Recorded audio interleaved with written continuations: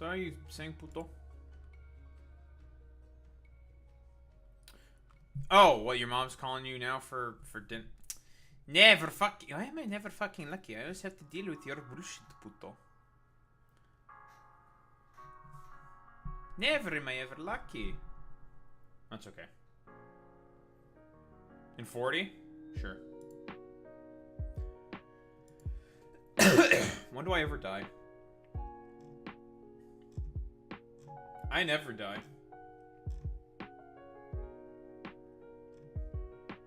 Don't tell me to cope, you fucking babies. Fuck you, bitch.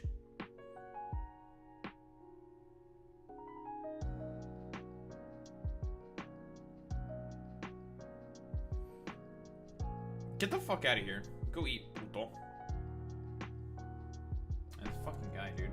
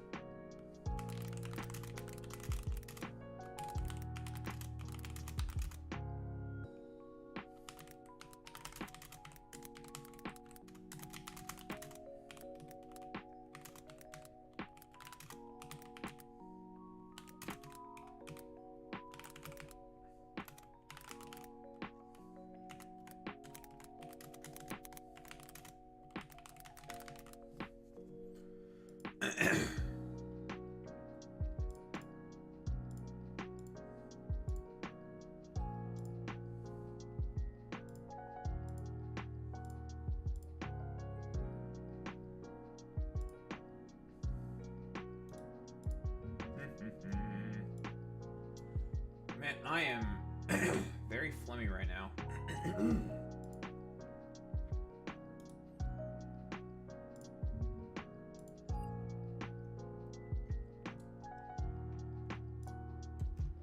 Why am I so damn phlegmy?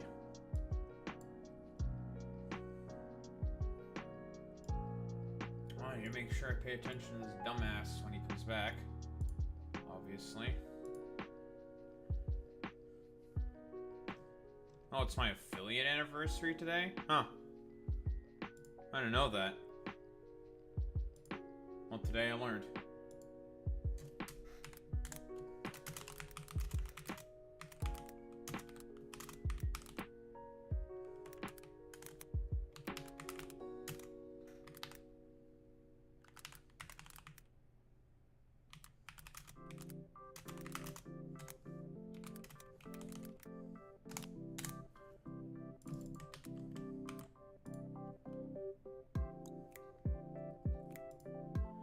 Affiliate anniversary. Oh boy.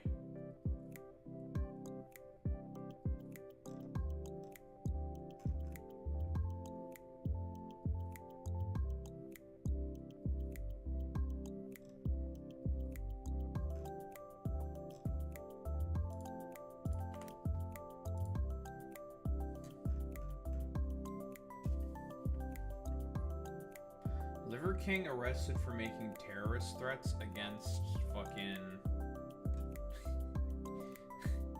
against Joe Rogan. That's funny. That's fucking sick.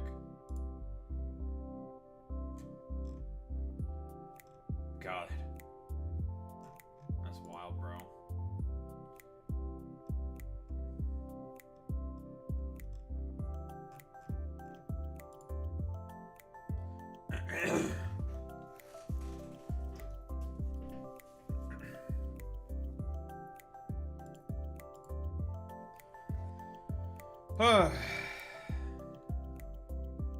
Okay, let's open the damn game.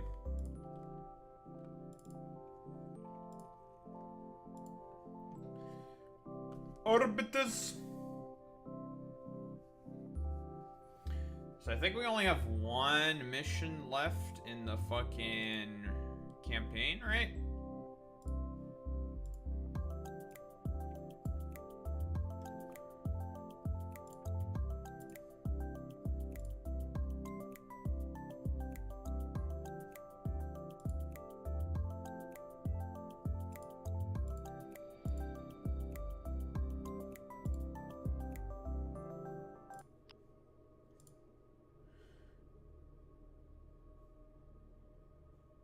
Did the fucking goddamn... I forgot to click done again on the fucking title. God fucking damn it.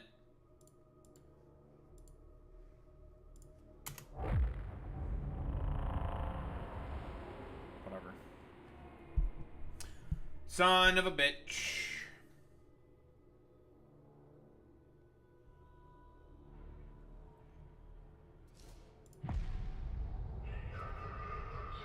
Meh, whatever. Well, time to keep leveling shit up then, I guess. Whatever. Whatever! Run around like a dickhead on Damnation, keep leveling things up. Eventually unlock Auric, blah blah blah blah blah. Thou shalt kill.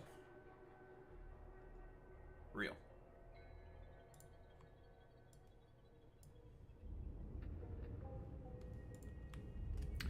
You will murder. I'm surprised you can remember. It must be such a long time ago.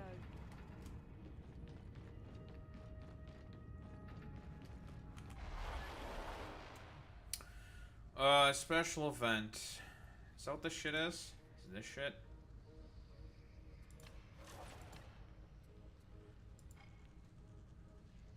The mission area is burning. Packs of flame troopers roam the locale. Inferno plus shock troop gauntlet. Mission area is burning. Elite enemy troops have been deployed to the zone. Let's get her started. So far, I won't know for sure until we get into a firefight.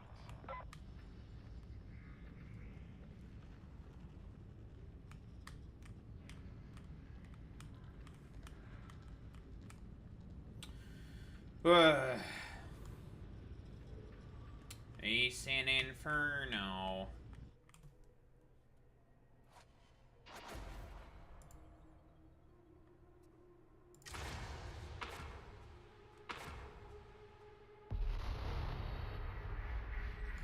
Es un Inferno. 1611.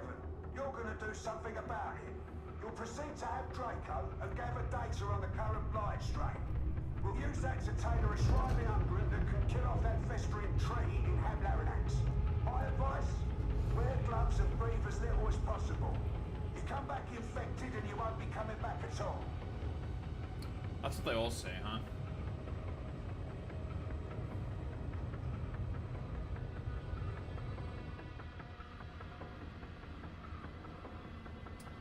That is what they all say.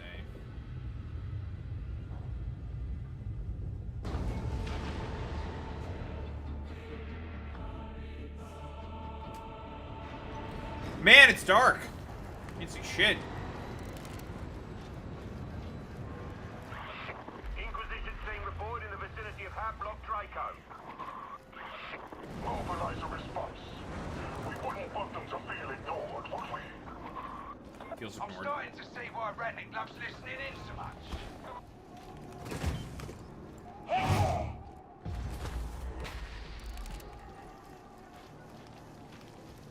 Seek, destroy! Sure.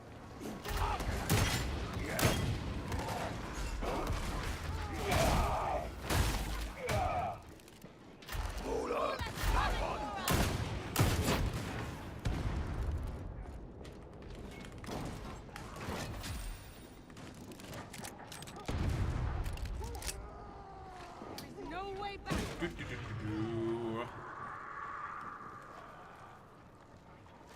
Dogs burst out!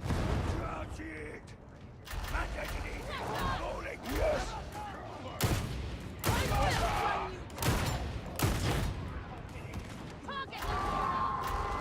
Surprised I hit that sniper, I'm not gonna lie.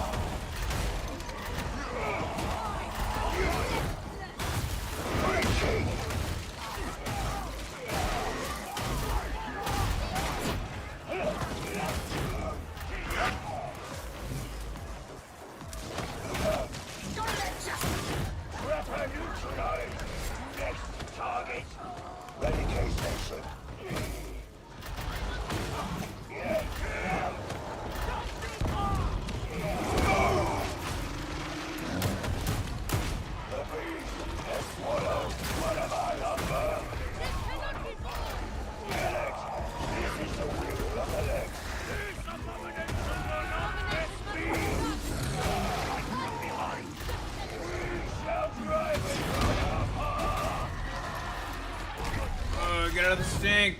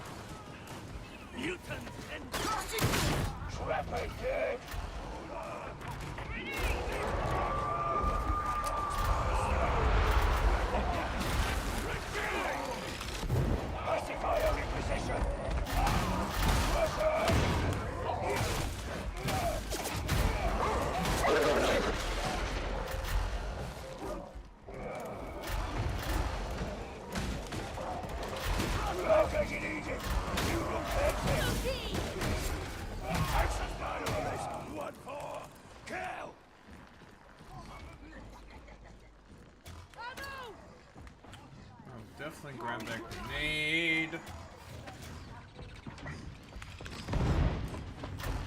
Concentration thing. Do not question my decisions.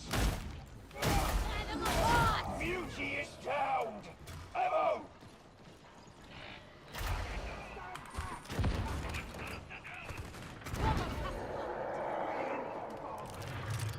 Follow me. You need to group up.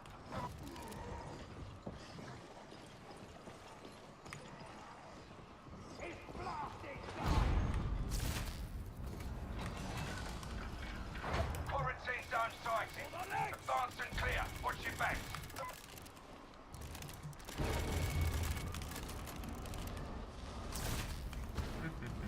Ammo here. Should be plenty of danger here about. Let your servo skull sniff it out. You grab it.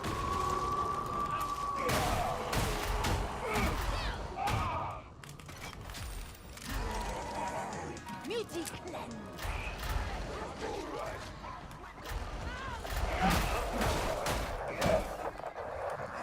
Access minority 7-7. Trying to get scanning. Medical station. Servo skull's off on a wander. Stay with her. One less found mutant.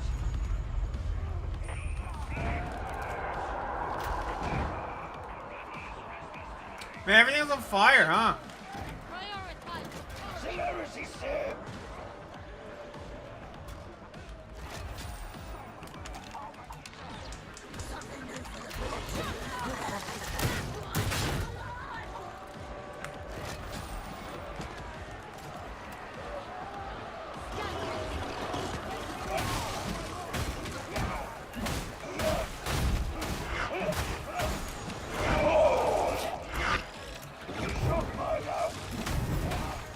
This area's fire.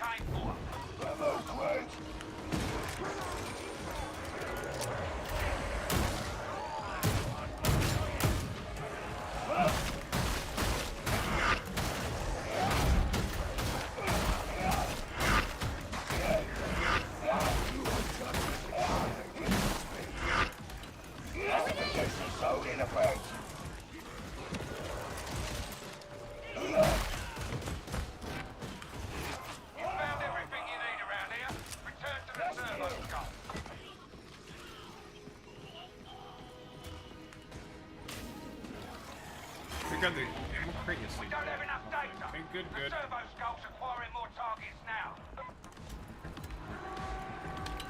Shock mine!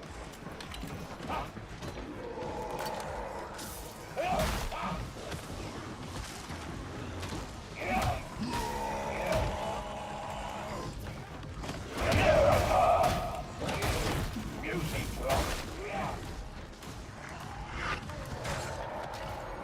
Celsius mine RS-1! The little lass has picked up a scent. You move, bastard drop! Grenade! Decoy mine!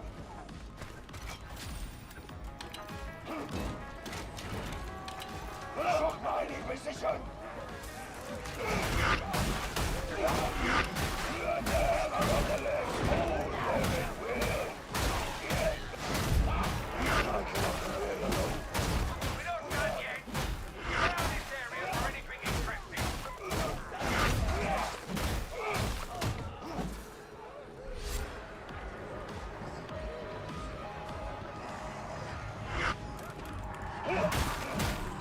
Be gone! Then get your data uploaded to the servo skull.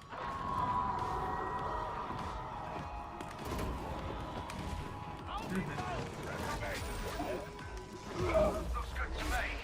Magos Kareem will pick this over while you make your way to Ablaranax. Did I get fucking... Did one of my stupid dumbass shock mines stop a dog? Huh. Was anticipating that, to be honest. Not bad. finest defenders Atoma can muster. We're the defenders it deserves. Take from that what you... I'm concerned that you do not appear energized by my Lex recitation. Accessed. Group up, people.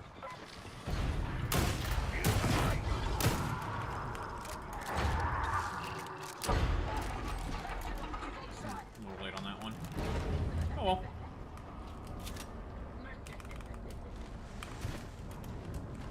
Ammo!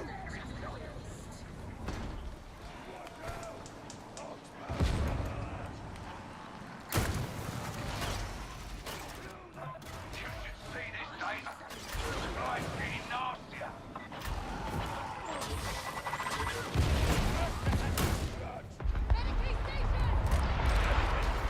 Medicaid station!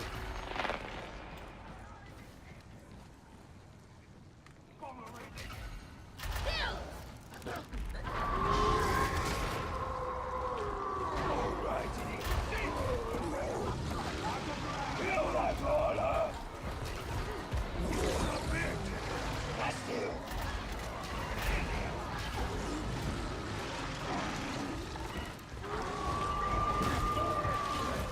Going shock mine!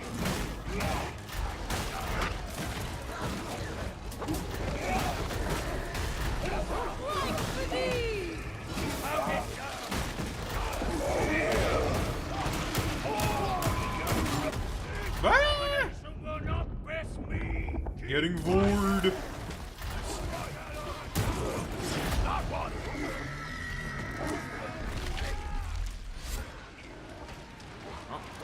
A cur is drowning! Take them down!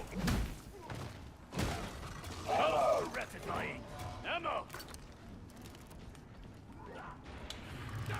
Lovely. Push through! I want them.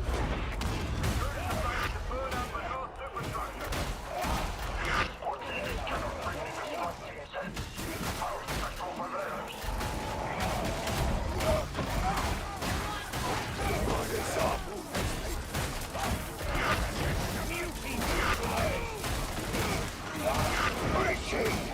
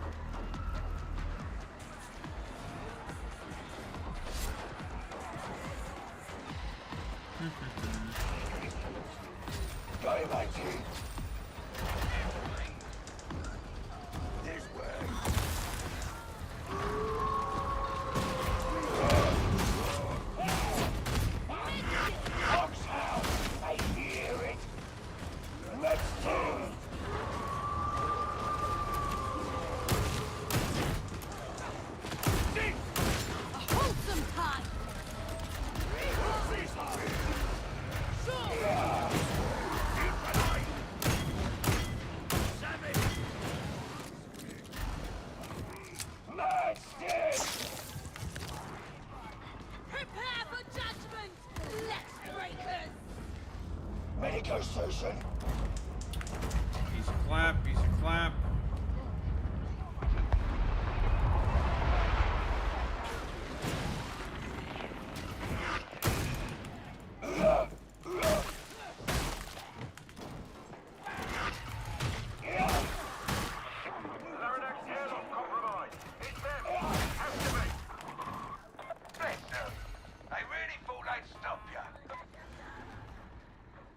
Chances minorities, 1-4, kill! Blasting side! Easy clap. Get your mother! Get on through! The phase 3 must be defended. Do you hear me? Sounds like you'll be getting more friends. Grenade! Heal! Classification zone in effect!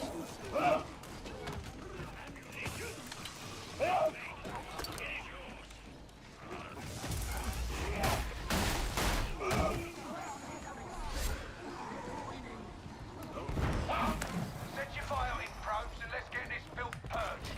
Assuming this unguent of shriving is all that the ring says it is. John! Are you fucking for real? Separated from the team. The phase 3 must not be destroyed. This way.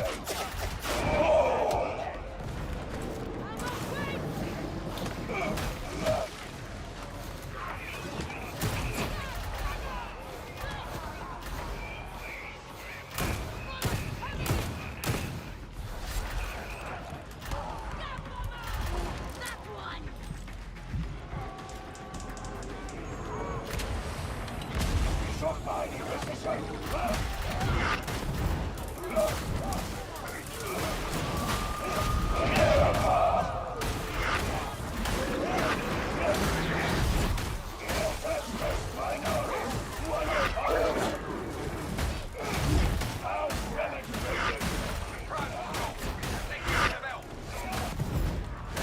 Submit!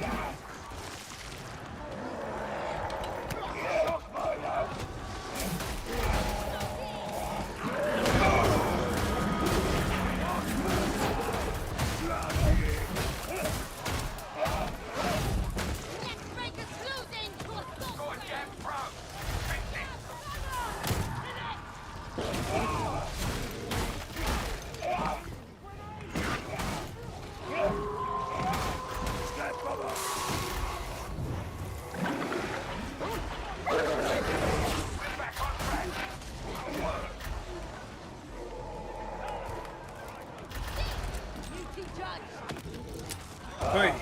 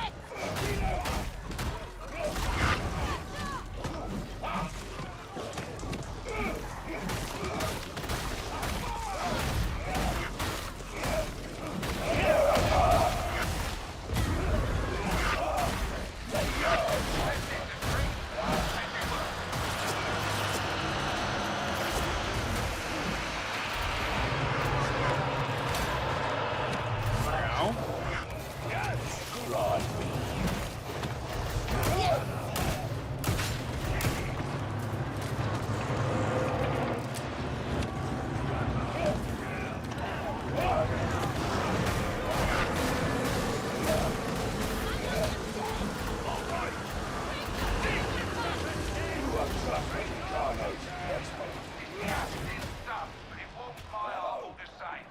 The Bates tree's bound to regrow, but it'll take time. Time to make your escape.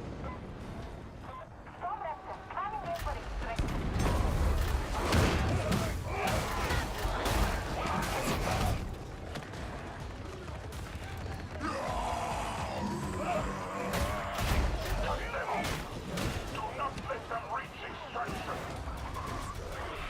Oh, you're dead.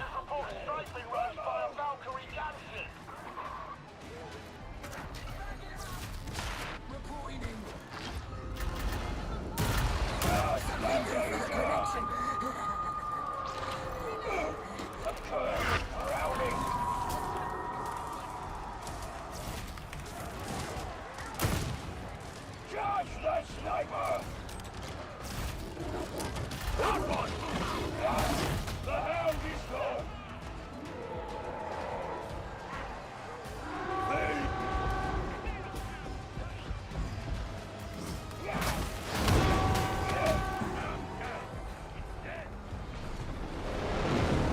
Alright, well. I'm looking for that guy. Don't fall off, Smile.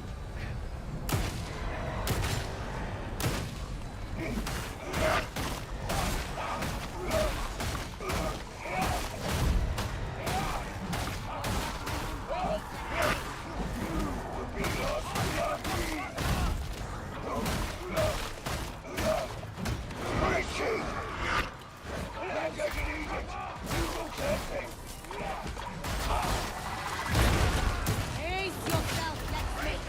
This road is long. Judgment cannot be stopped! Kill that rage. Go away!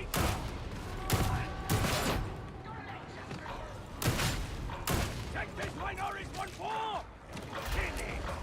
You know what to do. First and foremost. Jesus Christ. Ugh. Easy clap.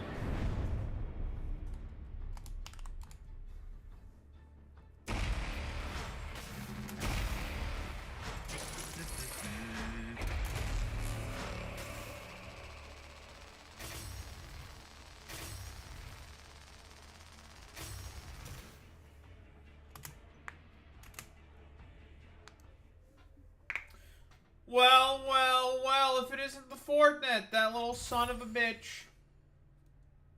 You made it, Justin. I just finished this here mission. On the event, where it's mostly just everything is on fire. Well, well, well, if it isn't fucking puto pepegis.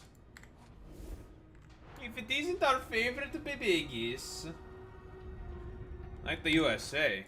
What are you fucking talking about, puto? Well, well, well, if it isn't fucking puto.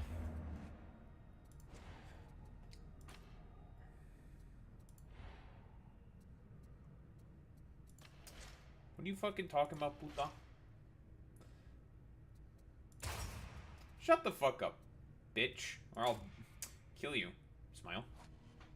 Kills you.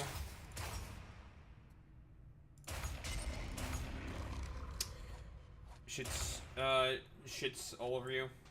Makes you suffer. Smile. Fucking... What do you have to say for yourself, huh? You little shit. Fuck you.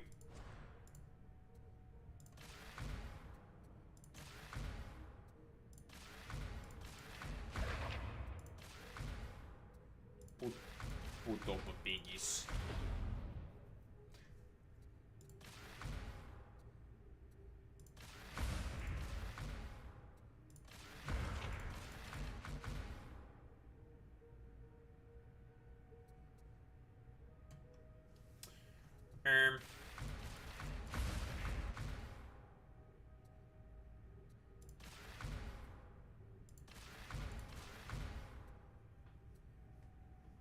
Anything? Don't call me Asmund Nurgle. Fuck you. That's more offensive than literally anything else you could possibly say. I'll have to kill you for that one. I look nothing like that dumbass fucking bitch. I didn't say Simon Says.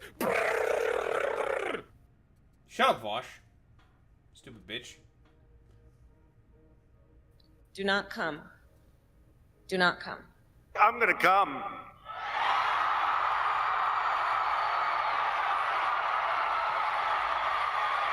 What the fuck is wrong with this dude? Didn't he go to war and like literally lose his eye because some mujahideen, a brave fucking soldier? Amazing.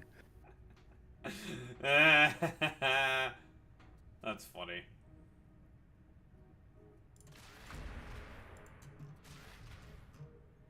Not the brave mujahideen. Thing that really came from Bill Clinton, or it wasn't Bill Clinton. It was some other dumbass. It's like some short film about the mujahideen.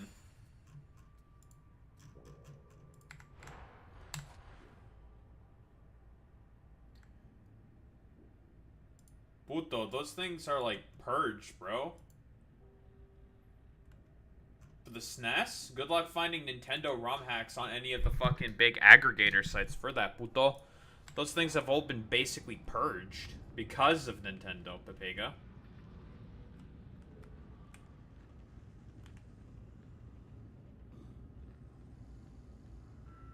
Consignment complete. Additional items are now available.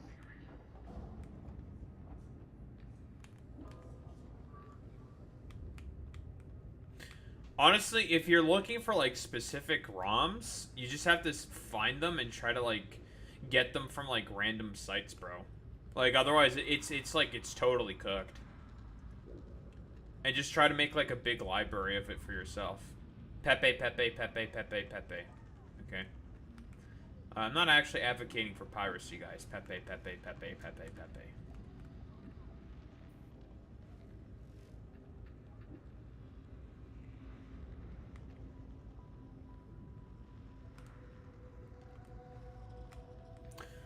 So are you loading into Durkus? Yeah, just for documentation. Yeah, you got it, Ford. Yeah, you're right. You're right. You're right. No piracy going on here, Smile.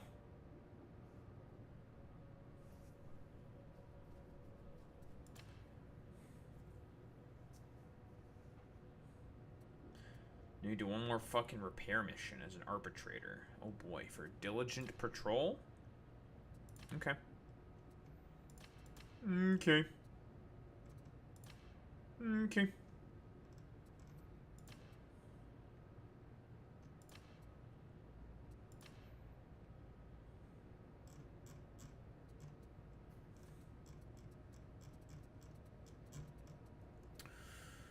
Alright, so kill a bunch of dudes, so it just takes time. Castigator's stance.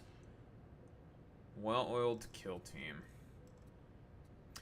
You know, for the most part, there's not like a crazy amount of shit for, arbites to do in terms of, what? In terms of their arbites specific penances, it just takes a lot. It just takes time. It's just killing or debuffing people. It just takes time, puto.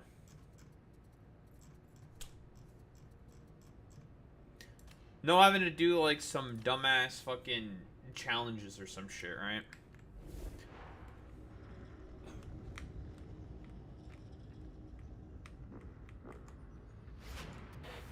Well, if it isn't these putties papiggies.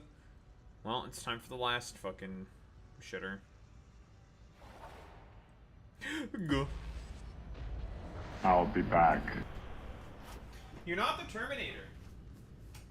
Your name isn't Arnold. You don't have a football for a head. You're just puto papiggies. Alright, it's time for Dark. Come!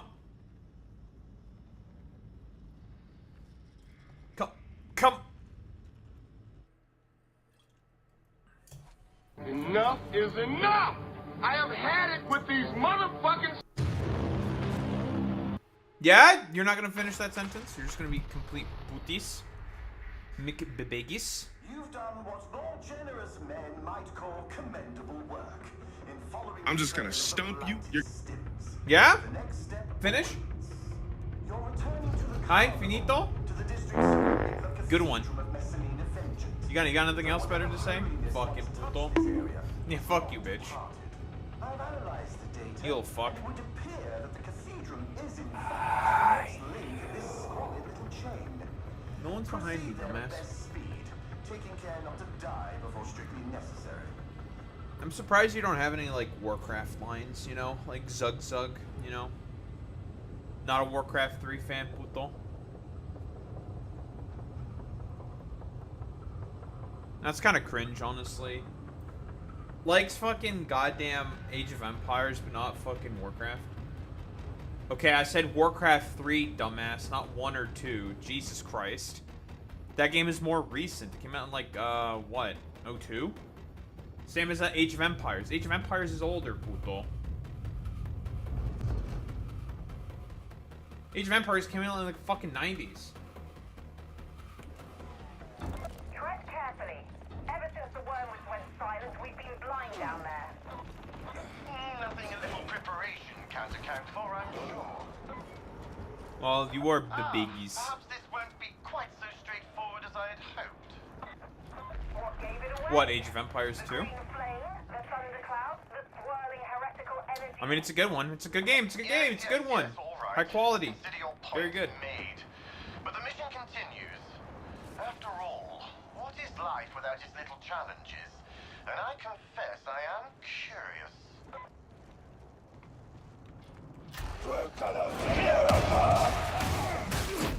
This would seem a suitable moment to employ Hadron's Fox sniffer. Yeah, puto. I'm pretty sure it's What a 17. ridiculous question. I suspect she has more recording devices aboard this ship than I do.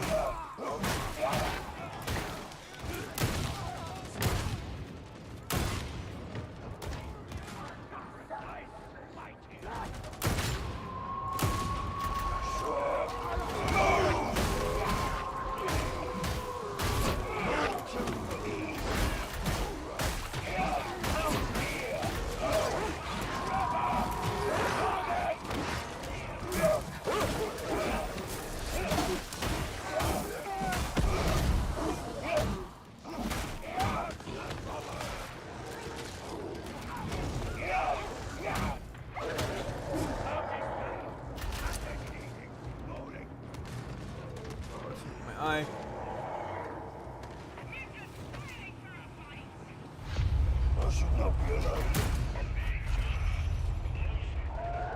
Team.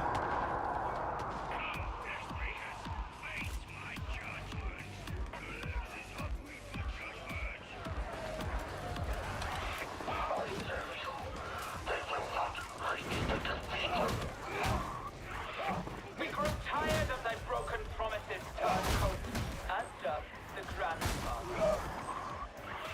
I am not afraid of you. Yes, thou art, as thou should be. Now that is interesting. Yes, take the fight to them.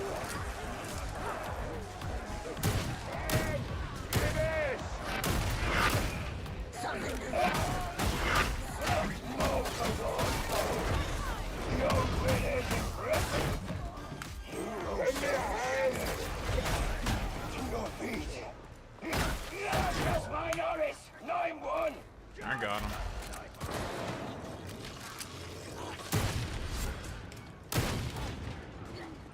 Ammo! Medicaid within reach.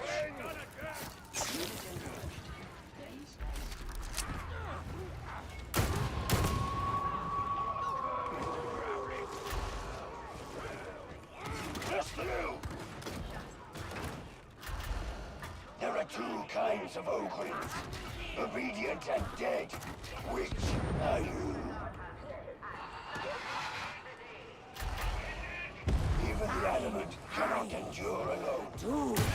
That bomb of the sky! Here! Puto, you love campaigns, don't you? It's not too late to pull the team out.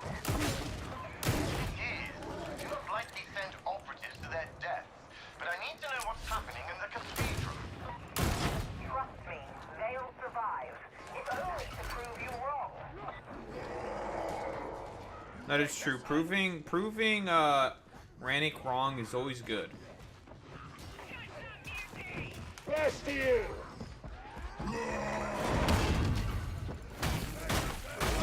Beauty's dead.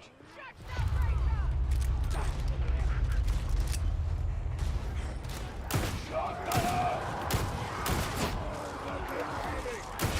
Let them come.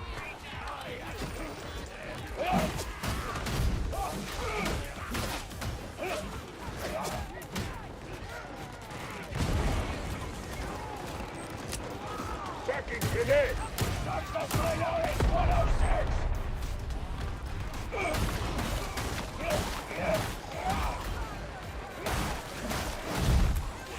You shot mine out! Reloading! Let the ground and fight on!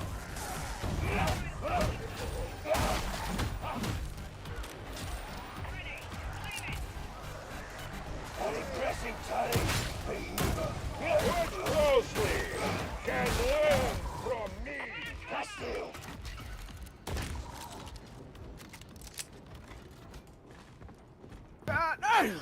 What? What's up, Puto? They must not imperil the right. 'Tis prophecy. 'Tis foretold. I have my finest soldiers hunting them even now. Soldiers! Brawlers and gutter fighters in uniform. Nothing more.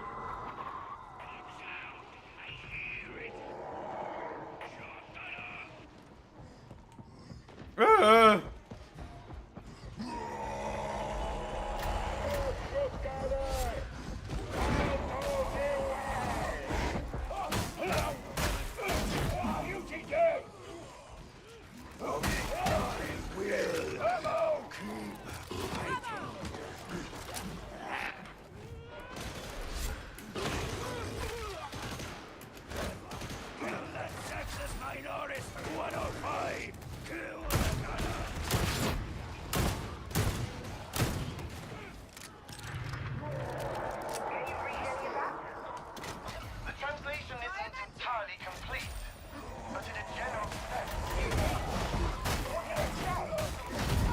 nothing good.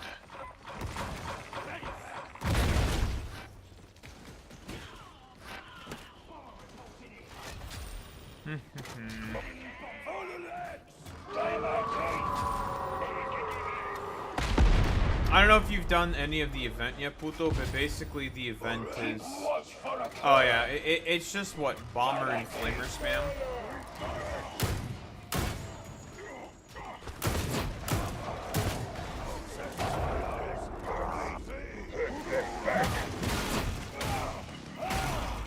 You are stronger than this, behemoth.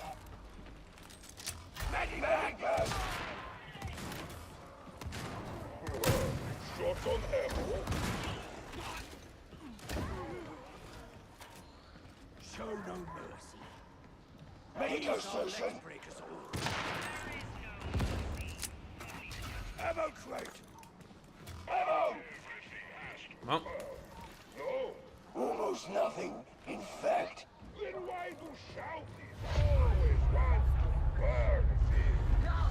Because they are performative, not perfect. They are getting too close to the cathedral. I have something special prepared. We hope it is more impressive than thy other promises. That way! Another round. You're sealed in. Keep fighting and wait for an opening. I would have thought that was obvious. You're impossible. Let face has the heart of Zohran. that's what they call the arbites is plate face. That's so funny.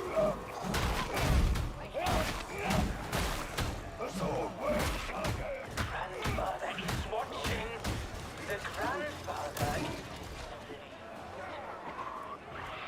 This isn't over yet.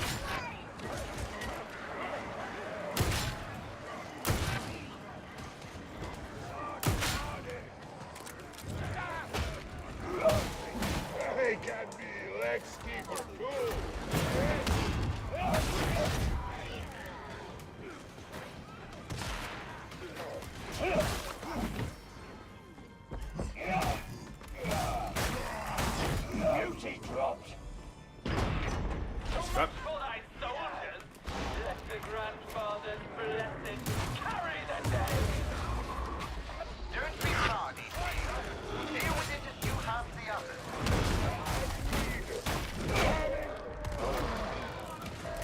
Sniper behind.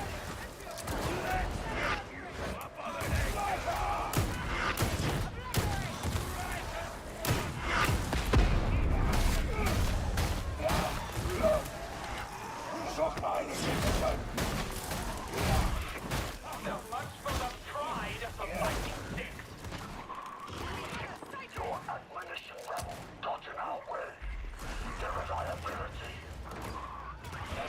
Hold thy tongue. Our patience runs thin enough as it is. I need some fucking ammo. For the legs. Ammo. Ooh, ammo. Nice.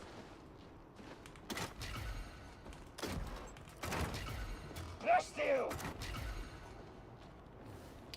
Easy clap. Puto! I guess technically the only mission that's not a part of the campaign is train mission. No train mission. I guess it's because it's like a special event mission or some other Papega shit or something. I don't know. Maybe it's just Team Papeja. Now is not the time for recrimination. Don't fucking shoot me, puto. Very kind but untrue. There will be recriminations enough to last a lifetime.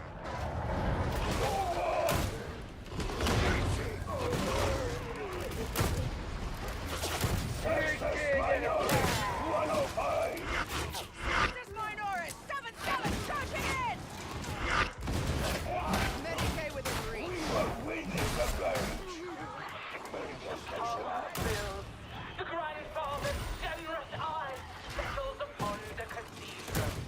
Thou needst only hold them back for a little time. I will not fail the admonition. We lack thy confidence.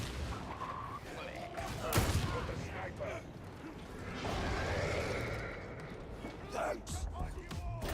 We should just get up first, probably. Well, I'm never mind. I'm gonna. I'm going back. Fuck that.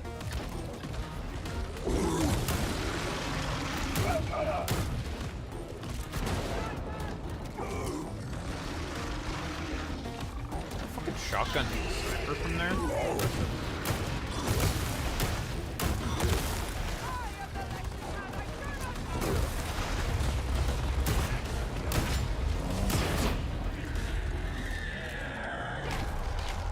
Oh! Nice.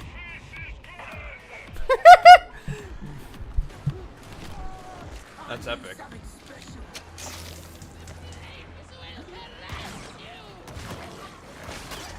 Strike team, steel yourselves for whatever you want to find. What I do know is that the bleakest of everything musters beyond that door. No hesitation, no mercy. Am I understood? Alright, that was a little bit of trolling, not gonna lie.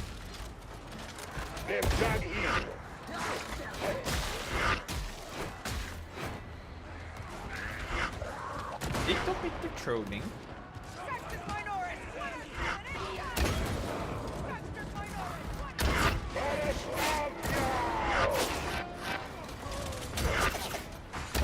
Sniper is dead.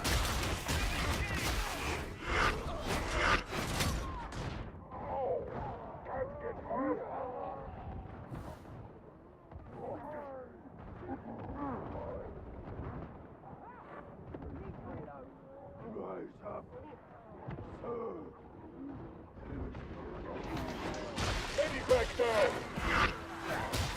Thanks. Ammo spent. Engage at close quarters.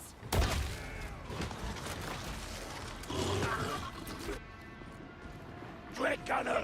Never in my ever lucky man.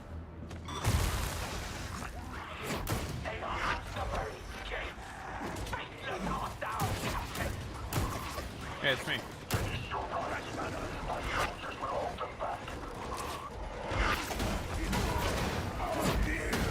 Always remember that you are Adam.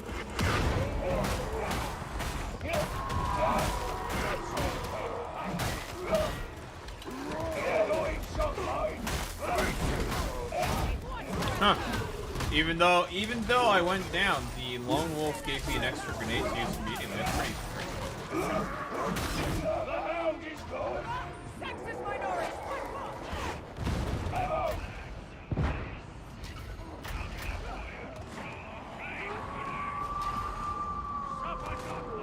Very mighty. Medicaid station! Grenade. Ammo. We can use that.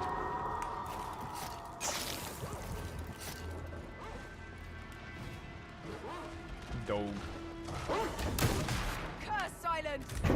FBI, open up! FBI ain't here, puto. Shut up. Sure. I mean, we're the FBI. Game of air testing. Clearly part of it. No. Strike team, silence, please. Now.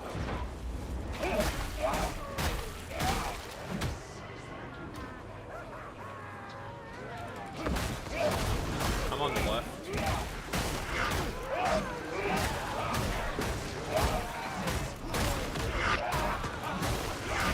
We should wheel around to the right now. That should be all fine.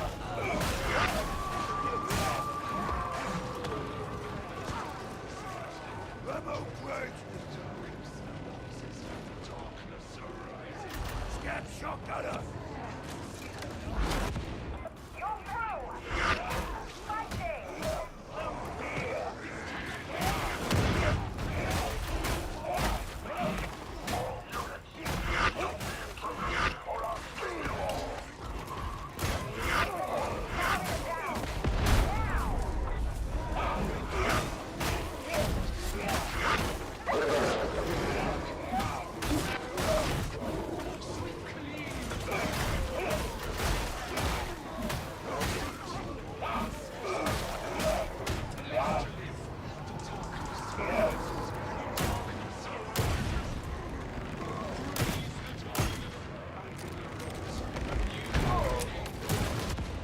The barrier's yours.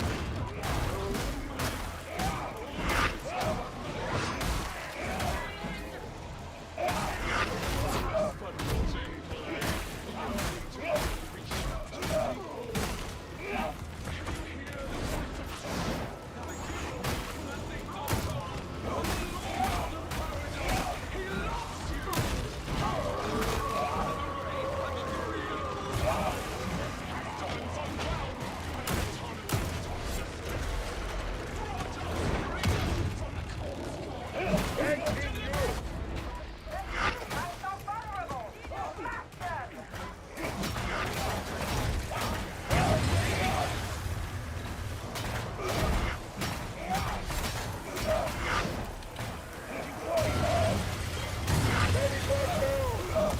It is ended.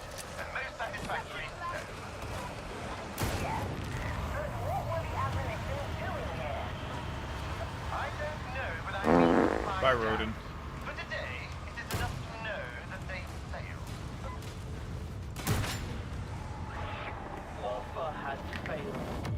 It is time for the three to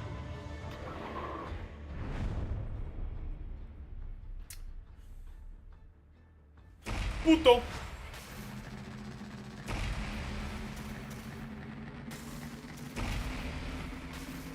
Ooh, nice. Got 2 levels out of that. Hell yeah, brother.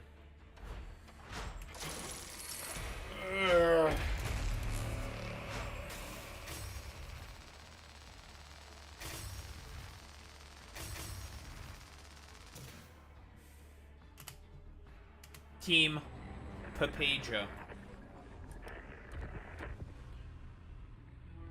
Were I a man to deliver thanks or hearty congratulations, I'd offer both. Once again, you had to fend for yourselves on a mission gone awry, and performed with gusto. Not only did you put an end to the ritual, but we also have a name to put to our pains. Admonition. Their motives and goals may remain opaque for the moment, but names hold power. For the record, I'm still not going to trouble myself to learn yours. However, you may consider me gravely impressed. You can be sure I'll find work for you again soon. Amazing. So I guess whatever next missions they're gonna make is gonna be in line with the campaign. If I were to make a guess, right, Puto? Unless they just feel like not doing that. Maybe. Yeah, they could just do random bullshit. Random puto shit is always possible. This is very true, Vegas. This is Dorkus we're talking about. Dorkus just does random shit. Oh, it's a campaign over. Yay, look at us. We beat the campaign. Wow, we're so good. Why are we so good?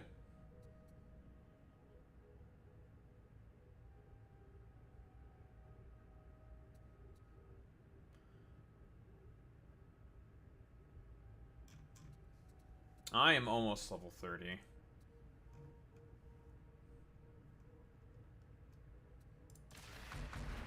You can make your fucking shit earlier than that, puto. You don't have to wait till 30.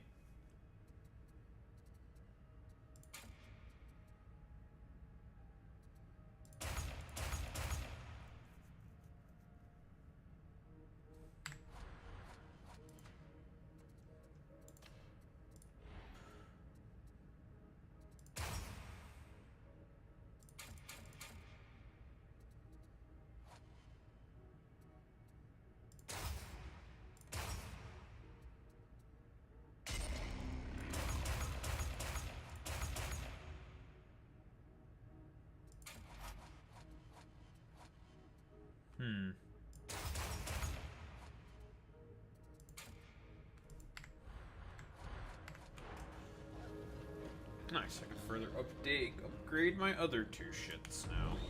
I shall tend thy relic, varlet. The machine god is most generous. And what do we have here?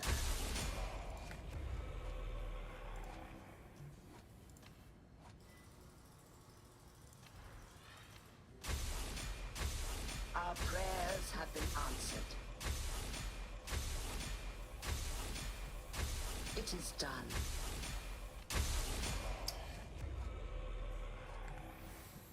Oh yeah, remake them without the XP. That's true, puto. You are correct, putis. You want to know what I'm fucking looking forward to? A new marvel is being done with all this leveling up shit.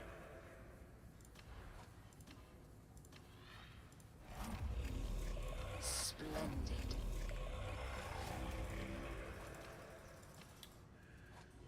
High voltage.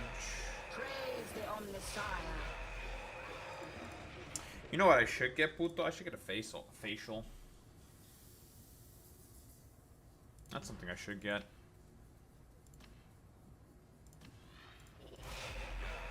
I trust you are pleased, varlet.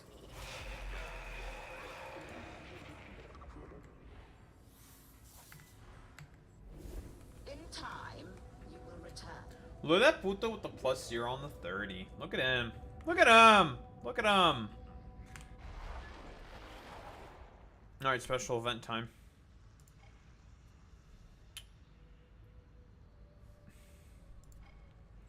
Well, look at fucking puto making it build.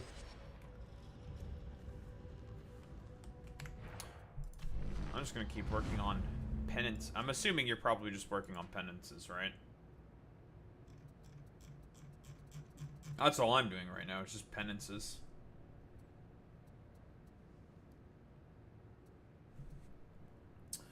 Arbites gunner. I think the best way to probably do this is with the fucking exterminator shotgun.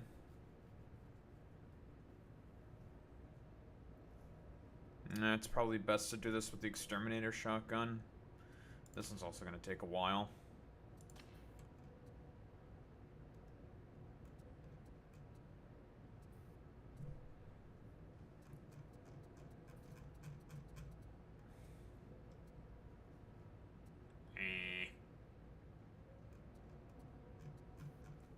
Dog.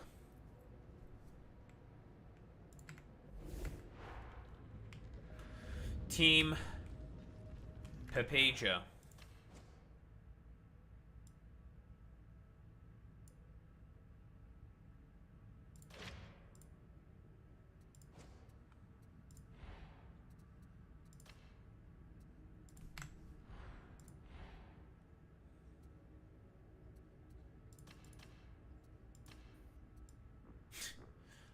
Yeah, I still find it really funny that they made a fucking gimp mask. I'm not gonna lie. It's the arbites gimp mask. Let's go.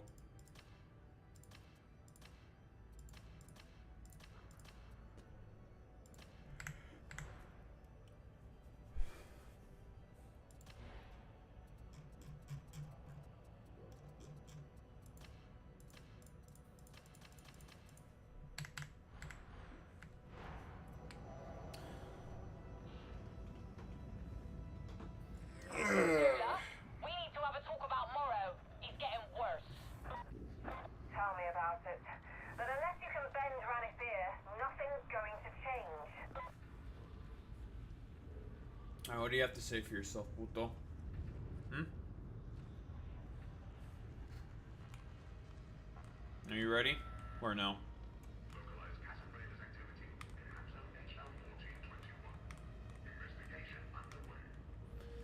Or is this fucking guy still reading?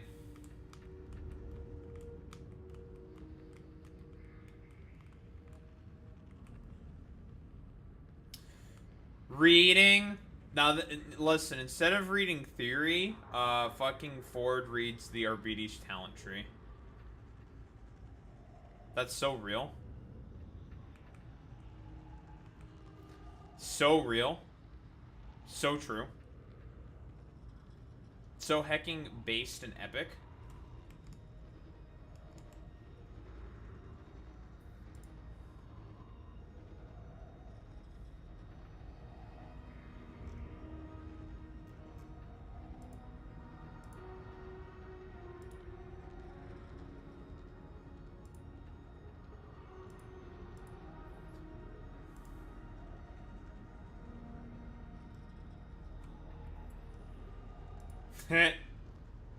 Tectone has been banned. Very, very funny. And nothing of value was lost.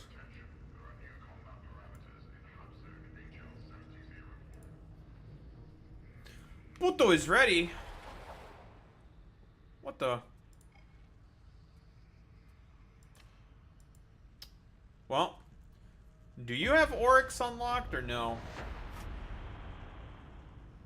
On arbites. Is that just like, you just have to get to level 30 for that, right? That's what the bar means, I think, is XP to 30 or some shit. Nope. You don't have Oryx unlocked. Really? Huh. That's interesting.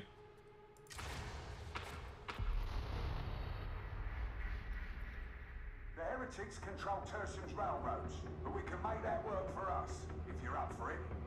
The sanctioned redactor's target's travelling by train. You're going to redirect him somewhere he doesn't want to go. All goes to plan, you can find the traitor at Chasm Terminus. Then you can kill him. Yeah, so you just have to keep getting more and more XP. How far along are you to Auric? I do like the fact that it is this way, because it makes it just that people have to, like, I don't know, get more actual experience before just enter. Because, you know, puto, like, all the, like, stupid papegas who just go in, like, forehead. Are these deserters? They should be fighting for Tertium. This is a temporary staging area. At least, that was the plan. Hasn't worked out like that. Yeah, we all know, like, the papegas who like to go immediately into, like, Auric shit, and they just keep getting owned. The locals took an exception to having heretics in their midst. The bad is that the fire's got a bit out of control. Don't get squeamish on me. The flames can't burn you if you keep your distance. Alright. Submit!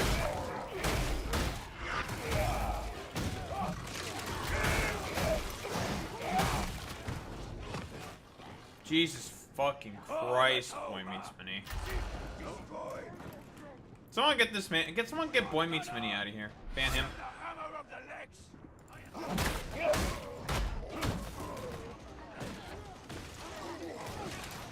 gonna kill Boy Meets Mini.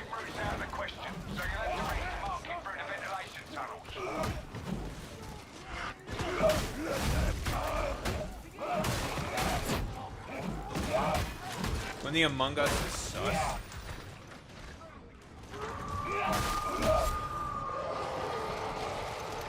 Keep watch for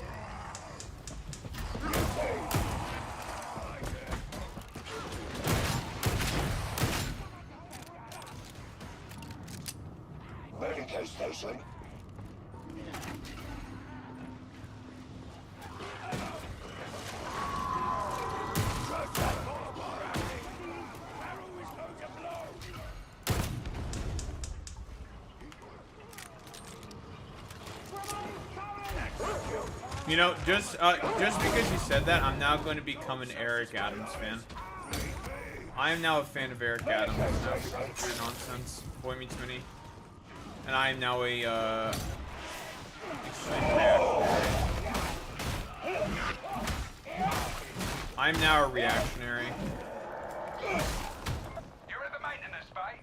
Good. Keep moving. Loading.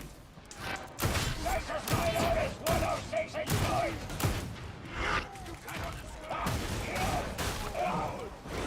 Detonate.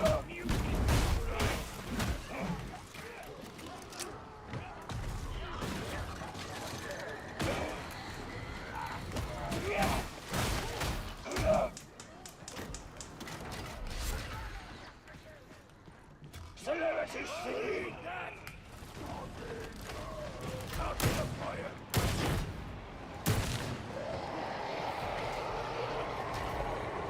They are everywhere. Chase them down.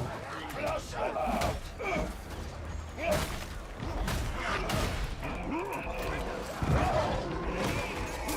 The armor brings them back into the fire.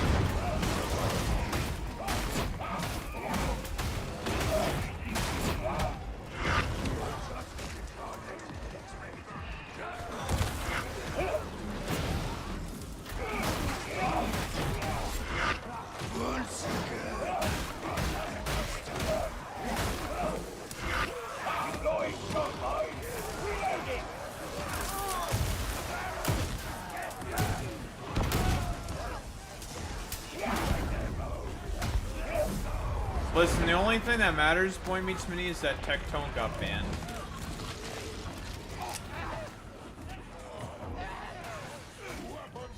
What did he get banned for? Doesn't matter. He got banned.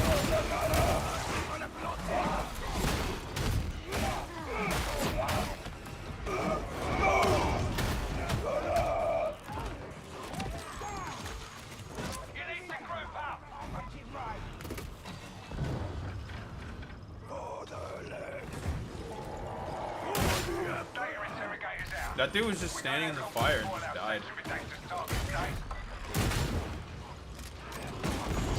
Getting close. Out here. Search the Minor 77. Charging you. Fastest gone. Savage. But no disappearing. Bring them down. Medical station.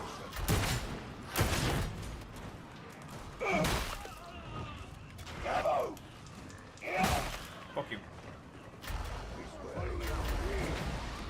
I'm just gonna start to think.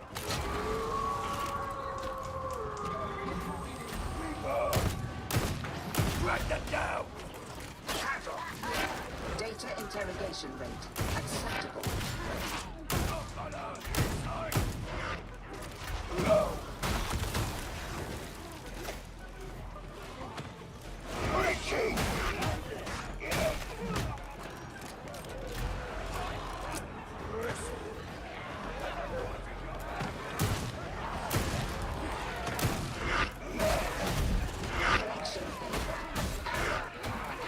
Investigate. Redress.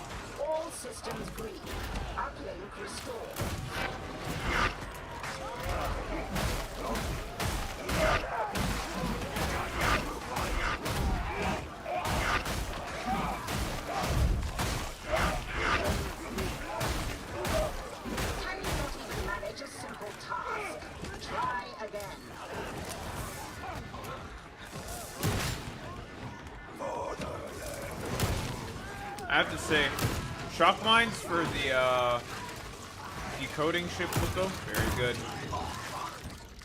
Very, very useful, Puto. Interrogation approaching completion. What do you mean, no? Why are you so fucking papega? From here. I'll go to Doctor's schedule. Let's get moving. We don't have long until the train arrives.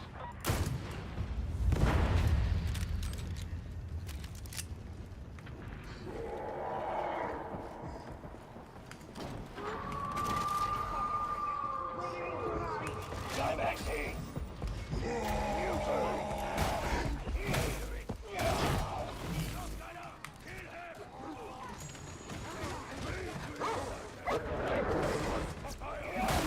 Out, kid!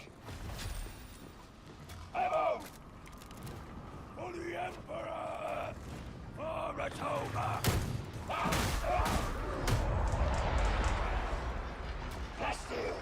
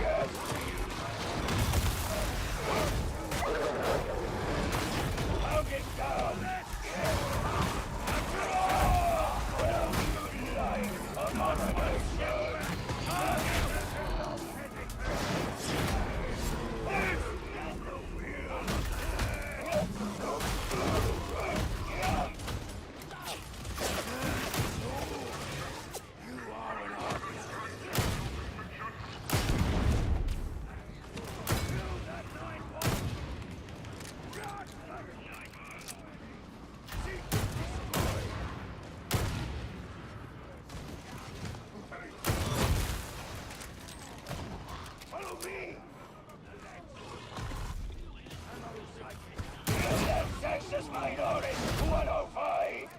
Go there! Shit. Grenade! Don't fear their firepower! Getting close!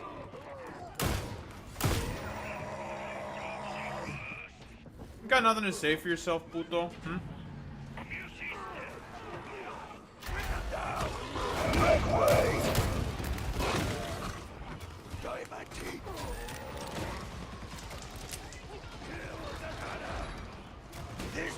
Your life is everything. You serve all purposes. You should kill yourself now. So don't fucking kill this Puto. Go fucking heal the babies. Fuck you, bitch. No, you should shit yourself now.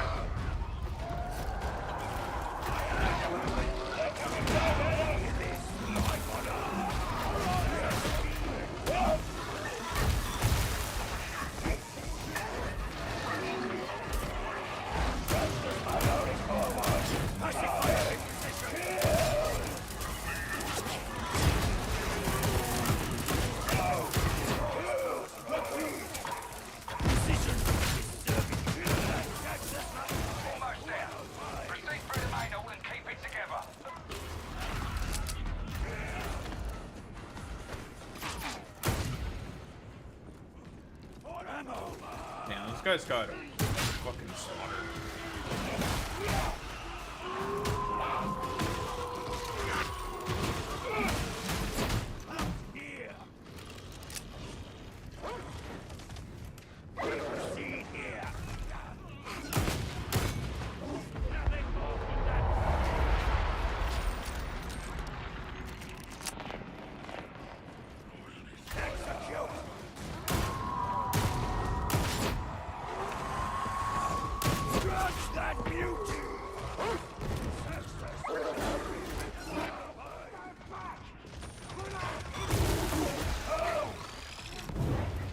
Whoa!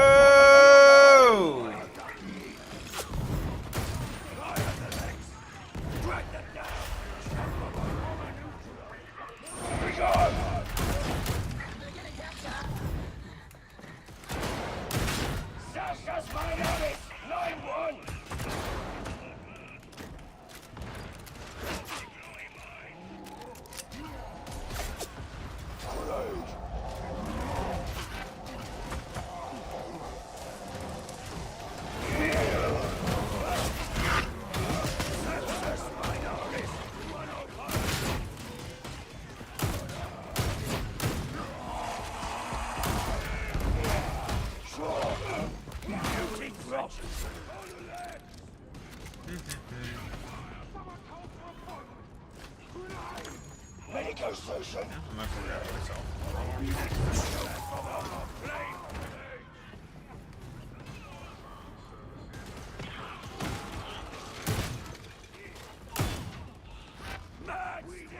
Next in.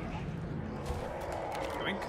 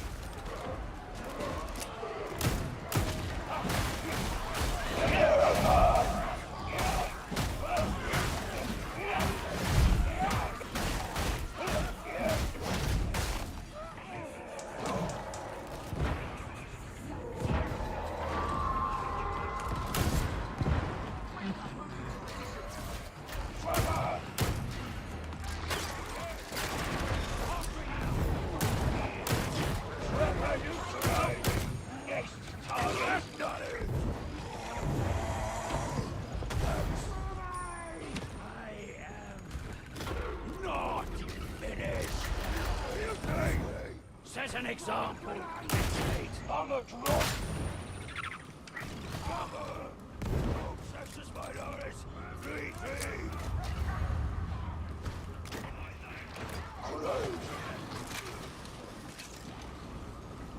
We cannot get back up this way. Celebrities, you're underway. Web gunner. Jesus Christ. Today.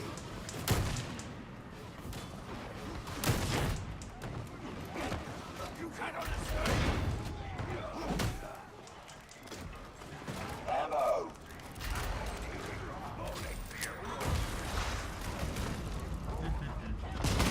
Russia.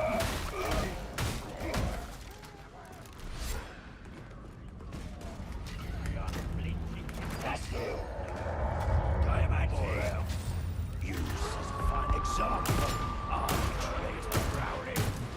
Suffer not the mutant.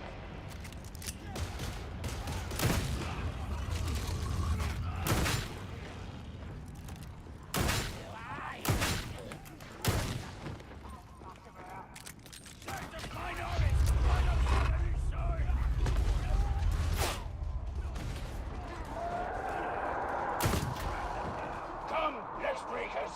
Face my judgment. Et tú? Go there.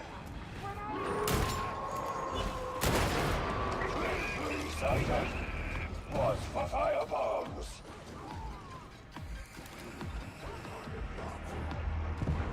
Evoke all right. Grenade.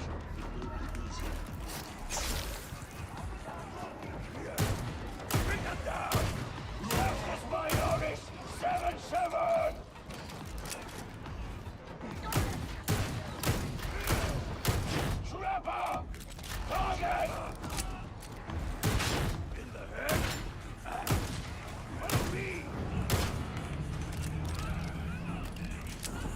You have nothing to say for yourself, Boy Meets Mini, huh? Nothing?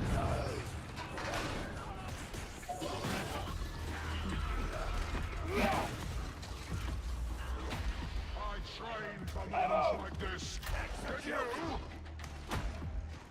Mandated edict. You cleansing. Down!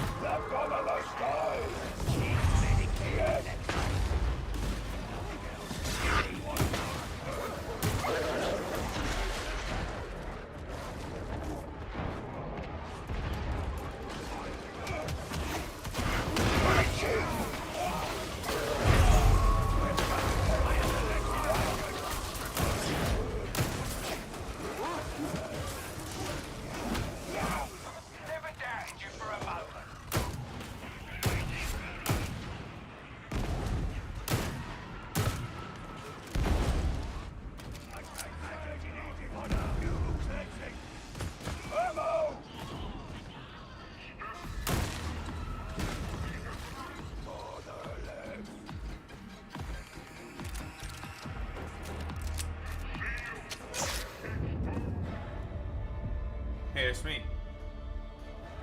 Holding my shield in a scuffed way.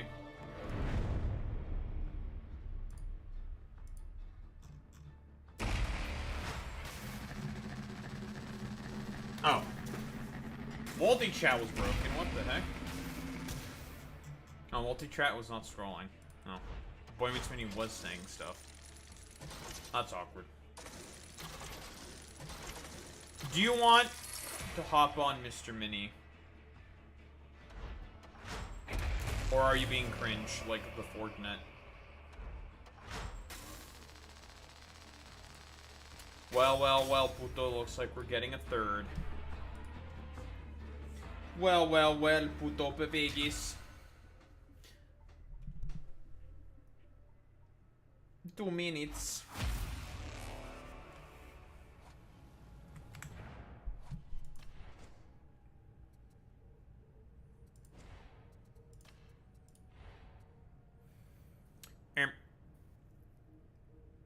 What the glimmer?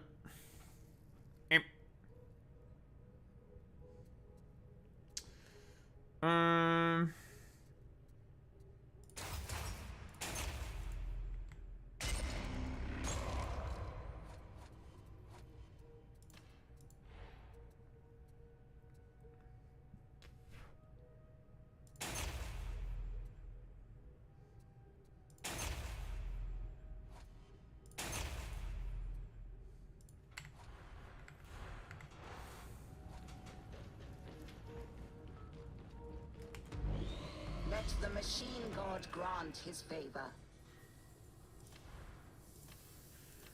Alright, level 4s.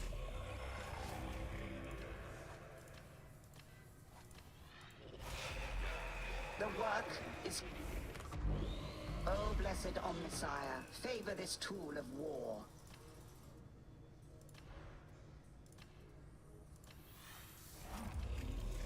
It is done.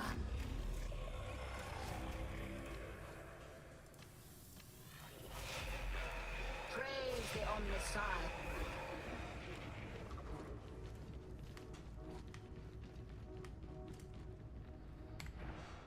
And now we team Papeja. Oh, that's a good shotgun.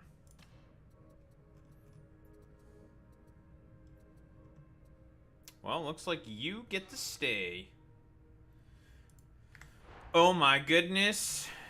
It's gonna be cringe meets mini. Alright, we're getting some cringe here, puto.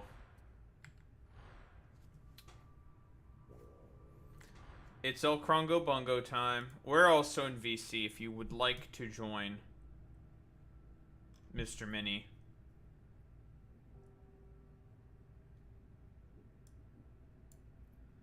Well, look at who it is. If it isn't Boy Meets Mini.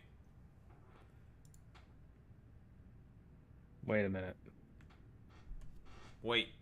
Pause. Pause stream. There, now my sound's coming out of there.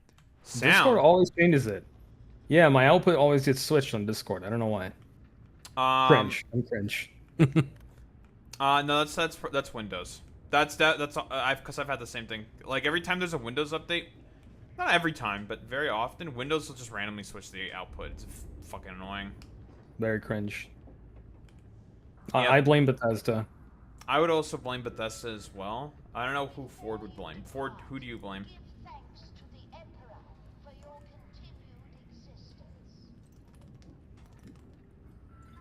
I want to blame Bill.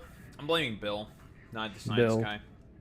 No, really. I thought. What about the other Bill? The potential Gates. the potential vaccine withholding, farmland purchasing, alleged. Yeah, all allegations. Pedophile rapist. That's probably true.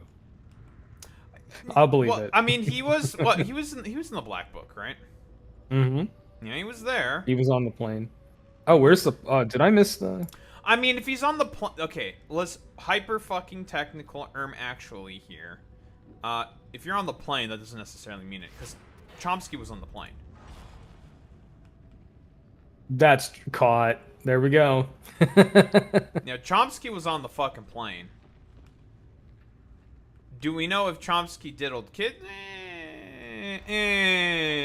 You know. I'm still weird. Yeah, that still weirds me out though. Yeah, it's really a little sussy, little sussy baka, little umugus. Sussy umugus baka. Amogus. That's my favorite Pokemon, Amoongus. No, it's not. Stop. Don't lie to me. You know it's Palkia. You know that.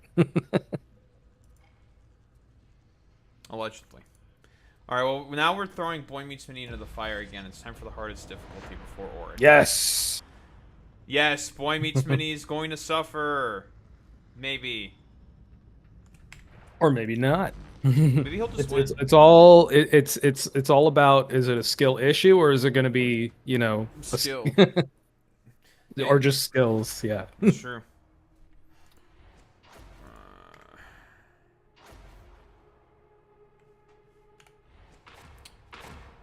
Look at my penances. Can't look at my penances. Oh well. I've had a kill mission go active down in the torrent. Lucky you. The target's turned an enforcer station into a private bolt hole. Ironic or what? You'll go in through the sewers, then make your way through the underhouse. Enjoy the pretty side of the torrent. You have nothing to say, puto? Just gonna sit Yeah, there. where's the soundboard today? Where's my my epic Alexius Jonas? No. There he is. He just wants to be cringe. I hope you're gone before they flush the system. I mean, he got it from me, so. That's true. I think I'm regretting my life choices. You're right in the bowels, but the best Regretting your life choices. Allegedly.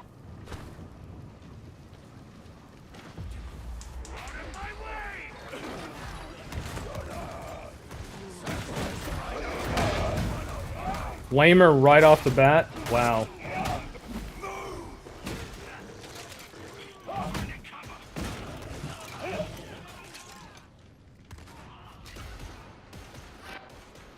Alright, puto.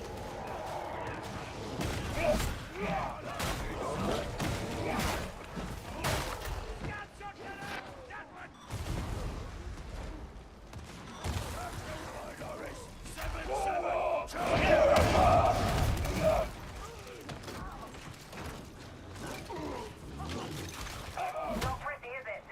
You should try living down here. Ooh. I didn't even aim. Yeah, fucking brag about it.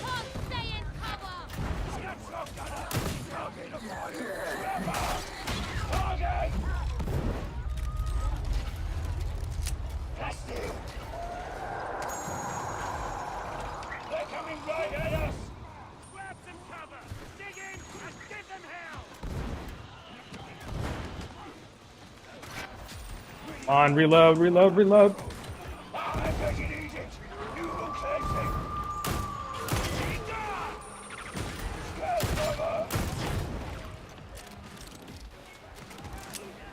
Hey, Violet.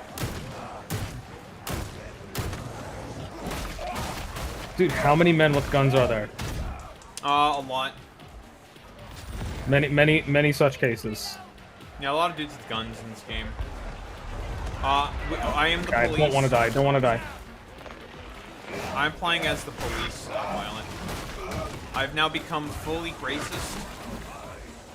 We have fully recognized the end state of critical race theory. Yeah, this is the. And we have Boy Meets Mini here. Yeah, this is the end Hey, state. what up? Yeah, this is what the Black Book of Communism warned us about. That's true, actually. This is what Maoists actually wanted. Or not Maoists, I should say Marxist-Leninists. This is what the Noxalites wanted, yeah. This is what the Maoists wanted. Same thing, yeah. Noxalite, Maoist, same thing, Yeah, basically. same difference, whatever.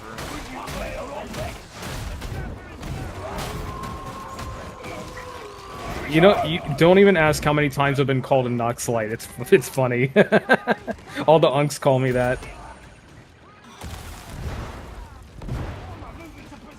Everyone always talks about the unks, but never about the bunks. What's up with that? Oh, the aunties can be just as bad about it. Trust me. I was saying the And they- bunks. I was trying to make a bunk Oh bit. god, I'm dead. I was gonna run to the meta station.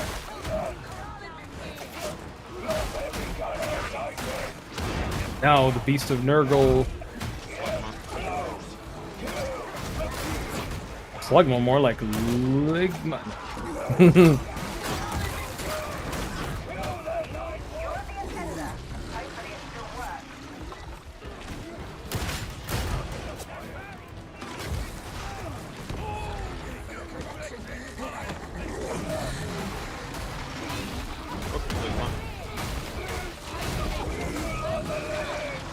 Beats the shit out of you, beats the shit out of you, beats the shit out of you, doesn't get bored, beats the shit out of you, doesn't get bored, beats the shit out of you, doesn't get bored. Don't you flush that, Violet, I will kill you. Don't you do it.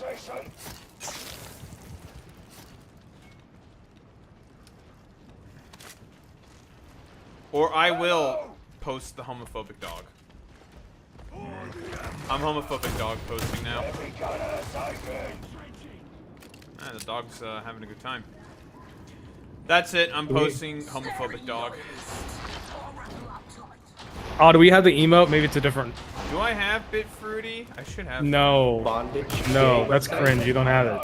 Well, I am cringe. I mean, to be honest, I don't have it either. in my. And yet you're calling me cringe?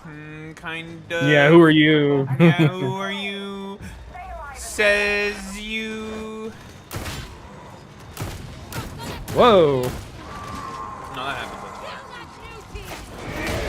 God, all the men with guns. Men? Those that I'm beating the shit out of? With a stick? Now this is what real policing looks like.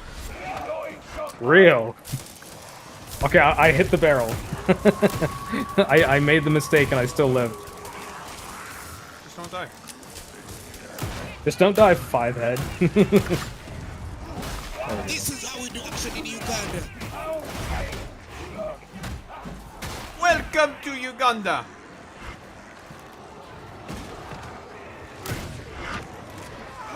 Away from me.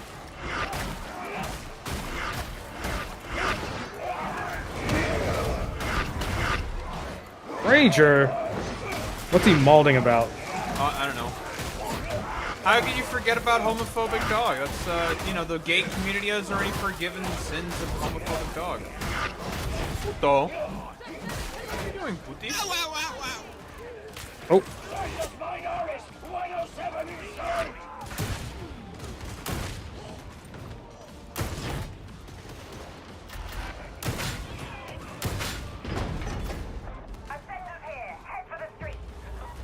I actually lived that. Yeah, Puto went down. You didn't go down, but Puto did.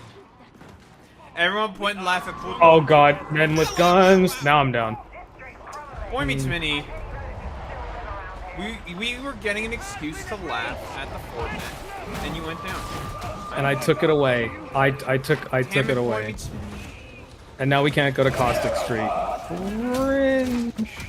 Oh, there's dudes with guns. Many. Oh, there's a big chonky dude with gun. Ah. Okay, I am running down to the Medicaid station. Oh, and there's a freaking hound, dude. Top reload. Alright. Everyone point and laugh at the homophobe. That's violent. We all know that gay people are the real homophobes. They're the best at it, you know? Yeah, they're gay. Gay people are the best at being homophobes because they are gay, so they know what the culture's like. Pepe, why are you gay? Why are you gay? You yourself up, boy meets Mini. That's not boy meets Mini. Oh, it's Papagus who needed healing. What the? For once. Papaga? What are you doing, Papaga? Has been a hard deal. Yeah, we all know. Are you wary of judgment? That is not. You are gay.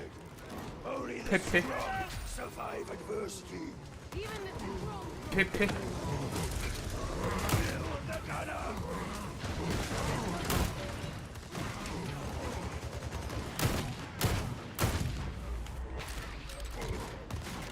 Oh, there's like 3 shotgunners up there. You know what went to auto mod? I bet you said a slur. Oh yeah, you said something. I mean, free speech, you know, so we'll allow it. Oh yeah, I like slurs. I bet Violet said the R word. I hate gays. Ah, that's true. Yeah, that was it. Real and true and base. Yeah, again, we're just simulating Tectone's chat here. Yeah, we are free speech absolutists. By the way, he got banned. So what for? I don't know. What for? I don't know. Don't care. Didn't ask. Get perma-banned? Your path may be lonely, but then you were always you. Oh. I'm burning.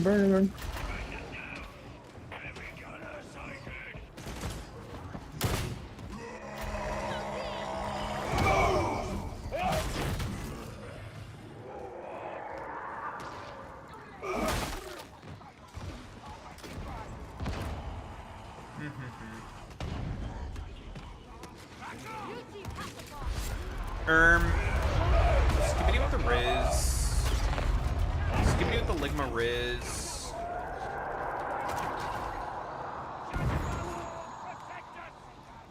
Alright, we are out of here. Oh, I get a bunch of those too. Those Doritos? Is that a cat? A pizza? Yeah, is that what Dorito pizza's falling and a cat? I don't know.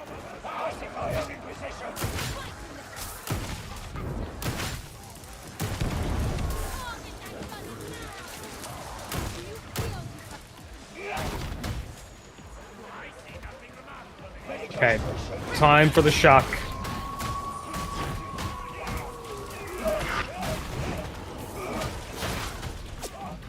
Shock and fire. That's how you do it. Ligma Digma. Ligma plus Digma is victory. Sigma.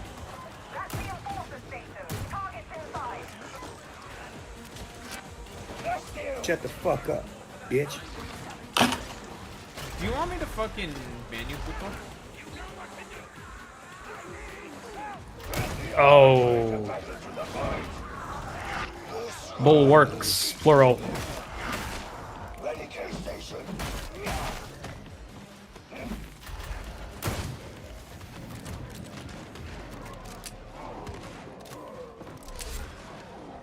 There's one about me.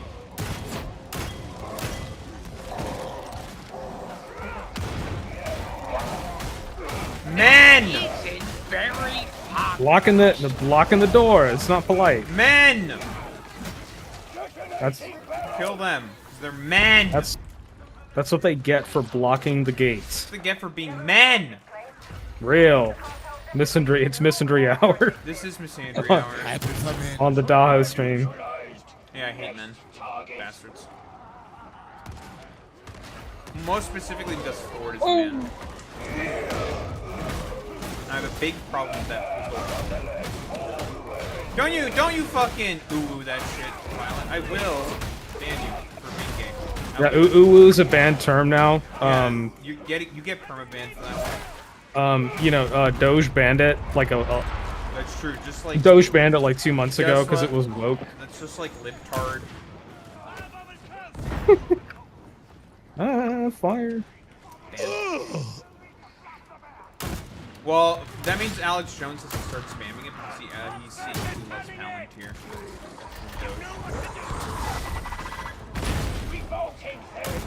Hassan Pecker. Can't make up that name. That's his name. Hassan Pecker. Pecker is mad. Oi! Hassan Parker. Alright. I still remember the Hassan Parker. That was so funny. It's like that friggin' clip. Pecker. Yeah, Parker was funny though. Okay. Oh, I see people. Thank that.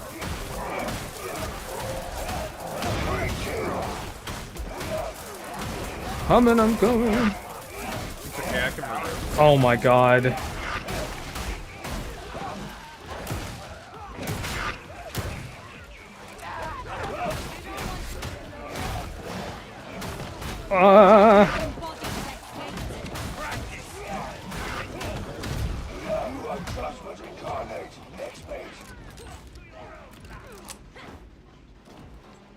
Jeez.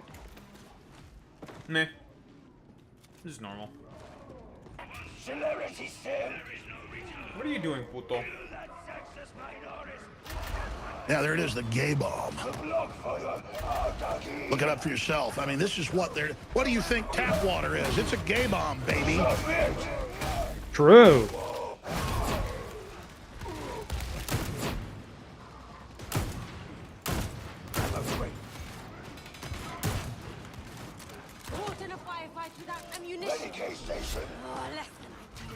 Fucking, did you not heal up? Putis! Yeah, it's right there. Well, he is Pepega. Makes sense that you didn't do it. He is Team Papeja.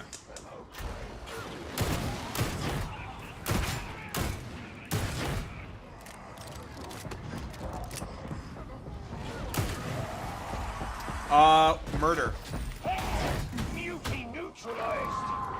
It's about murdering people. I did a lot of that in Mass Effect yesterday. That was fun. Just, you know, pick the Renegade option and, yeah, leave them with no other choice. Ammo mini guy, I'm good.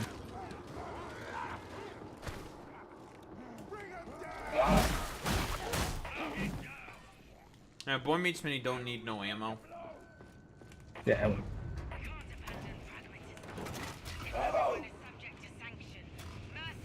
Well, unfortunately, in the universe of Warhammer 40k, murder is very poggers. Yeah, no. There's remember that who's that one songwriter? He put out that song. That one on TikTok. He's like really big on TikTok. What's his name? Jesse Wells. He put out that song. War isn't murder. He's right, you know. He's really good. You should listen to his songs. They're really good. What kind of music are we talking about? Like protest music, folk music. It's really good. Protest music is typically pretty bass, not. It is very. He's like Woody. Cringe. He's like the Woody Guthrie of our time. He's amazing. I'm not exaggerating. What if you're the Woody Guthrie of our time? Well, you asked a very simple question. I don't fault you for that. The problem is that it has a very complicated answer. It's about the British Empire, actually. That's not entirely correct, but... I know. Like, it's part of the meme. Well, but for the most part, if I were to give a simple sort of definition of what Warhammer is about, it's a lot of murder and tomfoolery. People say, well, Jones must be a Warhammer fan. Because that's what it is.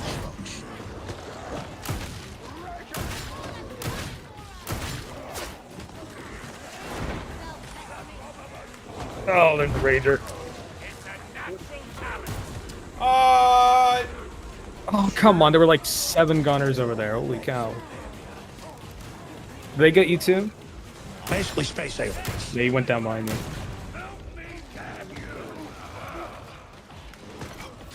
What happened to you? Being Vega? What are you doing, puto? Where'd you fall?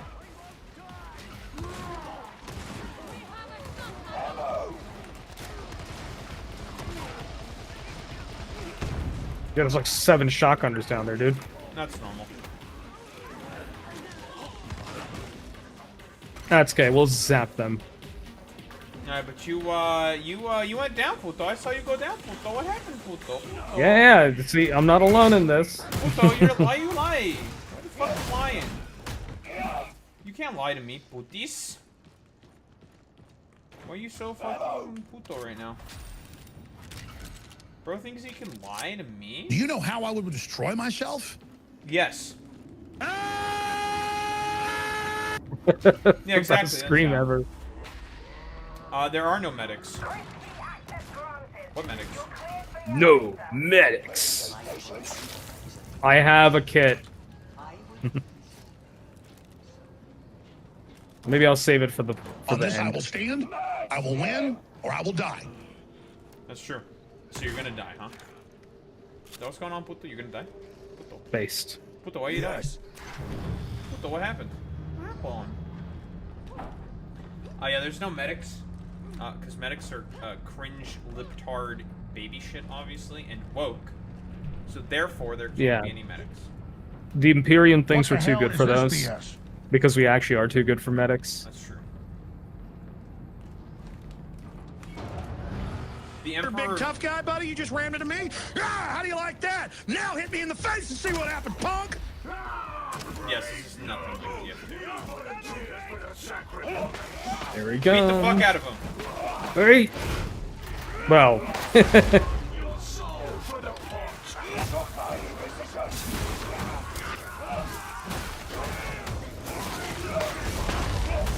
Oh, that hurt, bro.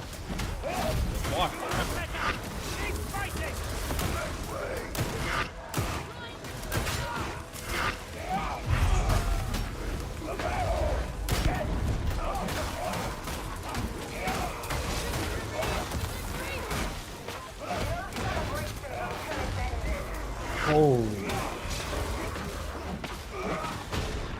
Wait, don't kick me, bitch. Fuck you.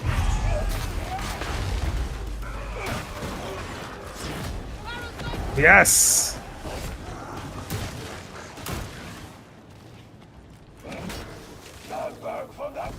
I didn't even use a single round of ammo. Don't pick him up. I got you, I got you, I got you, I got you. No, only pretend to pick him up. Don't actually pick him up. You people are cancer! It's fucking puto. Fuck you, puto.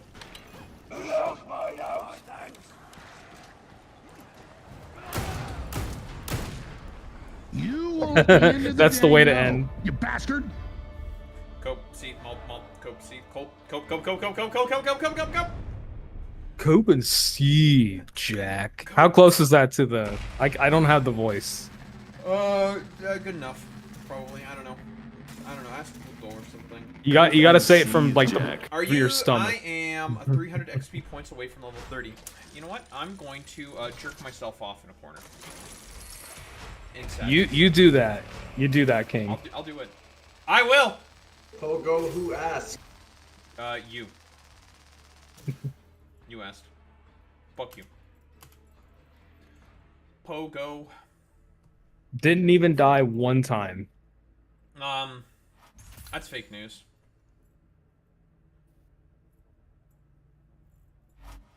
Says the fake media. Fake boy meets media. Real. The fuck are some of these emotes you're even spamming? The fuck is Amy Bluey? Yeah, what is that? Emil That's Bluey? no. What is that? Shady. Nah. Epic tight pants with a bucket. Why does this dude have a poop bucket? Hey, bitch. Beach. What's up, bitch? Alright. I see, I'm sensing esotericism here, which means I appreciate it. My esoteric sensors are going off, so therefore, not cringe. So I'd increase his sprint speed by 5%. Huh. Ooh. Fascinating.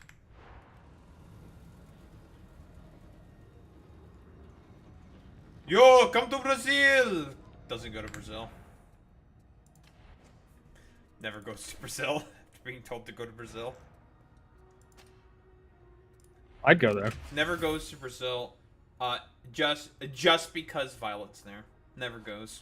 Clueless.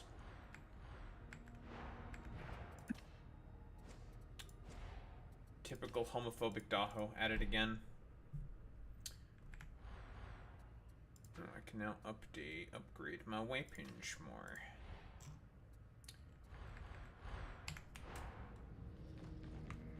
I'm still using this. Well, no, I got upgraded Maul and Shotgun. I'm using basically the starter weapon set. It should be cared for. It's very good.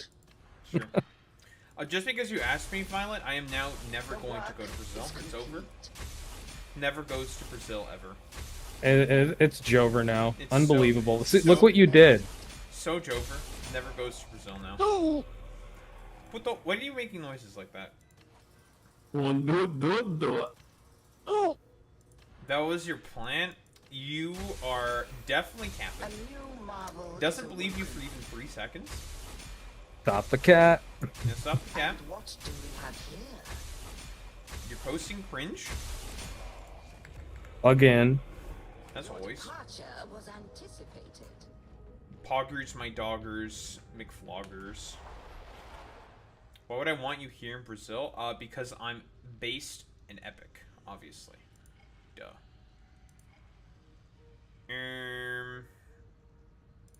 Oh, we did that mission already.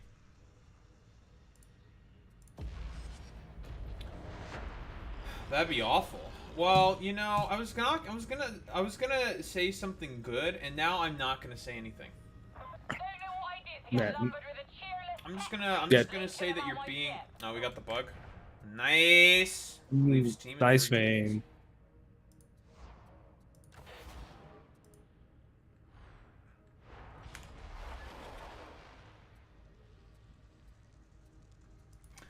This isn't very poggers.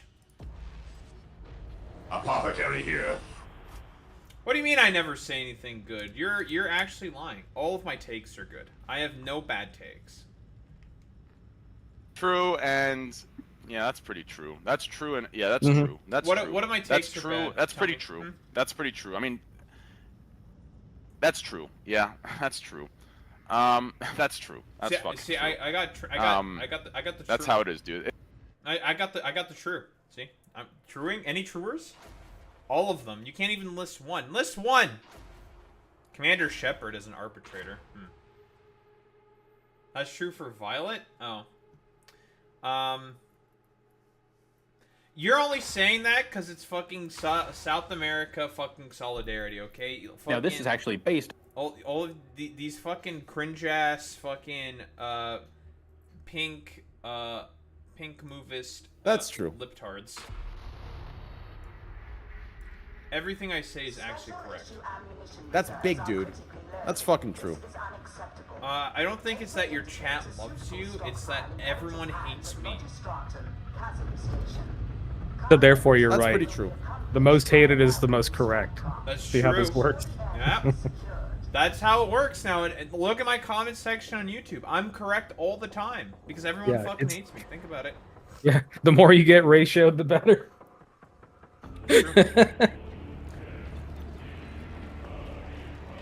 I forgot to check. It's like the. It's like the ratio just benefits you. There's like no downside to it. I mean, there really isn't technically. Eventually, like that fucking what? Eventually, like the video doesn't get pushed in the algorithm eventually, but that's like natural for any video. Like whatever, yeah, but it just got more engagement, so it just helps you. That's it.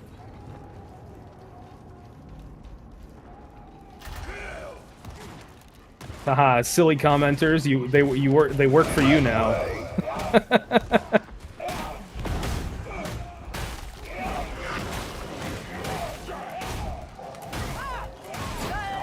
Large men! Very. Kill the large men! Engage! What the fuck is that emote? I must see. Is that like Alex? I thought that was Alex Jones. For a second, I'm not gonna lie.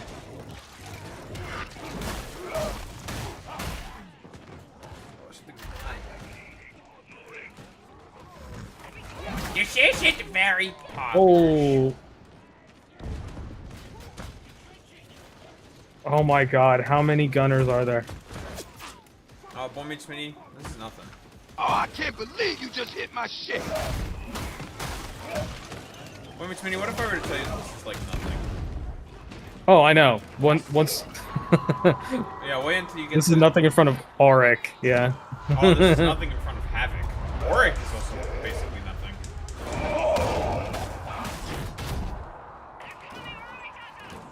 CJ!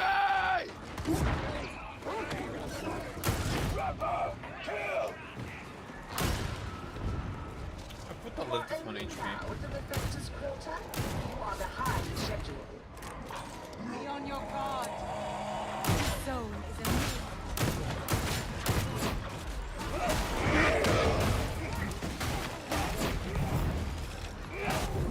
Oi!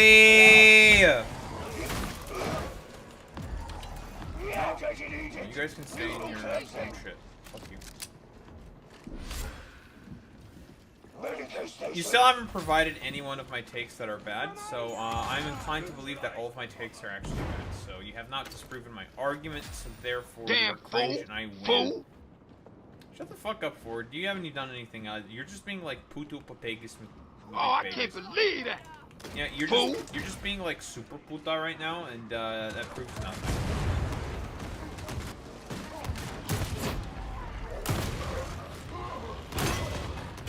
Come on then, fool. Cope? Do not tarry. Maintenance node Chiron 13 access can be found on the right.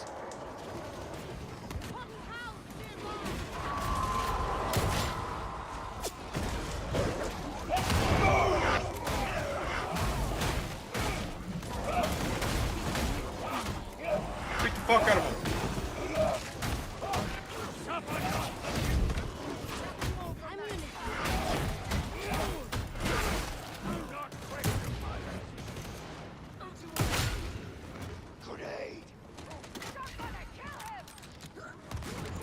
Don't take this personal, fool. Shut the fuck up, football. Voltaic persecution. Yeah, you've gotten the grenade penance. Even that is kindness. An impressive flourish there. You got your grenade penance. Yay. Yeah, you're just saying that because you lost epically, got debunked by me, and owned an argument. You're just having. See you later. Giving up already? Unbelievable. Look at this Tahoe. Giving up already. Look at this cringe liberal not being able to contend with the argument. Yeah, Lib's mad, can't take the heat. Yeah, soy, L. Soy, cringe, lips hard.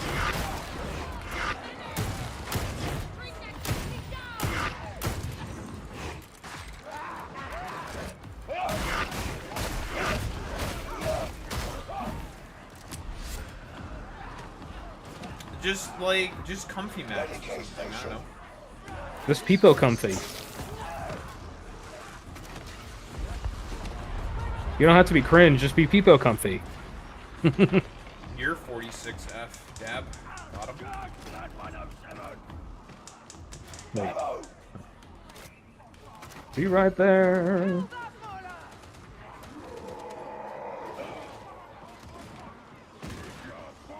Where are you Well, going? Krungus Bungus McChungus Maintenance security Flungus. That's what I have protocols to say in to you, huh? effect. Deploy data interrogator.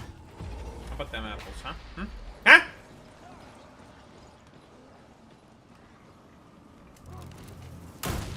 Where you fucking... That was dangerous, you dumbass. Don't you yasher me, Lethal. What's the gender-neutral version of... Pute? I don't know, like, what is the... Like, Spanish is so heavily gendered, which makes it kind of cringe, I'm not gonna lie. I don't know.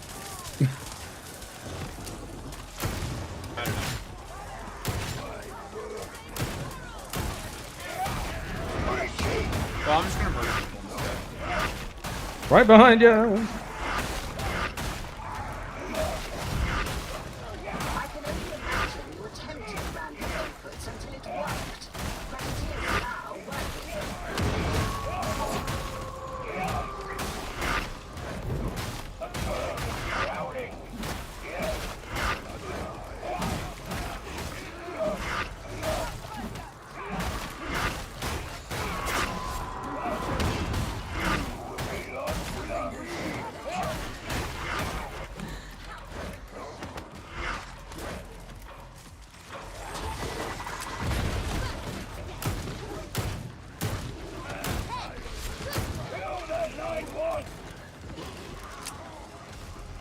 Well, pute. That's what you are.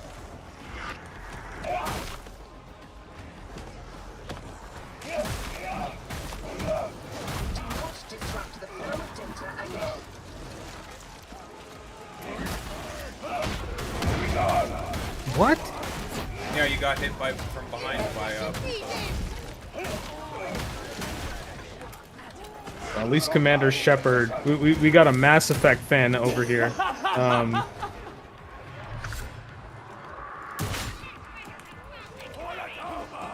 We got a lib on our team. He plays Mass Effect. Livers. Libtard. Yeah, they got their Harris Walt sticker still up. They got Tampon Tim and Laughing Camera. By the way, okay, that's such like such a weak fucking insult there by Trump. I know, dude. That's it's a like, compliment. It's like, okay, she laughs a lot. All right, bro. Whatever. Yeah, she's like every Indian auntie I know. It's a compliment, okay?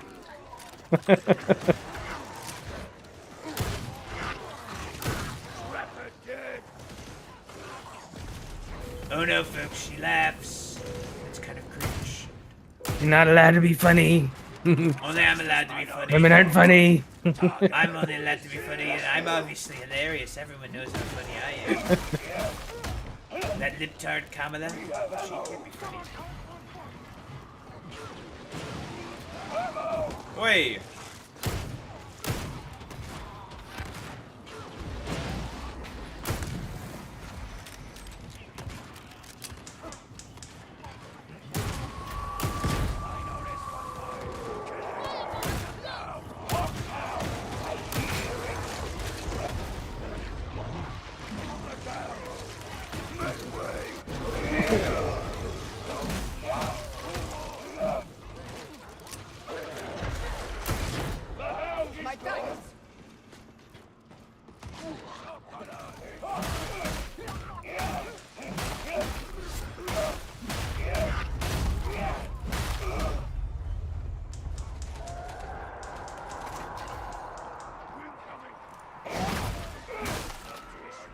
Oh, can't jump there.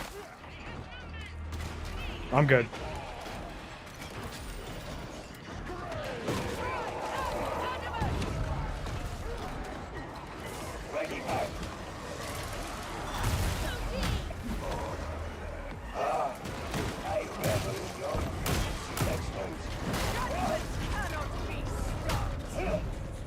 Is there a flamer back there? Oh no, it was you. Huh? Thought that was a flamer. Probably a bomber.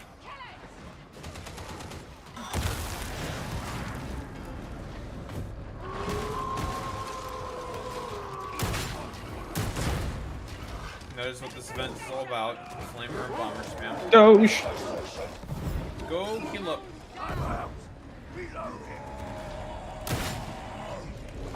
Oh god, I'm cornered. I'm good.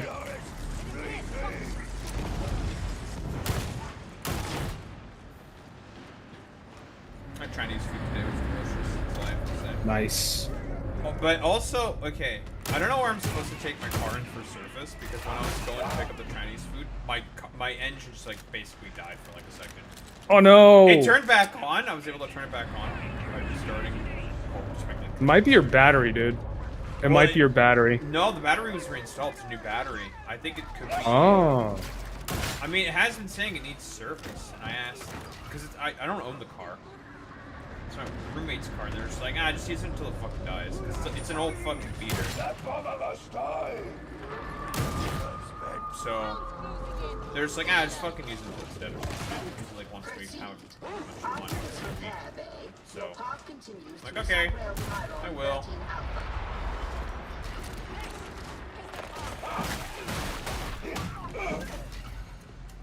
And it just like when I was going to pick shit up, it just died on me. It was just like, and I was like, all right, cool, lovely, dead.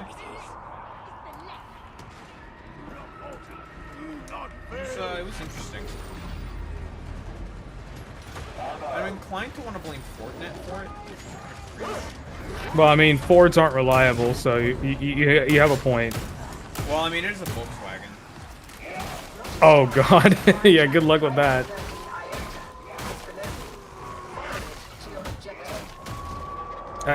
At some point, I would expect you to become a Toyota fanboy, just because you can drive one for 20 years, no probs.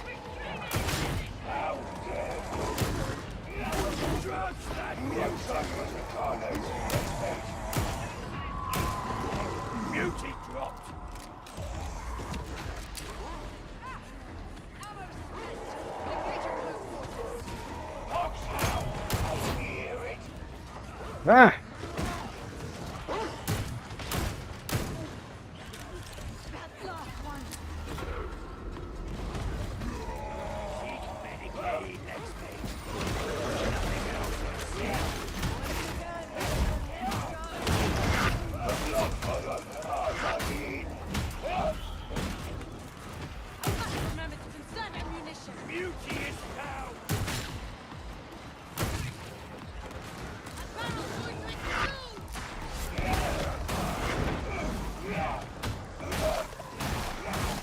Oh god, can I make it? Okay, just.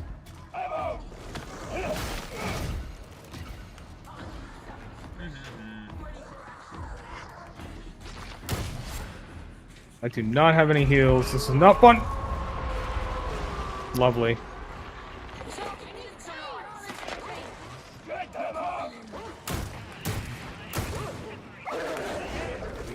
Doge.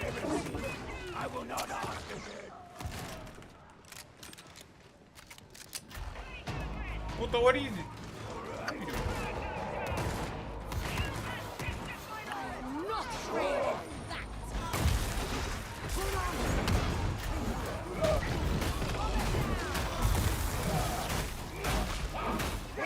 I'm here, right here.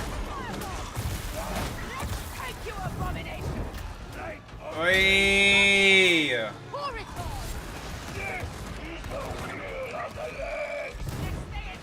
Now beat it, beat it, beat it.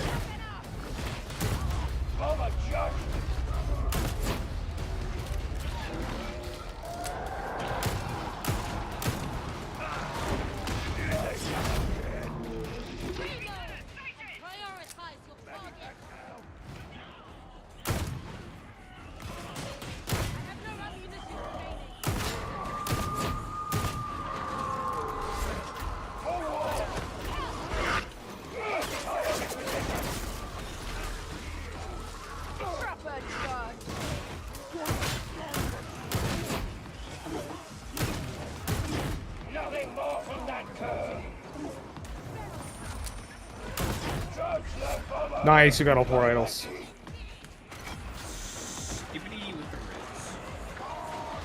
Okay, I'm out of there. Oh boy. Registratum access achieved. And with something approaching efficiency.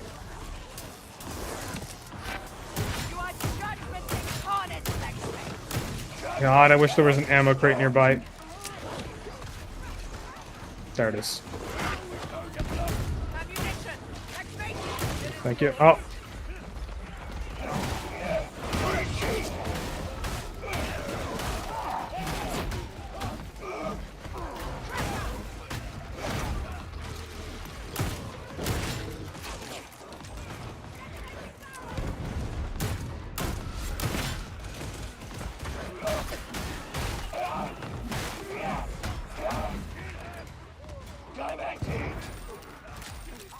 Very cool, very good, lovely, lovely.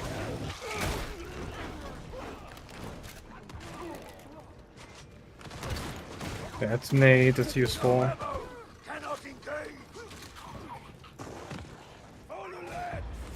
First objective, shut down anti-air defenses.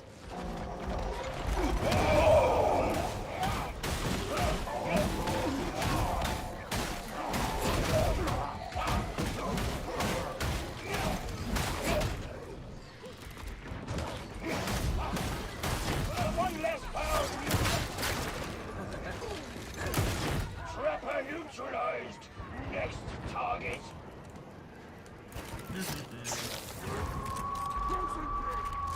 Plus two.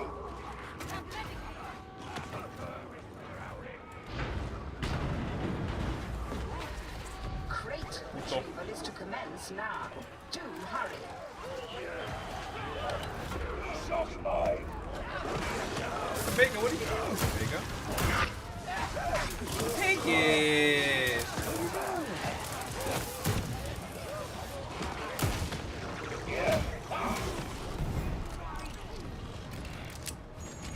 Cool.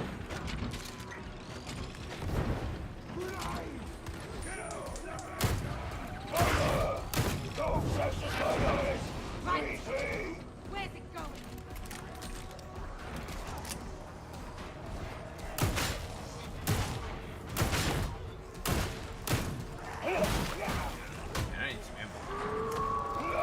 I'm just gonna run.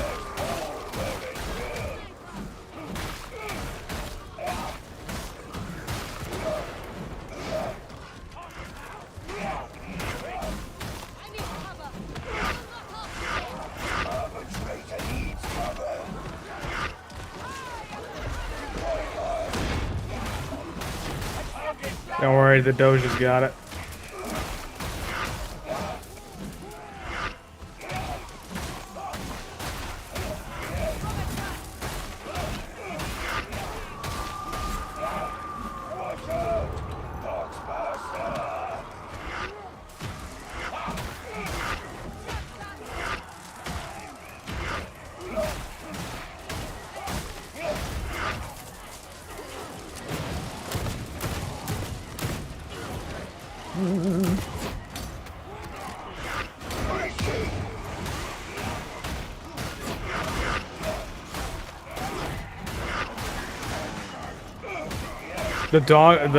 The dog makes it so much easier to do this.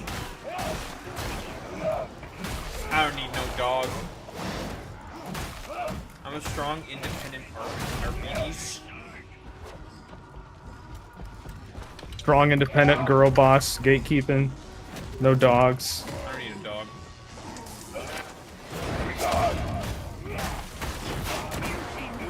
You don't need a dog because men are dogs, right?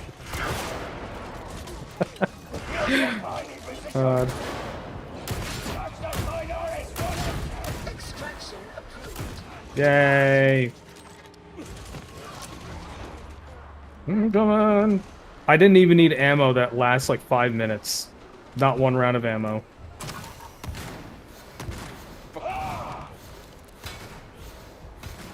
Shepherd! Shepherd dies. It's okay if Shepherd dies. You think?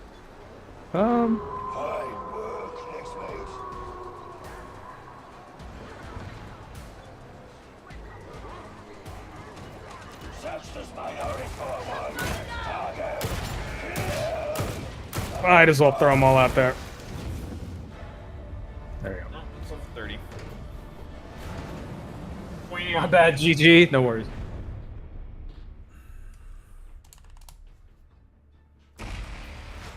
I had 1,500 kills. Was that the whole team, or was that just me? Huh? It couldn't have just been me. 1,500 kills for the whole team, right? That should be the Or was whole that- team. There's no way. Yeah. There's there's Ooh. no way that enough spawned in for 1,500 on one person. Exalted Exterminator. Now we're talking.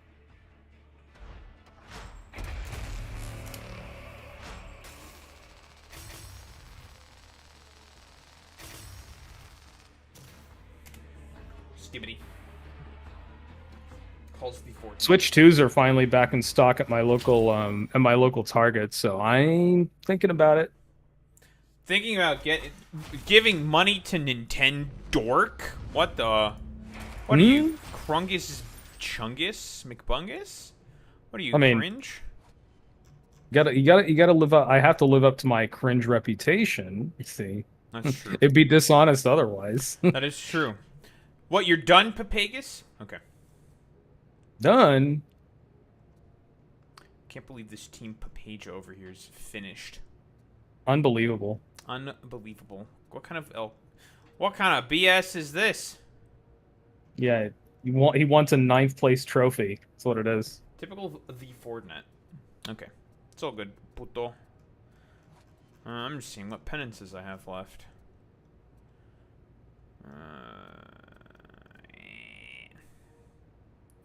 Your mom? And this is why you're banned. Yeah, you got anything else to say? Yeah, not funny. Hey, fool! Wrap it up. Wrap it up. Excuse me, fool.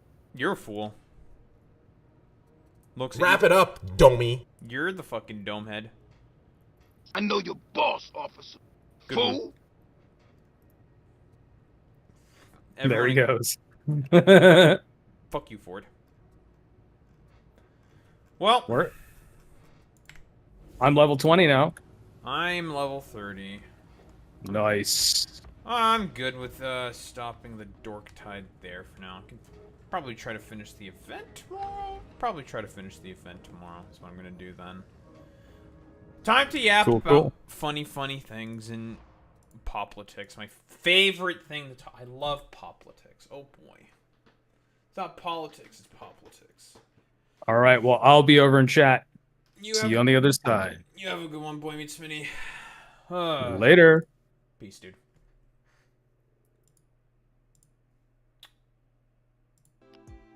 Oh, man.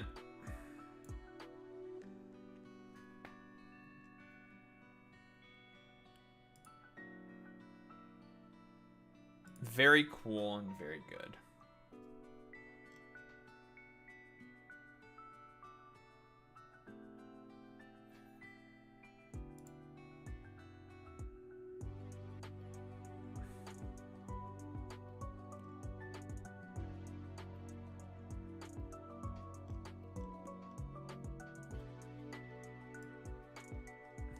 Nah, it sounds like fake news to me. Nah, it's true. He died multiple times.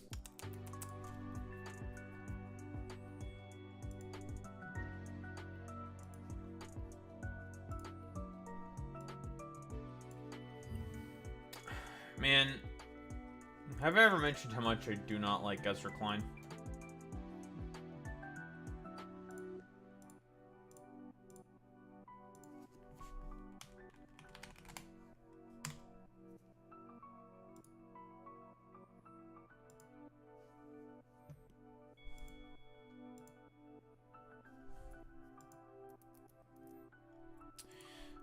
Oh, man. Nothing of value was lost. Bernie Sanders on Joe Rogan, huh? That's fun. I definitely assumed that nothing absolutely happened there because Joe Rogan is a, well, worthless, lazy propagandist at this point.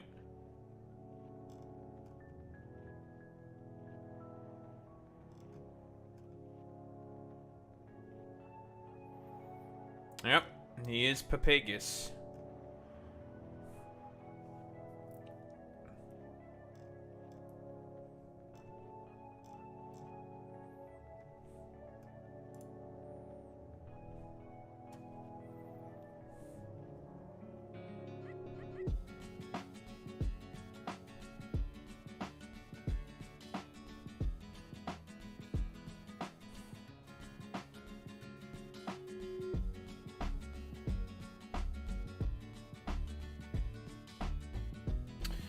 Wait. What is this schizo shit that Trump is going on about right now? Schizo thing to deconstruct from Trump? We got some schizo shit. Kyle Kalinske is saying that he's in the Epstein files. I mean, we all know he's in the Epstein files. It's not even a question. Oh, he's just sucking off Benjamin Netanyahu? Oh, he's definitely in the Epstein files. Okay, that pretty much confirms it. Definitely Epstein file shit.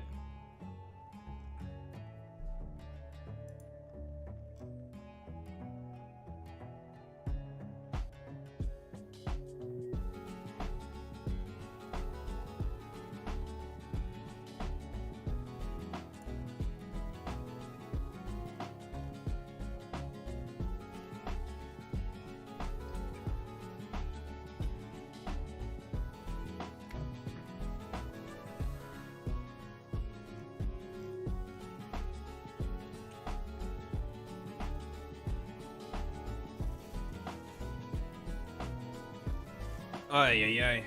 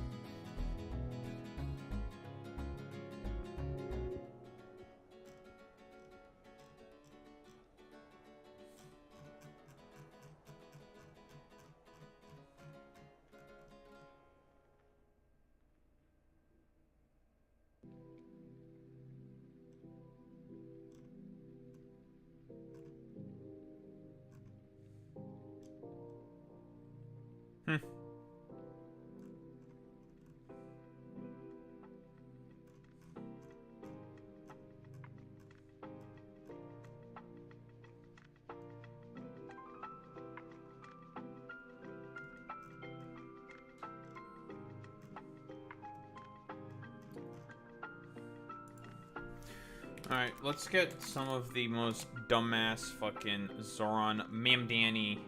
Well, okay, we got fucking Donald Trump. The big man himself is coping. That's funny. Everyone is coping about Zohran, huh?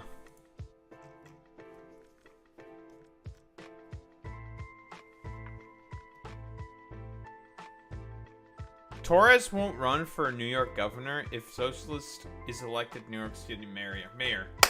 Hallelujah.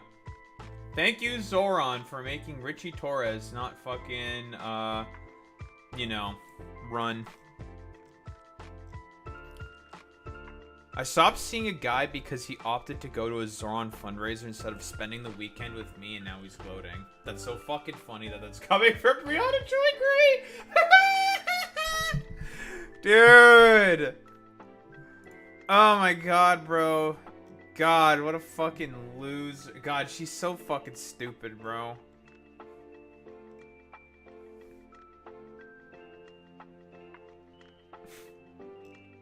Riley Gaines is mad. Oh, Fox News was coping out of their fucking minds. Maybe we could look at some Fox News segments. That could be fun. Stephen Miller as well. Charlie Kirk was heavily coping as well. Take a look at Charlie Kirk.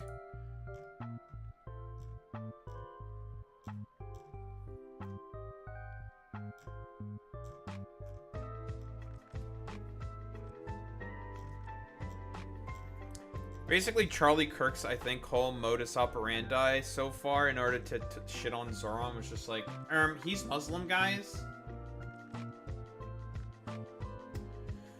ContraPoints meme. Unironic, I don't know. I don't know if she even hates Zohran Mamdani. Like, we've seen, like, what? I don't know if this is, like, some dumbass fucking lefty. I'm gonna assume it's some dumbass fucking whatever lefty named Flacco, or goes by Hassan, goes by fucking Flacco's Palace on fucking Twitter. Dude is saying, please, Zohran, don't be the new AOC, and it's just like, dog, who the fuck cares? Again, what did AOC do wrong? Wow, she had like 1 or 2 bad votes, and now it's like time for schizophrenia to happen. It's the end of the world. Oh, now I see where you got that dumbass fucking copy pasta, Boy Meets Mini. Very cool, very good.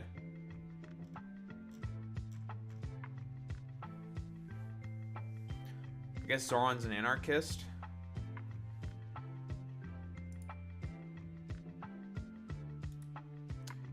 Yeah, it's just been a lot of, like, right-wingers coping.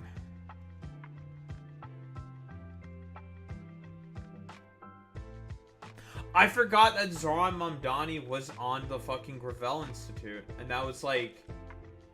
And he was talking about housing then before. Holy shit. Right, he was talking about the Australian fucking socialists. I completely fucking forgot about that. Holy... Mike Gravel? The Gravel Institute? Visionaries? Visionaries from the Gravel Institute? That's crazy, dude.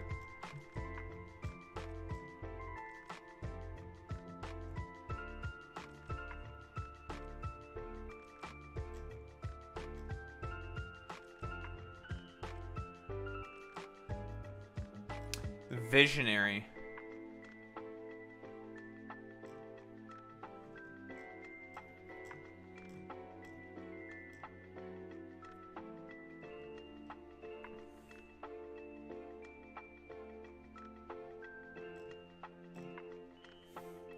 Very cool.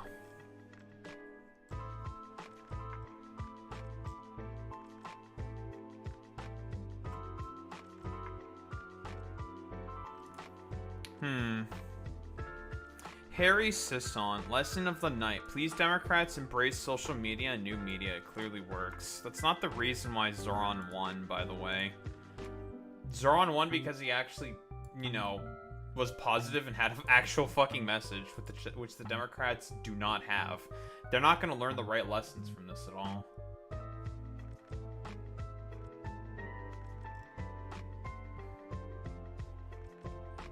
They're just not gonna learn. They're not gonna learn shit from this.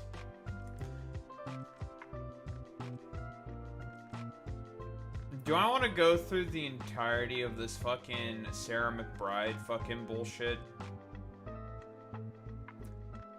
Why Americans support Trump's trans policies? Do they support America? Do they support Trump's trans policies?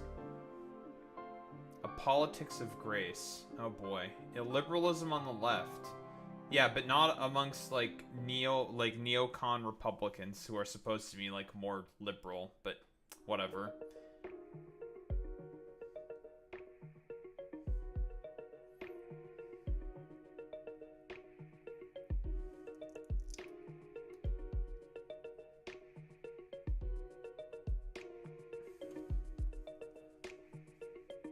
Oh boy.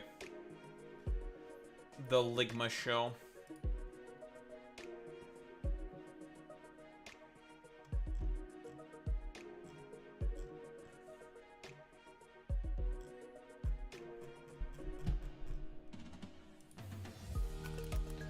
Where's our boy Charlie Kirk? That's not how you spell Kirk. Idiot.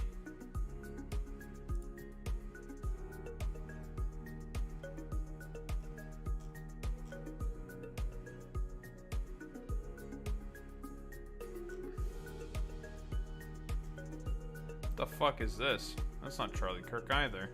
Why are there so many Charlie Kirk accounts? It's because I didn't spell Charlie Kirk correct. Give me this fucking stupid dumbass Charlie Kirk.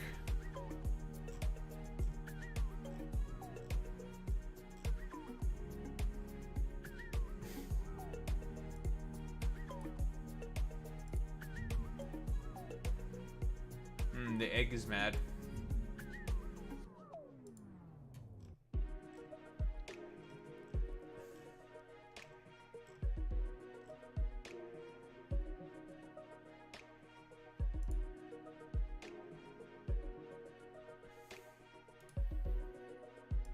Zohran Mamdani, the Muslim socialist.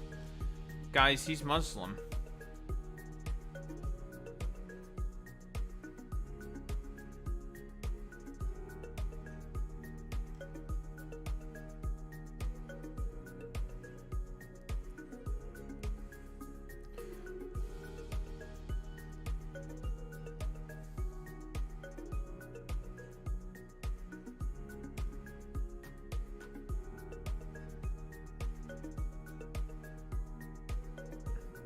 Wait.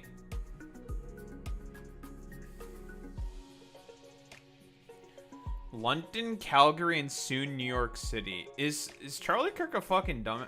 I'm pretty sure the mayor of Calgary is not Muslim. Yodi Gondak is a Sikh and not a Muslim. Fucking idiot.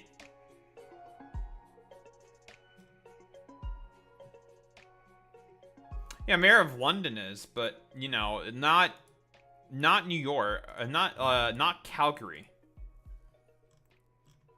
I believe that's NDP, right? I'm pretty sure. I'm like 95% certain. Or maybe I won't just pull up separate fucking shit from fucking this dumbass Charlie Kirk, because pretty much his whole shtick has just been seemingly just to be racist. Fuck, Zohran 1. Racism. Go.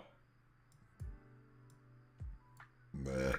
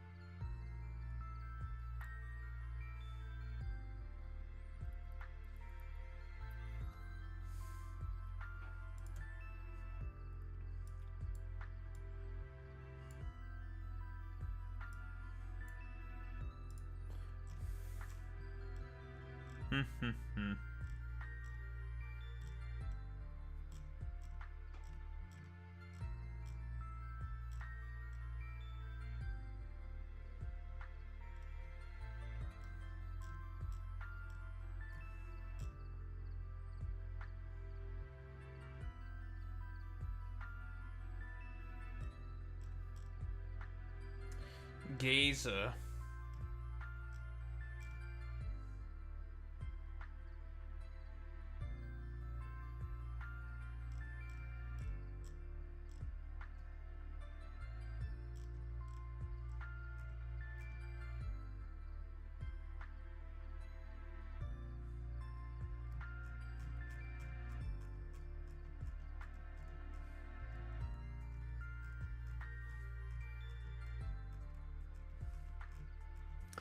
Gaza.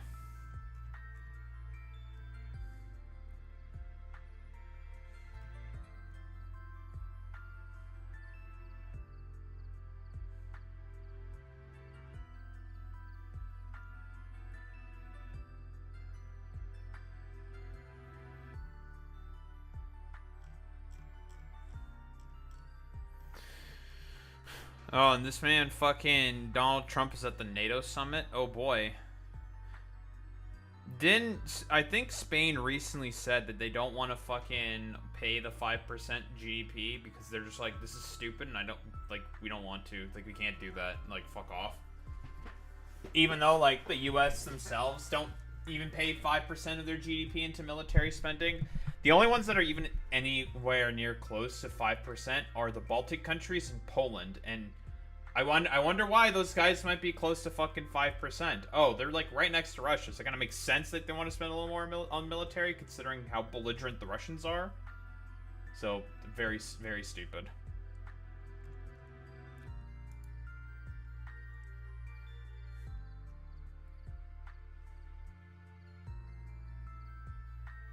So that's cool.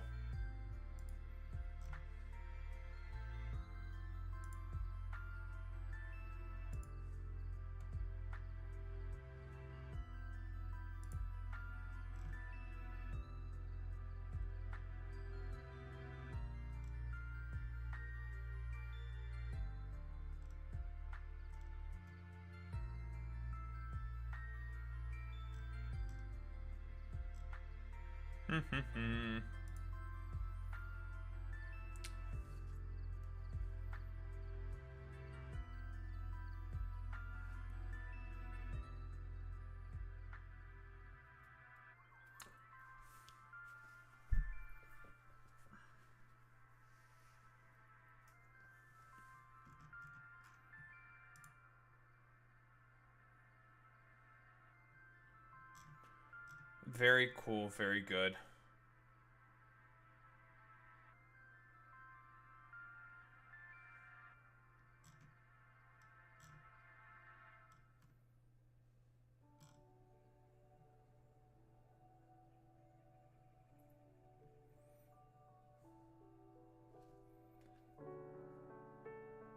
Oh, that is true. Yeah, Zohran Mamdani is younger than you. That's fucking crazy.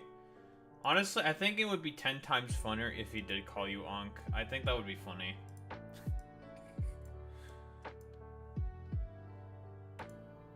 I have to call all of you Unc now.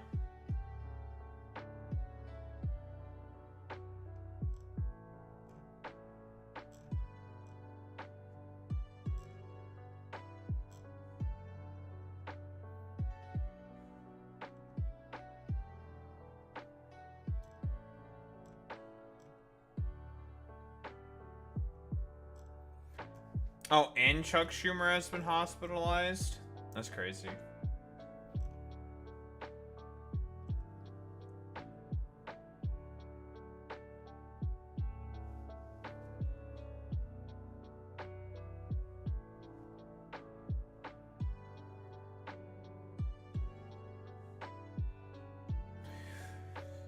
Damn, even some of Cuomo's investors are starting to say that they're gonna fucking start falling in line behind Zohran Mamdani. I hope he accepts none of their fucking money. It says like, thank you for the generous fucking contribution. I do not want any of your fucking money. Ah. Yeah, hey, vote blue no matter who, tards. Time to start voting blue no matter who. Because Zohran ran as a fucking Democrat.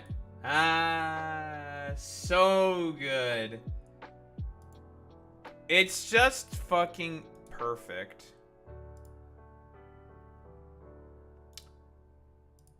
I didn't look at Zohran Mamdani's speech. Why don't we also take a look at his speech?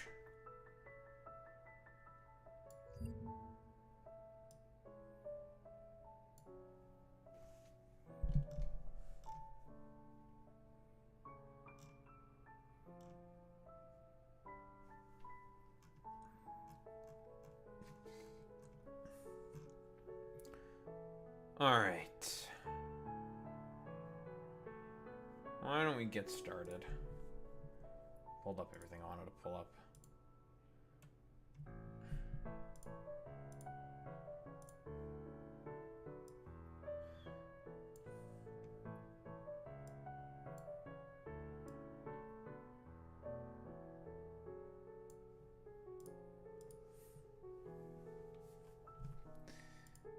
I can't believe that Zohran owned me. I know I was doing Trump for like Andrew Cuomo. It's the same shit basically.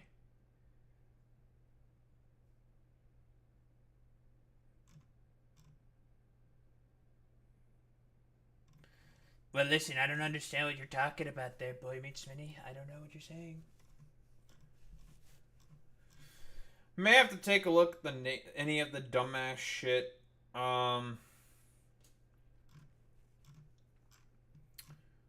That happened at the NATO summit tomorrow.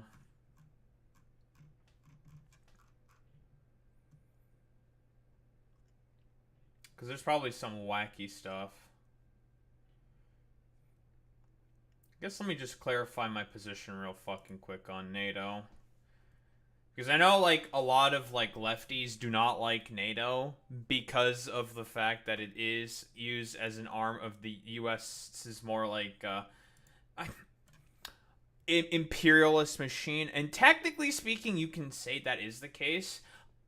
In reality, NATO's purpose, I would more say, is used for the express purpose of ensuring that Europe stays within the...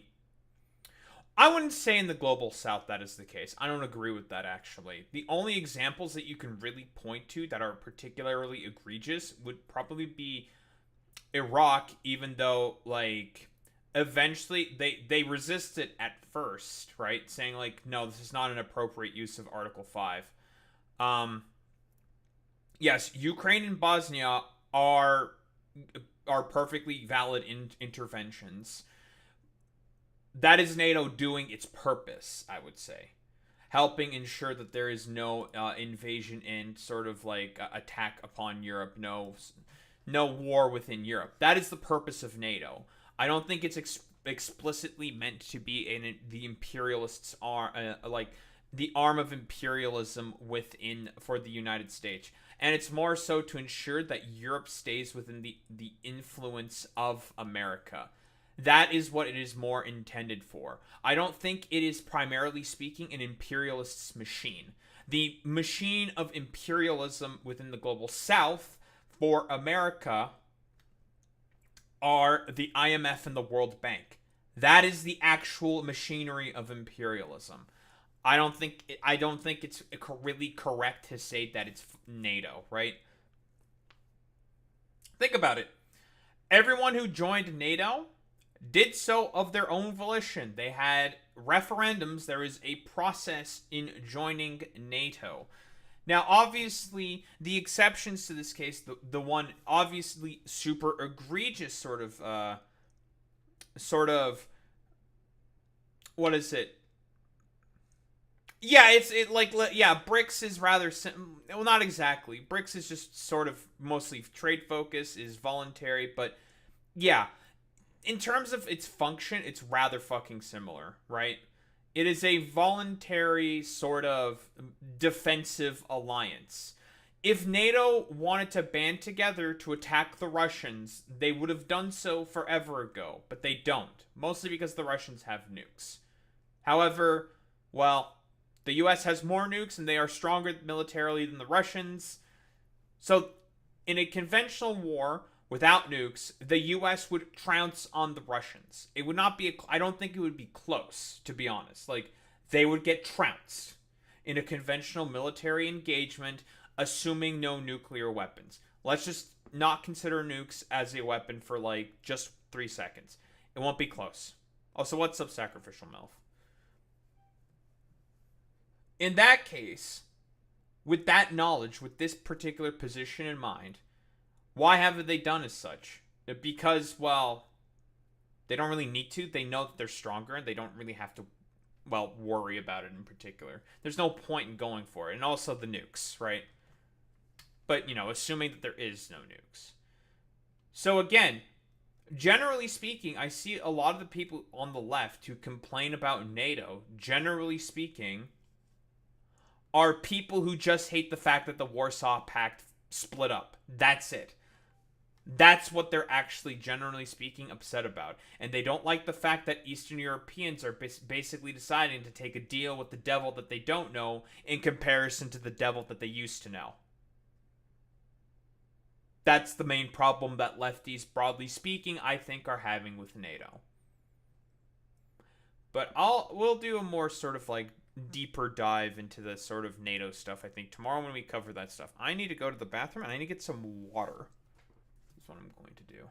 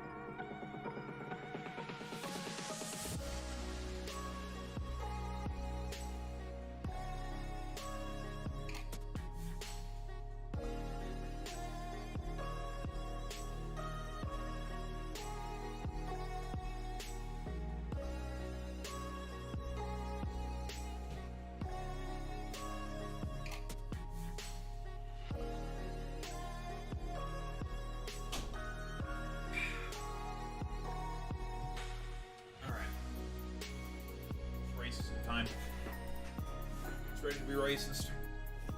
I'm ready to be racist. Another thing I want to look up real quick. What's NATO's approval rating amongst Europeans?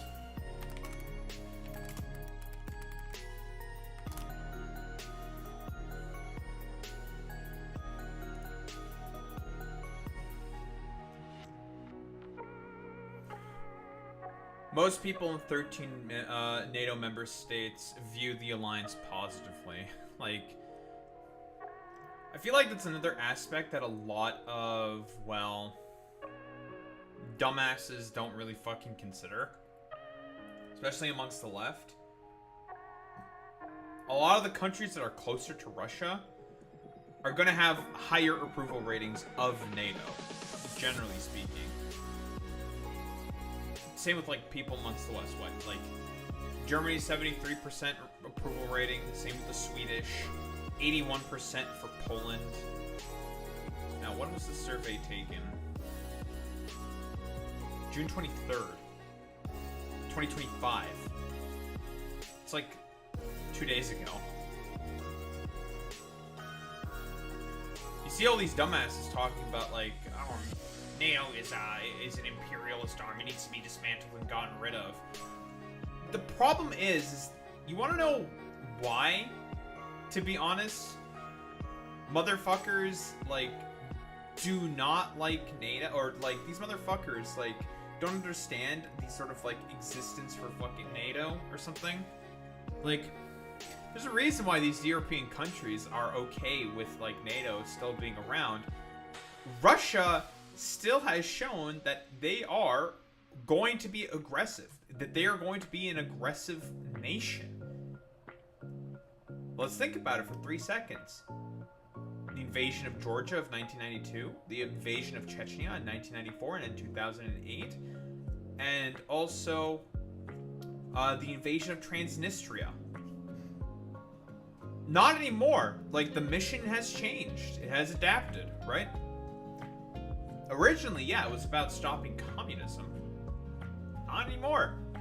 It's now just a, well, international fucking alliance, broadly speaking. And I would probably say that it's always sort of been made to serve that goal in particular. Not just, we just want to stop communism. It's just like, okay, man. The Soviet Union's already collapsed. The Soviet Union was destined to collapse. Even, like, Mikhail Gorbachev said, like, yeah, this shit was destined to collapse since, like, the fucking 60s. It was just merely a matter of, like, when and not if. It was going to always happen.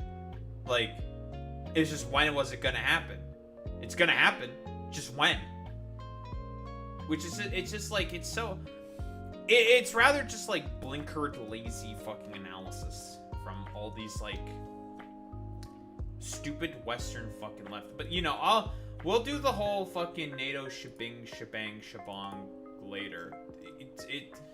A lot of these dumbass fucking motherfuckers on the left, who broadly speaking have criticisms of NATO, which obviously there should be criticisms of. It is a Western structure. It's gonna inherently have problems. At least do a good job fucking criticizing it, and not saying all these, not saying a bunch of just complete idiotic fucking bullshit.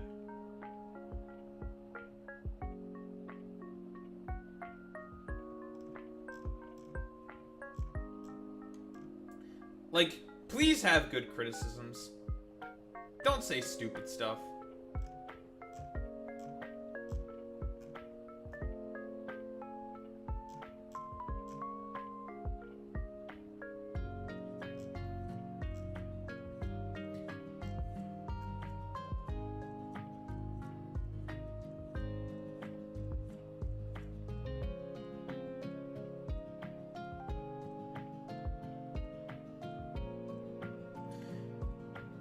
Dude, all these, like, dumbass fucking, like, TikTok AI videos are so fucking stupid, dude.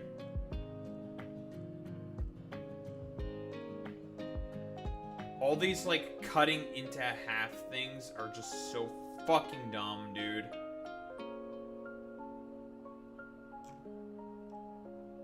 it really is like just complete utter like death of art and subjectivity shit, dude. It really, really is.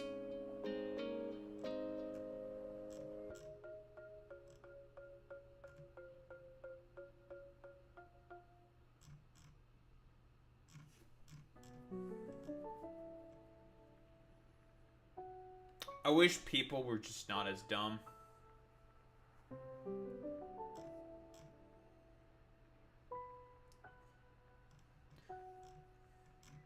Just stop being fucking stupid. Use your brain for even 3 fucking seconds. Engage in critical analysis. Blah, blah, blah, blah, blah. Stop being fucking stupid. Stop being extremely fucking brain dead.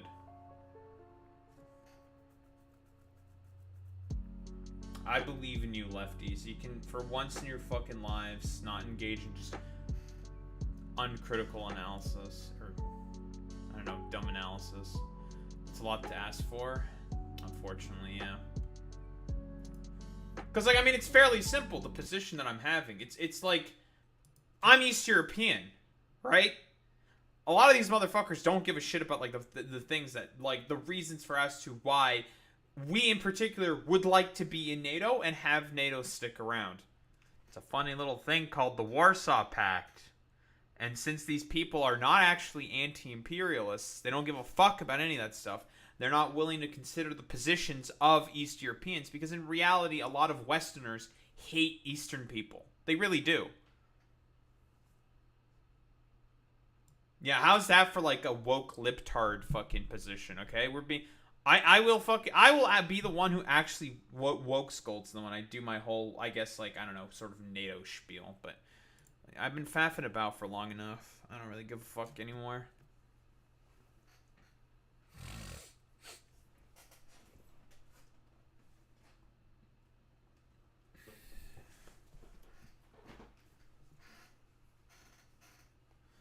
All right.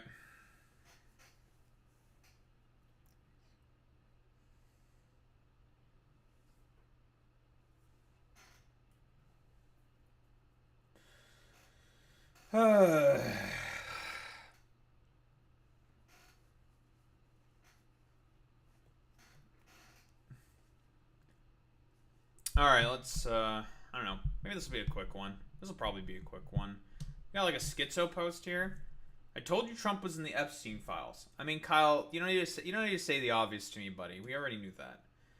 Breaking news. I was shocked to hear that the state of Israel, which has just one of its greatest moments in history and is strongly led by Bibi Netanyahu, is continuing its ridiculous witch hunt against their great-time prime minister. Wait, is he talking about the fucking trial? What is this? Oh my god, he has to be talking about the fucking... against the trial. Dude, it's because he's fucking goddamn so fucking corrupt, dude. That's the main problem with the fucking trial of Benjamin Netanyahu. He's incredibly corrupt. This is hilarious.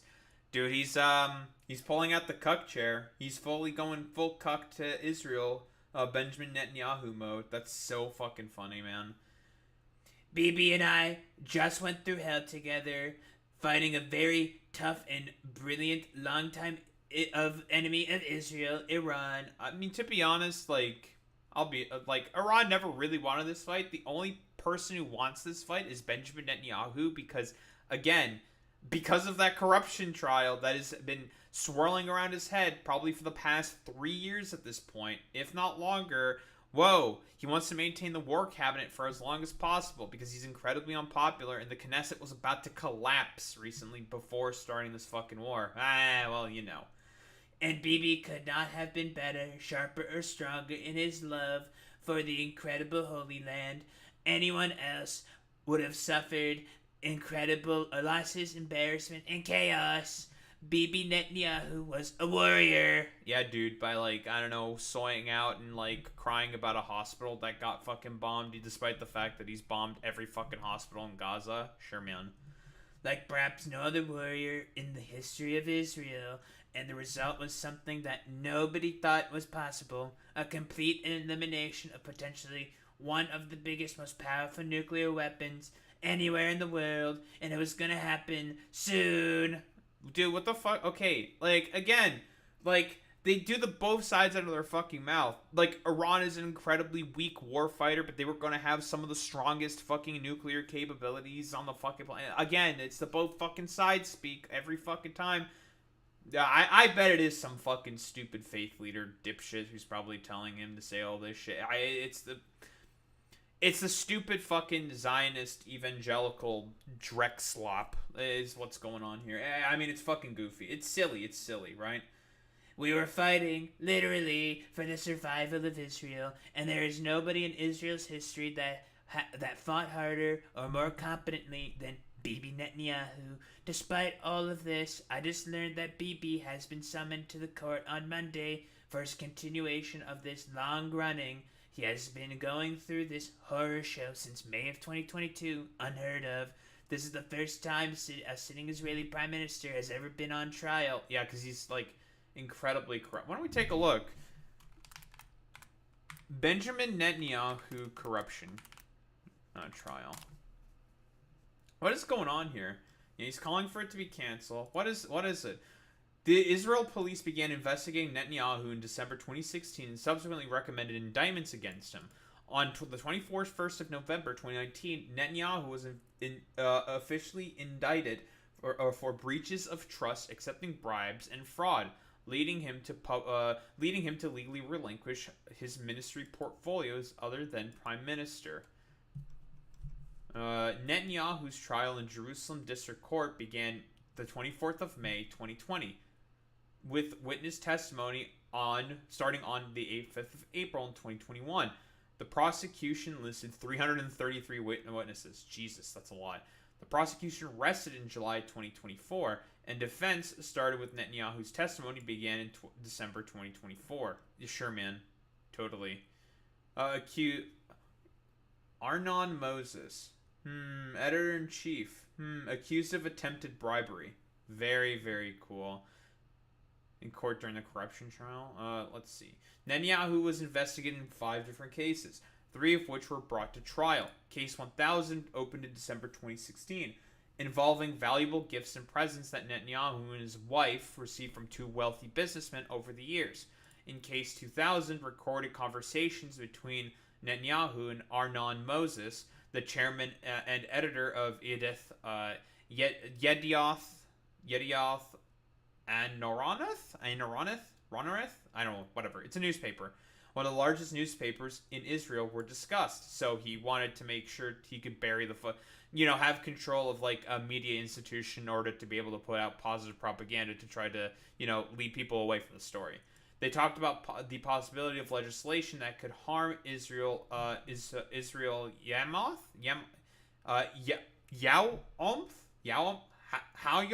Hayom, Israel Yahom. Whatever. Hayom. I can't read, dude. Yedoth's major competitor. Oh.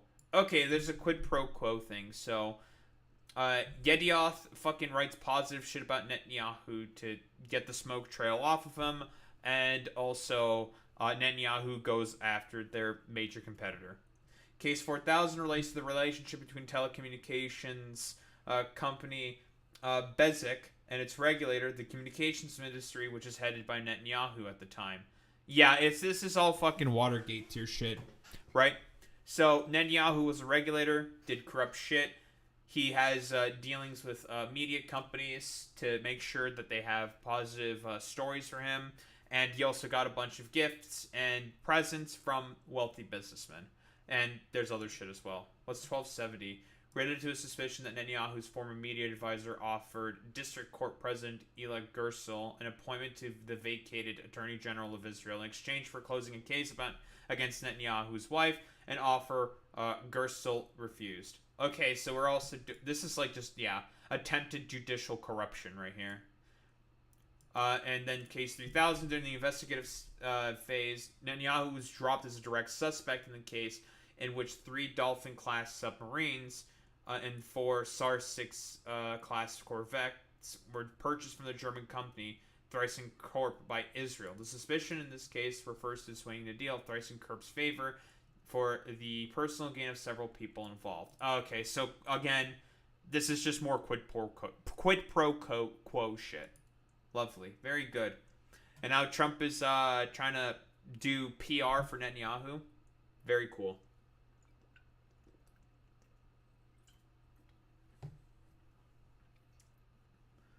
Where was I? Here. We were fighting literally for the survival of Israel, and there is nobody in Israel's history that fought harder or more completely, competently, not completely, I can't read, than Bibi Netanyahu. Despite all of this, I just learned that Bibi has been summoned to court on Monday for the continuation of this long-running, I've read the whole bit in the brackets, I'm not reading it again, a politically motivated case concerning cigars, a Bugs Bunny doll, and numerous other unfair charges. I guess those are like the supposed gifts. I highly doubt that those are the only fucking gifts. In order to do him great harm. Such a witch hunt for a man who has given so much is unthinkable to me. He deserves much better than this. And so does the state of Israel. Dude, like, again, he just doesn't want Benjamin Netanyahu to fall to corruption charges like he should, you know? He's doing a real solid for his best friend, Benjamin Netanyahu. Bibi Netanyahu's trial should be cancelled immediately, or a pardon given to a great hero who has done so much for the state. Perhaps there is no other that I know who could have worked in a better harmony with the President of the United States, me, than Bibi Netanyahu. I mean, you guys do just want to turn Palestinian children into mulch, so I guess technically speaking, you are correct there, Trump. Both of you do want to murder a bunch of people. It was the United States of America that saved Israel, and now it is going to be the United States of America that saves Bibi Netanyahu. Yeah, it's so much for... God, this is so fucking funny, dude. He's just a complete fucking cuck to Israel. Completely fucking cucked. This travesty of justice cannot be allowed. I don't think there's really... listen, bro, it's because Benjamin Netanyahu's got something on him, okay? Mossad has some shit. Mossad has something on Trump, and that's why he's fucking doing this complete, utter fucking cuck shit, okay? Listen, that's what's going on. Quid pro quo bullshit, blah, blah, blah, blah, blah. We all know the fucking meme. It's either P-tapes or it's the Epstein files. It's one of the two, okay? There's some bullshit on them. And that's why, okay? It's the easiest fucking call on the fucking planet, dude. Easiest call of life. But, you know, it's okay because, who gives a shit about any of this stuff? Because, I don't know. I do think that if the Knesset fell and there was another election that happened, I do think that Benjamin Netanyahu more than likely would have lost that election. But I don't know about, like, the trial itself. I think they probably would have gone him. I don't know. Like, Benjamin Netanyahu is a particularly powerful politician. Who the hell knows exactly what could possibly fucking happen? But, you know, I think besides the fact that Benjamin Netanyahu should go to jail for not only just because of the fact that he is an incredibly fucking corrupt politician, but also for the fact that he's done fucking human rights violations to the Palestinians by bombing the fuck out of, well, mostly women, children, and refugees. So, you know, besides the fact that he's an incredibly corrupt, incompetent fucking moron, he should also go to jail, probably for that as well. And he should probably have a trial at the fucking Hague. You know, honestly, I think it's just more pathetic that Donald Trump is trying to do this, like, extremely fucking pathetic defense for, keep in mind, one of his good friends, Benjamin Netanyahu. Very cucked, very liberal, very soy. Not good, Trump. Not good. Alright. I'm going to BRB real quick again because I want to put the damn cream on first before I think I continue forward because a bunch of shit needs to happen. So that's cool. Do that real quick.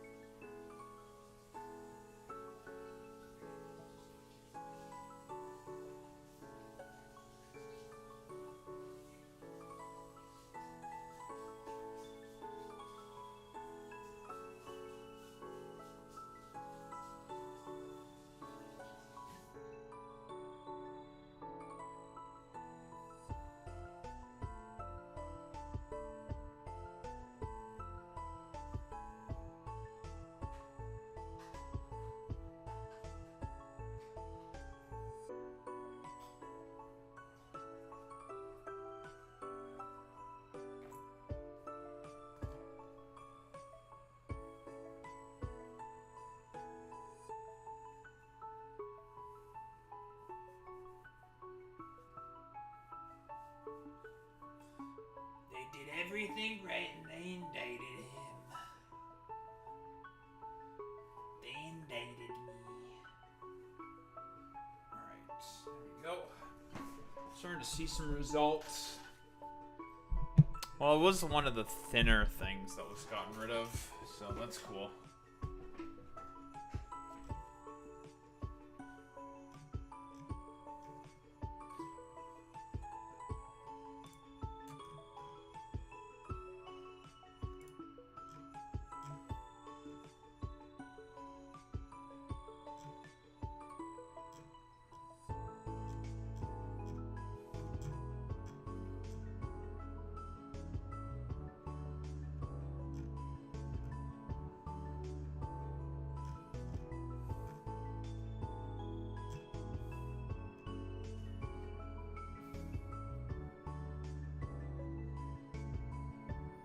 They did everything right, but they indicted me.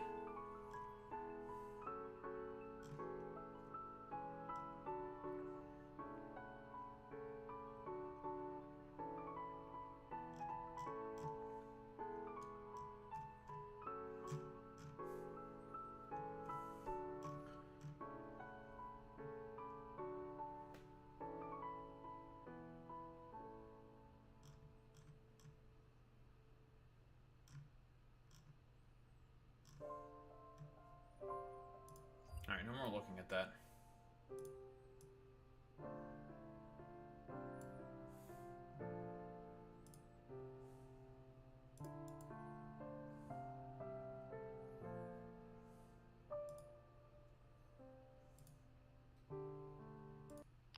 Alright. They did everything right, but they indicted me.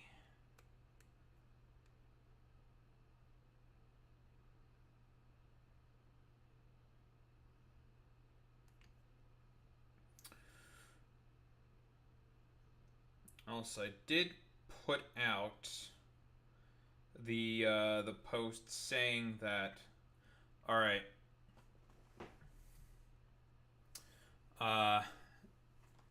obviously I'm going to be gone on YouTube, you know, for about 4 days, guaranteed. However, I have to schedule a bunch of uploads for 5 days because the Tuesday I come back, which is going to be the official Canada Day, you know, so there's an official holiday on that day. Everyone is off on July 1st because it's Canada. That is Canada Day. Yeah, oh Canada. So that's going to be happening. I also have to do uploads for that day as well because I'm going to be hanging out with my buddies. We're over, what, lunch and shit. We're going to get lunch and shit, blah, blah, blah, blah, blah, and play Magic the Gathering. Hanging out with the boys. Will I be streaming on the Tuesday? Probably, because it's if I'm starting early in the morning with them, more than likely we're probably going to end at around, like, I don't know, 5 or 6. If I were to take a guess. So, should be okay in that particular respect. Should be okay. Well, anywho.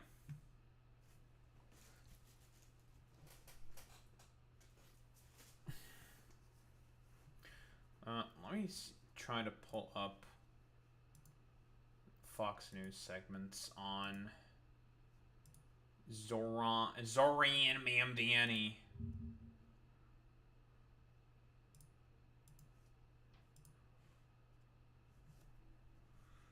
Fox News, Zohran Mamdani, because it's funny.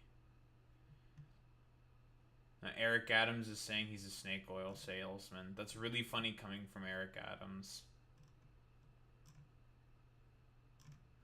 But otherwise, to be honest, they have not really been saying much of anything about Zohran.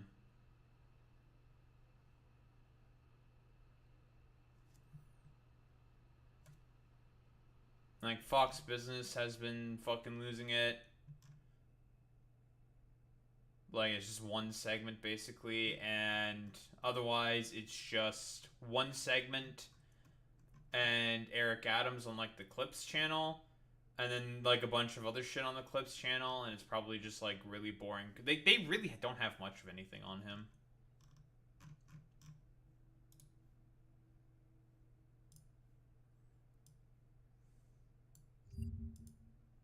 It's funny.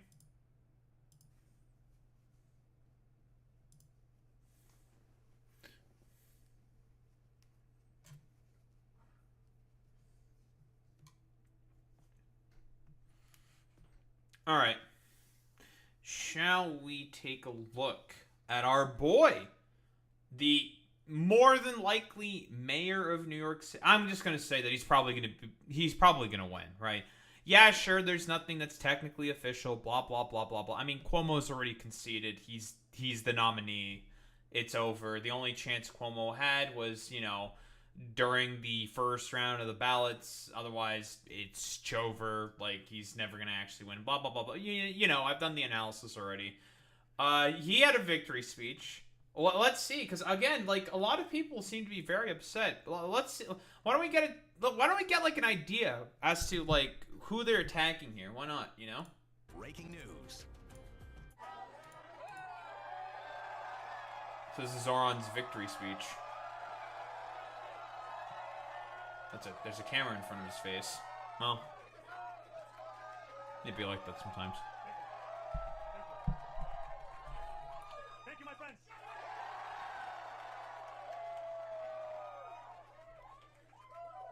Dude, he's got the energy, man. He's got the fucking energy, bro. Like, it's so fucking funny, man. It's great. We made history. He's literally Giga Chad. It always seems impossible until it is done. Real? My friends, we have done it.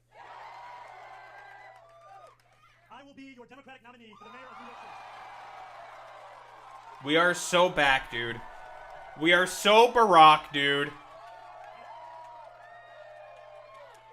An hour ago, I spoke with Andrew Cuomo about the need to bring this city together, as he called me to concede the race. And I want to thank Brad Lander. Hey, it's Brad! It's him! The Giga Chad! Who mostly attacked Cuomo! Dude, I hope that Brad Lander goes for, like... I think he should run for, like, a seat in Congress. I'll say, yeah, fuck it. You know? I think Brad Lander would do great in the House. I'll be honest. I'm keeping it $1.50. I like Brad Lander. I think he's a good candidate. I think he has viability in, like, I'd say broader fucking, like, national politics. Fuck it, you know? I would have said the same thing about Zohran Mamdani as well. If, you know, he managed to fucking lose. Because I don't think he should have stopped. But, you know, he's going to be the mayor. So, you know. And what can you do? These are the cards that we're dealt with. So, how about we just, you know, press forward, you know? That's all I got to say. We did exactly that. Together we have shown the power of the politics of the future. One of partnership and of sincerity. Base. Today, 8 months after launching this campaign, with the vision of a city that every New Yorker could afford, we have won. Real. We have won from Harlem to Bay Ridge. Dude, like, think about it. He started his campaign, what was it? I think he said it himself, like, last year in October, he was barely polling at 1% fucking, dude. And now, yeah, he was at like 2% fucking, and now he's the winner of the primary. Listen, it shows to you what good messaging, just a good, positive message, and what actually fucking believing in something is. Let's just pull up this fucking dipshit real quick. Harry Sisson, okay? Democratic bumblefuck, okay?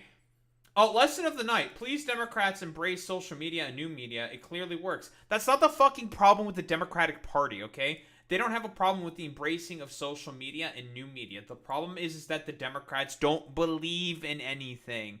They don't believe in shit. Nothing. That is the main problem with the Democratic Party. They don't have a message. They don't believe anything. The leadership is completely fucking asleep at the wheel. Completely and utterly fucking worthless. And listen, I'll give this to Mike from PA. Yeah, dude. Here's Harry Sisson. very, very clearly talking about, well, Zohran Mamdani. Very cool and very excellent. Almost, yeah, because Harry Sisson is definitely a dude who really, really supported, like, Zohran Mamdani adamantly. Has this man even, like, talked about, like, New York City, like, fucking politics at all? Probably not. Maybe he has, like, a little bit, like, tacitly, but I highly fucking doubt that. Again, the problem with the Democrats is not embracing of new media sources and social media. The problem is that the Democrats don't believe in anything. That is the fucking main problem. They believe in nothing. Nothing at all. That's the issue. We have won from Jackson Heights to Port Richmond. Based. We have won from Maspeth to Chinatown. We have won because New Yorkers have stood up for a city they can afford. A city where they can do more than just struggle. One where those who toil in the night can enjoy the fruits of their labor in the day. Where hard work is repaid with a stable life. Where 8 hours on the factory floor or behind the wheel of a cab is enough to pay the mortgage. Based. Enough to keep the lights on. Based. Enough to send your kid to school. Where rent-stabilized apartments are actually stabilized. Based. Where buses are fast and free. Where childcare doesn't cost more than CUNY. And where public safety keeps us truly safe. And it's where the mayor will use their power to reject Donald Trump's fascism. To stop mass ICE agents from deporting our neighbors. And to govern our city as a model for the Democratic Party. A party where we fight for working people with no apology. A life of dignity should not be reserved for a fortunate few. It should be one that city government guarantees for each and every New Yorker. If this campaign has demonstrated anything to the world, it is that our dreams can become reality. Dreaming demands hope.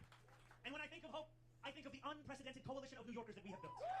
Real? For this is not my victory. This is ours. It is the victory of the Bangladeshi auntie who knocked on door after... Wait, Boy Meets Mini, Bangladeshi aunties? Wait a minute. Boy Meets Mini, can you confirm this? Is this real? Is this true? You know, I know that, like, you live in California, you're in Los Angeles and everything, right? We know this, right? But, like, you know, you probably know this.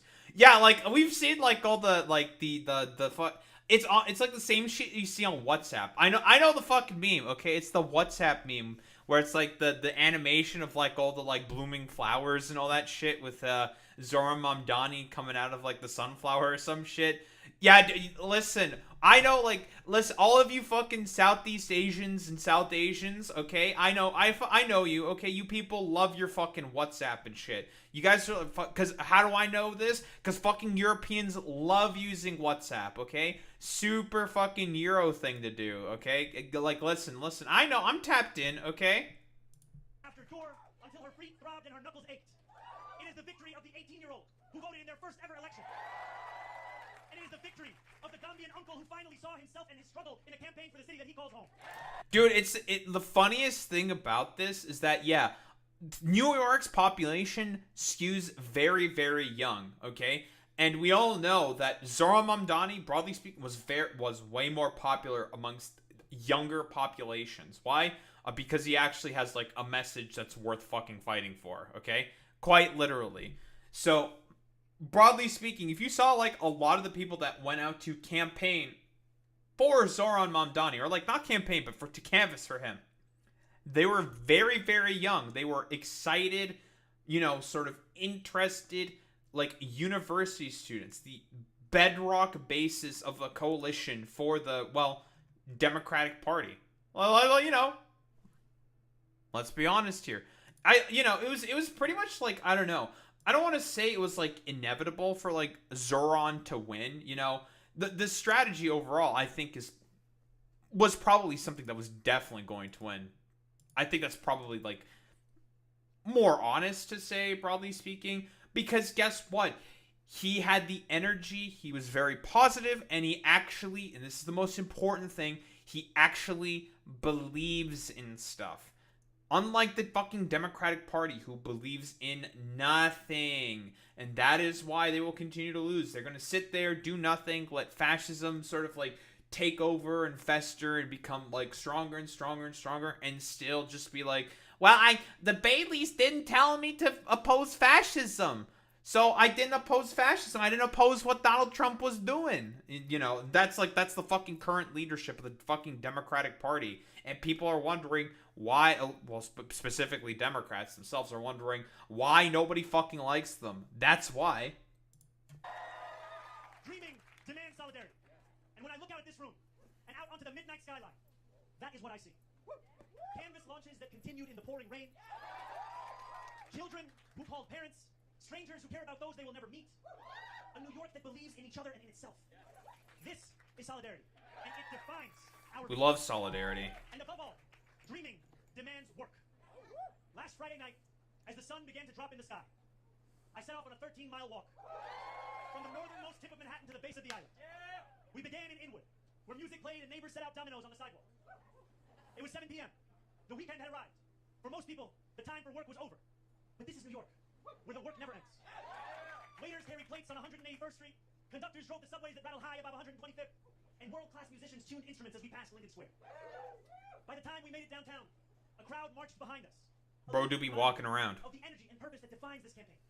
Still, long past midnight, New York worked. Garbage trucks weaved through empty streets, fishmongers carried in tomorrow's wares, and when we finally arrived at the Battery at 2:20 a.m. in the morning, the workers who run the Staten Island Ferry were on the job too.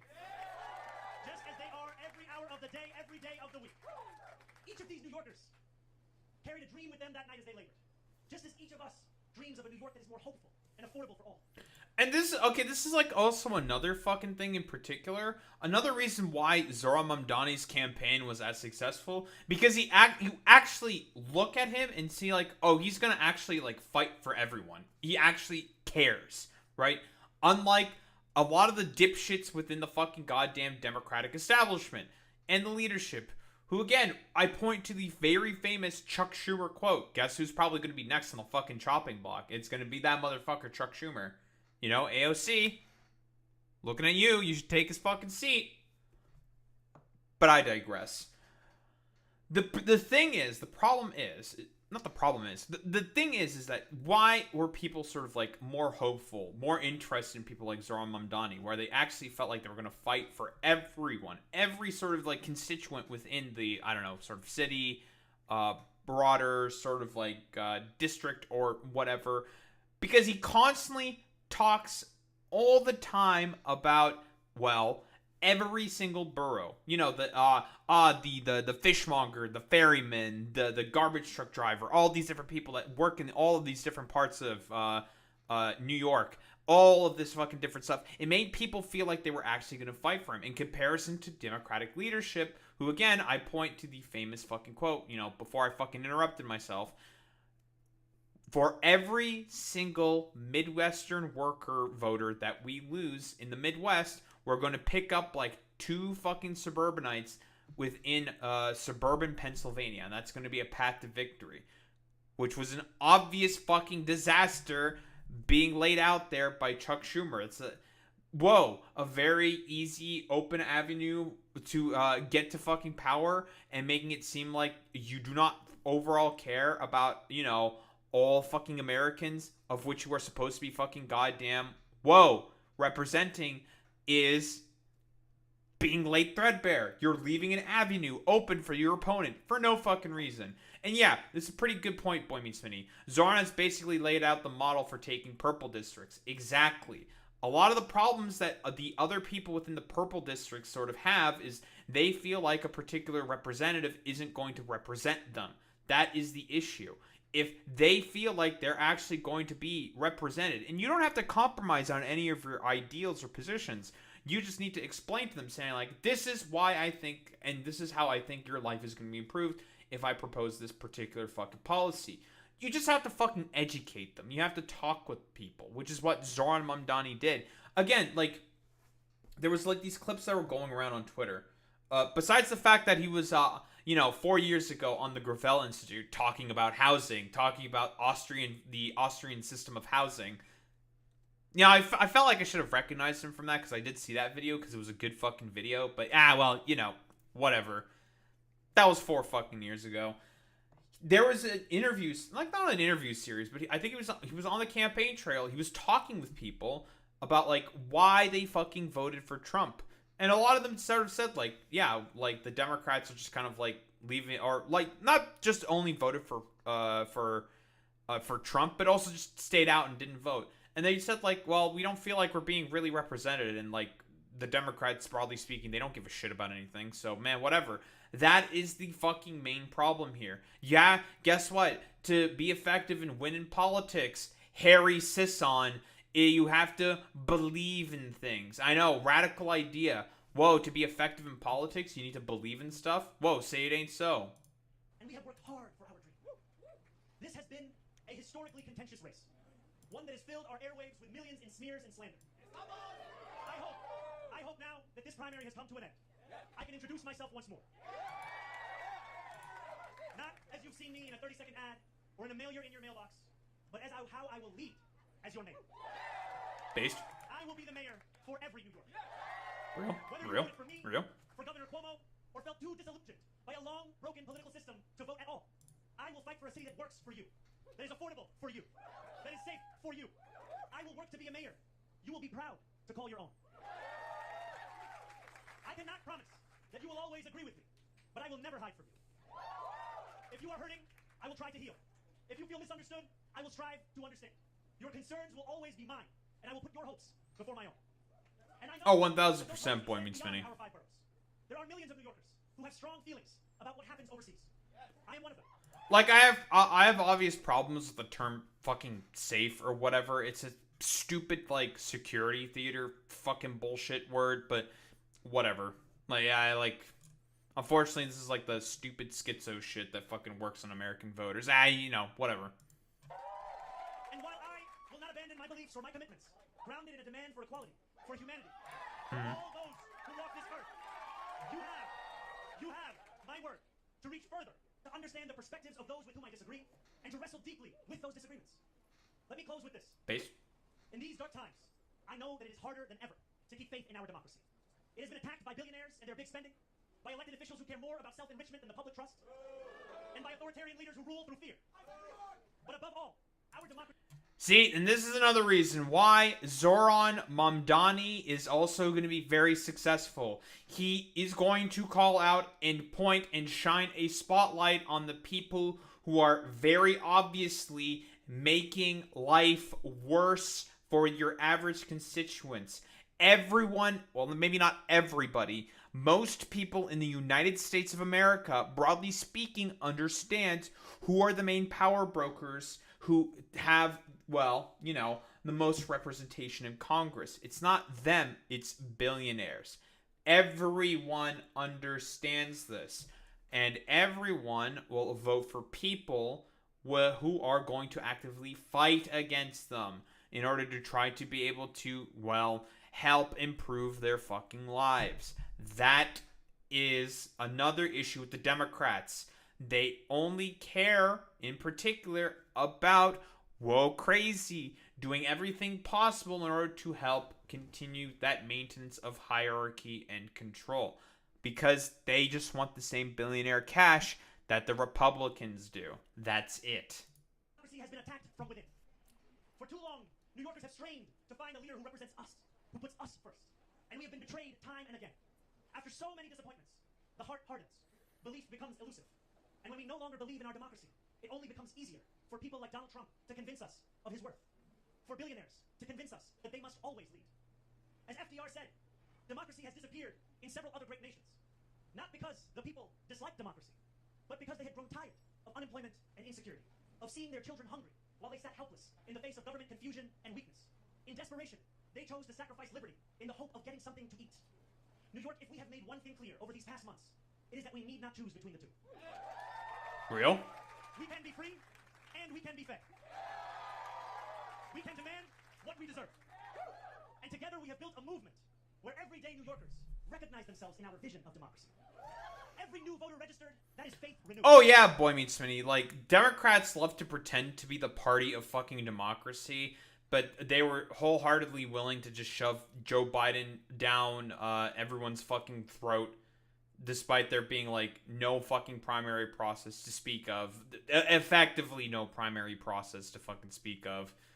And also the fact that they also tried to put... Well, I don't want to, like... Joe Biden in his fucking egotistical sort of maniacal ways trying to also shove down fucking Kamala Harris. And I don't really blame Kamala Harris. Again, I've had this take before. I don't really blame Kamala Harris for the position that she was put in. She was put in there by an uncaring sort of piece of shit who was not very interested in success or in her success, and just put her in there because he just got mad about the fact that he was being rejected by not only the party establishment, but by also the fucking voters. Joe Biden will go down in history as probably one of the worst fucking presidents in history because of what he helped catalyze, because of his own fucking egotistical, racist bullshit. Yeah, he was just being a boomer about it, quite literally. Every voter who traveled through withering heat to the polls, that is faith renewed. And every New Yorker who sees solutions to the daily challenges they face in this campaign, that is faith renewed. Together, New York, we have renewed our democracy. We have given our city permission to believe again. And Real? I promise to you that we will remake this great city, not in my image, but in the image of every New Yorker who has only known struggle. In our New York, the power belongs to the people. And as I thank the people that are here with me today, and as I thank the incredible leaders who have long fought for those people, who are here across this crowd and across these 5 boroughs and standing next to me in the Attorney General of this state, in the Public Advocate of this city, in our Congresswoman, Nydia Velasquez, in our Controller, Brad Lander, and in every single person who believed in this campaign long before it was easy to do so. And you believed when it was difficult. We dreamt in the night, and we are now building in the dawn. That new day, the one that we have yearned for, the one that we have struggled for, the one that we have knocked for, have texted for, have called for, the one that we have obsessed over, that new day is finally here, my friends. Base? And it is here because you have delivered it. Thank you. He's so real for that. Hey, they're pronouncing it right. They're saying it correctly. Whoa. Hey, Cuomo, you can learn, you can write some notes. That's how you say, Mamdani. Not Mandani. I don't even know what the fuck Cuomo says. I must thank those who brought me into this world. I must thank my mother and my father, Mila and Mahmoud, and I must thank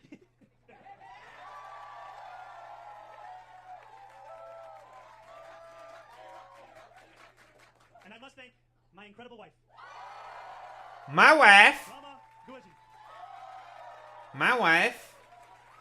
I can't believe that Zohran is a wife guy. My wife. He's pulling out the non-compete card. Thank you so much.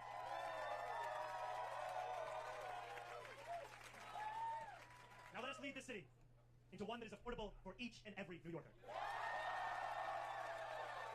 He's so real for that. Yep, great speech as always. An actual, hey Democrats, get the fucking keys out. I got my fucking keys out. This is how you do actual fucking political messaging. None of this like stupid complaining on like fucking podcasts all the time about like how can we be like more technical, technocratic and technical with our arguments in order to be more hyper effective by like 2% in the fucking polls. No. That's a bunch of stupid fucking bullshit. This is how you have effective fucking political messaging. By putting out a message that is good to strive for and that is hopeful for the American people.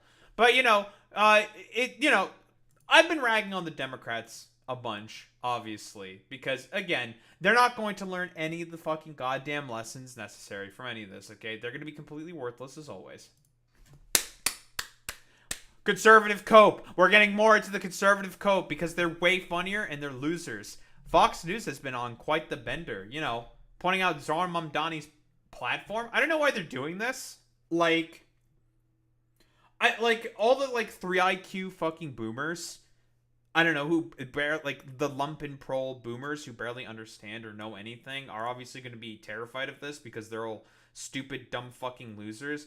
Well, we got what? Oh no, building affordable housing. It's the end of the world. Oh no, freezing the rent. Yeah, because I don't know, boomers are going to hate that for some reason because they're stupid. Not raising the minimum wage. No. Protecting fucking LGBTQ people. Ending ICE cooperation, which nobody in the fucking city likes at all whatsoever. But again, the point of the arguments is not to be effective here. All of this is obviously fucking dumb and stupid, but it's about fear-mongering because, again, like, Fox News, they're based in New York, so they're going to be very, very scared of Zohran Mamdani's, good things because they're a bunch of rich assholes who are paid by billionaires to spread their fucking propaganda. Again, same thing. No-cost childcare, baby baskets to newborns. Oh, won't anyone think of the humanity? All these motherfuckers love to complain about how young people are not fucking having children.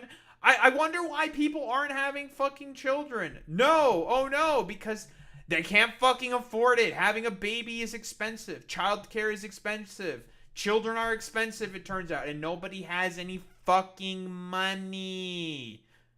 Crazy. But, this is gonna look real fucking bad, of course. We love Eric Adams being constantly trotted out by Fox News, all because of the manufacturing of consent he's trying to do to, be a Republican himself, so he can get that nice DOJ pardon for the fact that he is Turkey's strongest soldier. He is a very strong soldier for Turkey. Very, very cool. Also, it's on the fucking Clips channel? Is that where you're putting most of your fucking Zohran coverage? On other fucking channels? Really? Not even worthy of any main segments? Oh no, fucking Fox Business as well? That's so fucking funny that they're only putting this on the fucking Clips channel. They got fucking nothing, dude. They got fucking nothing on him, honestly. And that's like, we've seen the whole fucking propaganda all these like establishment fucking freaks have been fucking constantly putting out. This is the only segment that they have on the main fucking channel. Why don't we take a look at it? Fuck it. Like, this?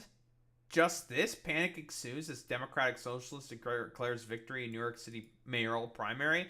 That's it? Really? Okay, bro. Like, that's how you know. They had nothing on him. Nothing. This man was fucking bulletproof. Because he actually had a message that was worthwhile and worth fighting for and standing for. And it was pretty much fucking bulletproof. Without, Fox News looking like complete schizo freaks. I mean, they're going to do that anyways, but, meh, whatever. Back with a Fox News alert. Socialist Zohran Mamdani declaring victory as the new Democrat nominee for New York City mayor after former New York Governor Andrew Cuomo concedes. Tonight was Assemblyman Mamdani's night, and he put together a great campaign, and he touched young people and inspired them. I called him, I congratulated him, I applaud him. He's a socialist! In a speech to supporters, Mamdani laying out his vision for the city. We have won because New Yorkers have stood up for a city they can afford. A city where they can do more than just struggle. And it's where the mayor will use their power to reject Donald Trump's fascism, to stop mass ICE agents from deporting our Oh no, not Donald Trump's fascism. I'm so scared. neighbors, and to govern our city as a model for the Democratic Party. The primary now heads to a ranked choice count beginning next Tuesday after no Democrat got the majority of the vote. Carly. All right, Todd, thank you so much. Let's bring in New York City business owner Richie Romero to react to this. What was your initial reaction when you heard about this victory? Oh boy, a fucking business owner. Yeah, dude. Very valuable perspective to be having. Dude's fucking wearing an I Heart fucking New York City t-shirt. Bro, please fucking tell me that you are not from the fucking city of New York without telling me even harder that you are not from the fucking city of New York. This bro is not from the fucking city. He could give less of a fuck about New York City. Yeah, tourist-ass business owner living in New Jersey looking head-ass. Loser. He's a LARPer. Loser. LARPer. Honestly, I didn't sleep because I had to talk a lot of people off ledges last night that were calling me nonstop, moving out of New York, etc. Really? What were they saying to you? They're in fear of what's going to happen with the economy and everything. I look at it. We got to see what's going on with the general election, but it really comes down to it. We need a mayor that's going to reinvigorate the economy and just have common sense, and he just doesn't have common sense policies. So you don't see Mamdani as a Yeah, what is common sense?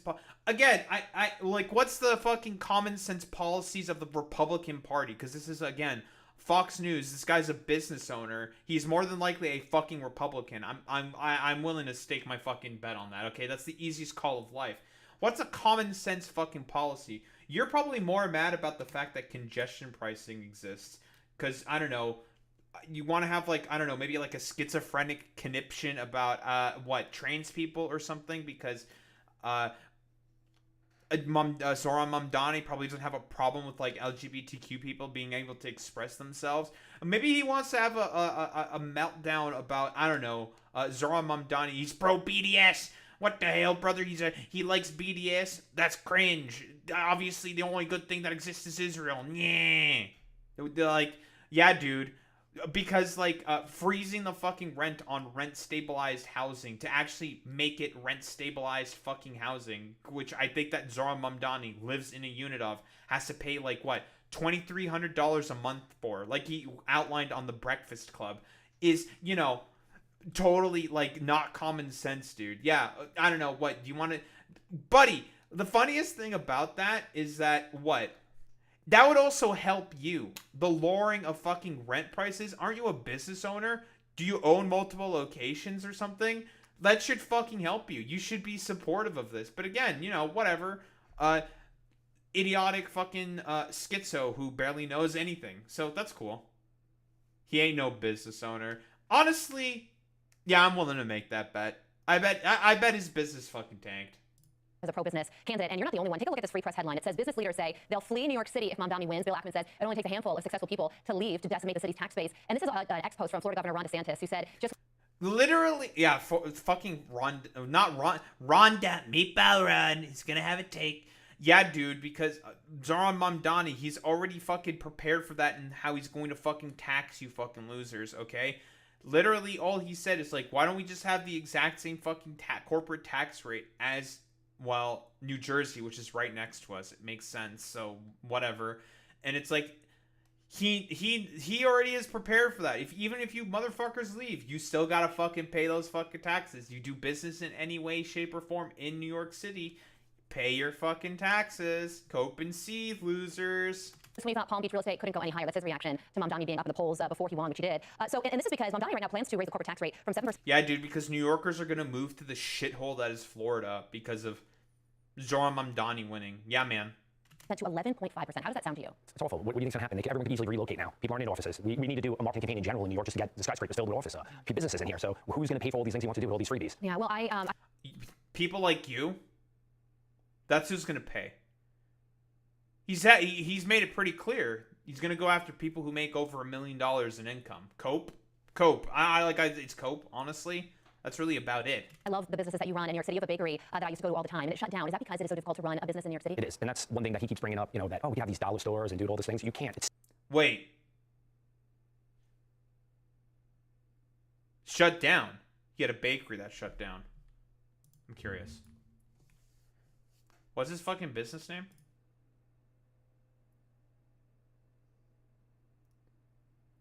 Zazzy's Pizza.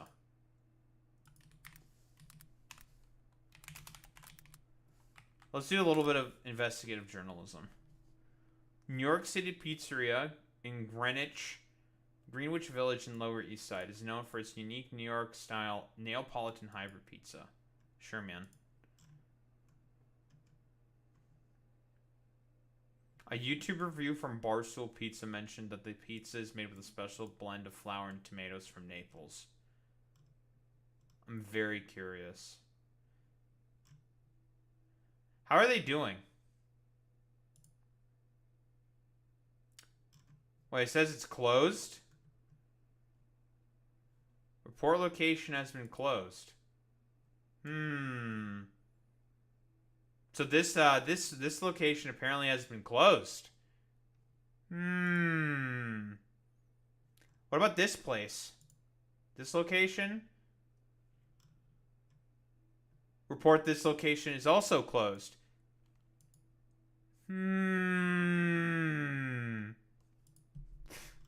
I think... Oh, what about this place? Unclaimed? We got an open location. Only 2 5-star ratings. Yeah, dude. Good job. I don't know. I'm sensing a lot of skill issue.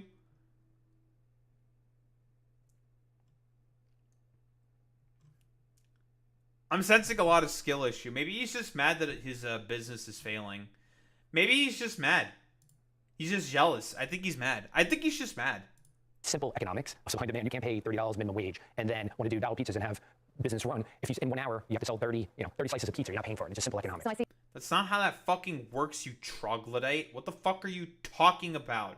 What you sell slices of pizza for a fucking $1? No wonder you fucking went out of business. You barely understand how business fucking works. You barely understand how economics works, you fucking troglodyte. Also, guess what? It's New York fucking City. If you give people more money to be able to spend, they are more likely to spend it on small fucking businesses, you fucking idiot.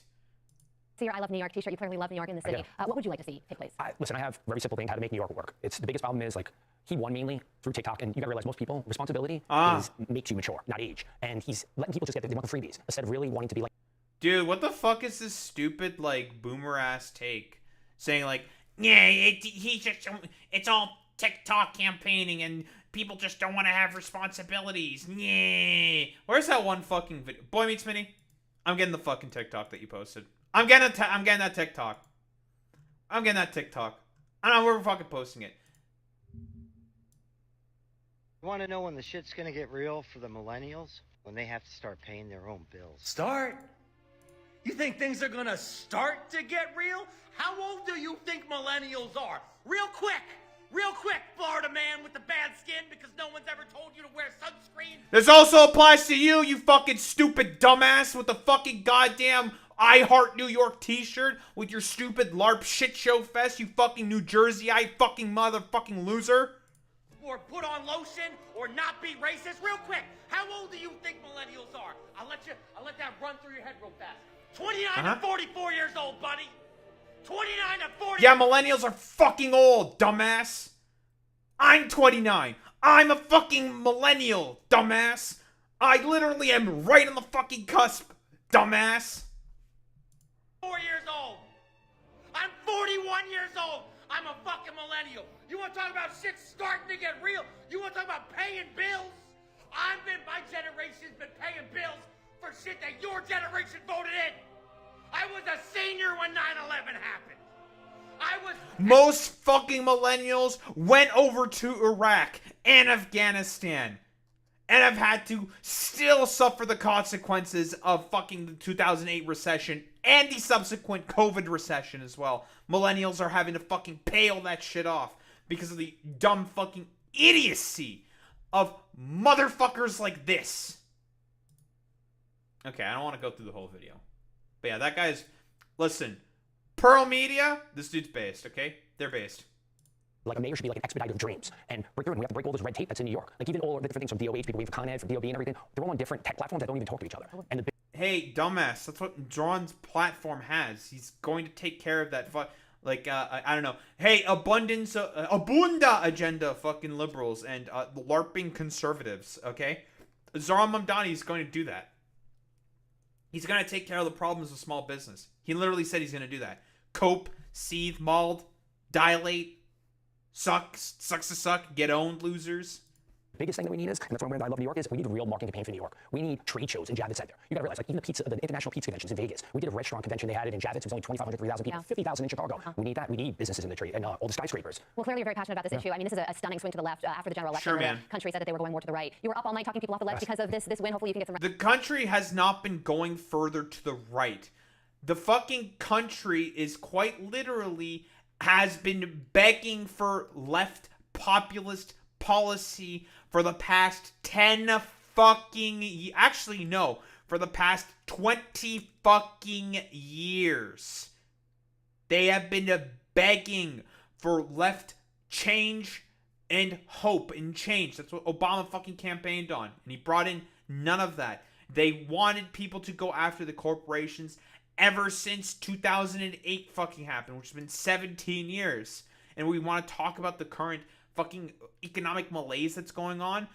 That is the fucking main thing that people are talking about. Not about Zohran Mamdani saying like, yeah, I'm actually going to facilitate the, the regulations needed in order to go after the people that have been fucking us over. You just don't want this small business, apparently owner or whatever, This dumbass motherfucker here who has been, I don't know, getting his fucking ass beat because multiple of his fucking locations have closed at this point. Whoa, crazy. Who would have thought that bro is just jelly, that he's, that his businesses are fucking failing, probably because of, whoa, ineffective corporate fucking policy and them being a burden on small business as a fucking result. That this fucking dude is not willing to accept the help of the guy because he's just a stupid, lumpen, petite bourgeois, fucking dumbass motherfucker. Because there still is a general election in November. Richie Romero, thank you so much for joining us. I'm Steve Ducey. I'm Brian Kilmeade. And I mean, your heart. No one cares about any of you. You are all stupid, and that guy is also an idiot. But besides that, we got the big man himself. We got Don. Hello, it's me. And here I am. It's finally happened. Democrats have crossed the line. Zohran Mamdani, a 100% communist lunatic. Okay, again, like, these motherfuckers talking about whoever the fuck is a communist or not is completely and utterly meaningless from motherfuckers like this, who will literally call anybody who is slightly to the left of Mussolini is, whoa, crazy, like, going to be called a fucking communist. Meaningless. Has just won the Dem primary and is on his way to becoming mayor. We had radical lefties before, but this is getting a little ridiculous. He looks terrible. His voice is grating. He's not very smart. He's got AOC +3, dummies all, backing him, and even our great Palestinian senator. I find it really funny that he keeps calling Chuck Schumer Palestinian. Like, to be honest, because even though, despite the fact that all that Chuck Schumer's been soying out and crying about has been, well, Israel not bombing enough fucking Palestinians. And also, yeah, he looks terrible, buddy. Do we need to take a look at the Nussie? Bro, we take a look at the fucking Nussie, dude. Actually, we're probably not gonna fucking do that. Bro, you have a fucking Nussie, bro. You got a neck pussy, bro.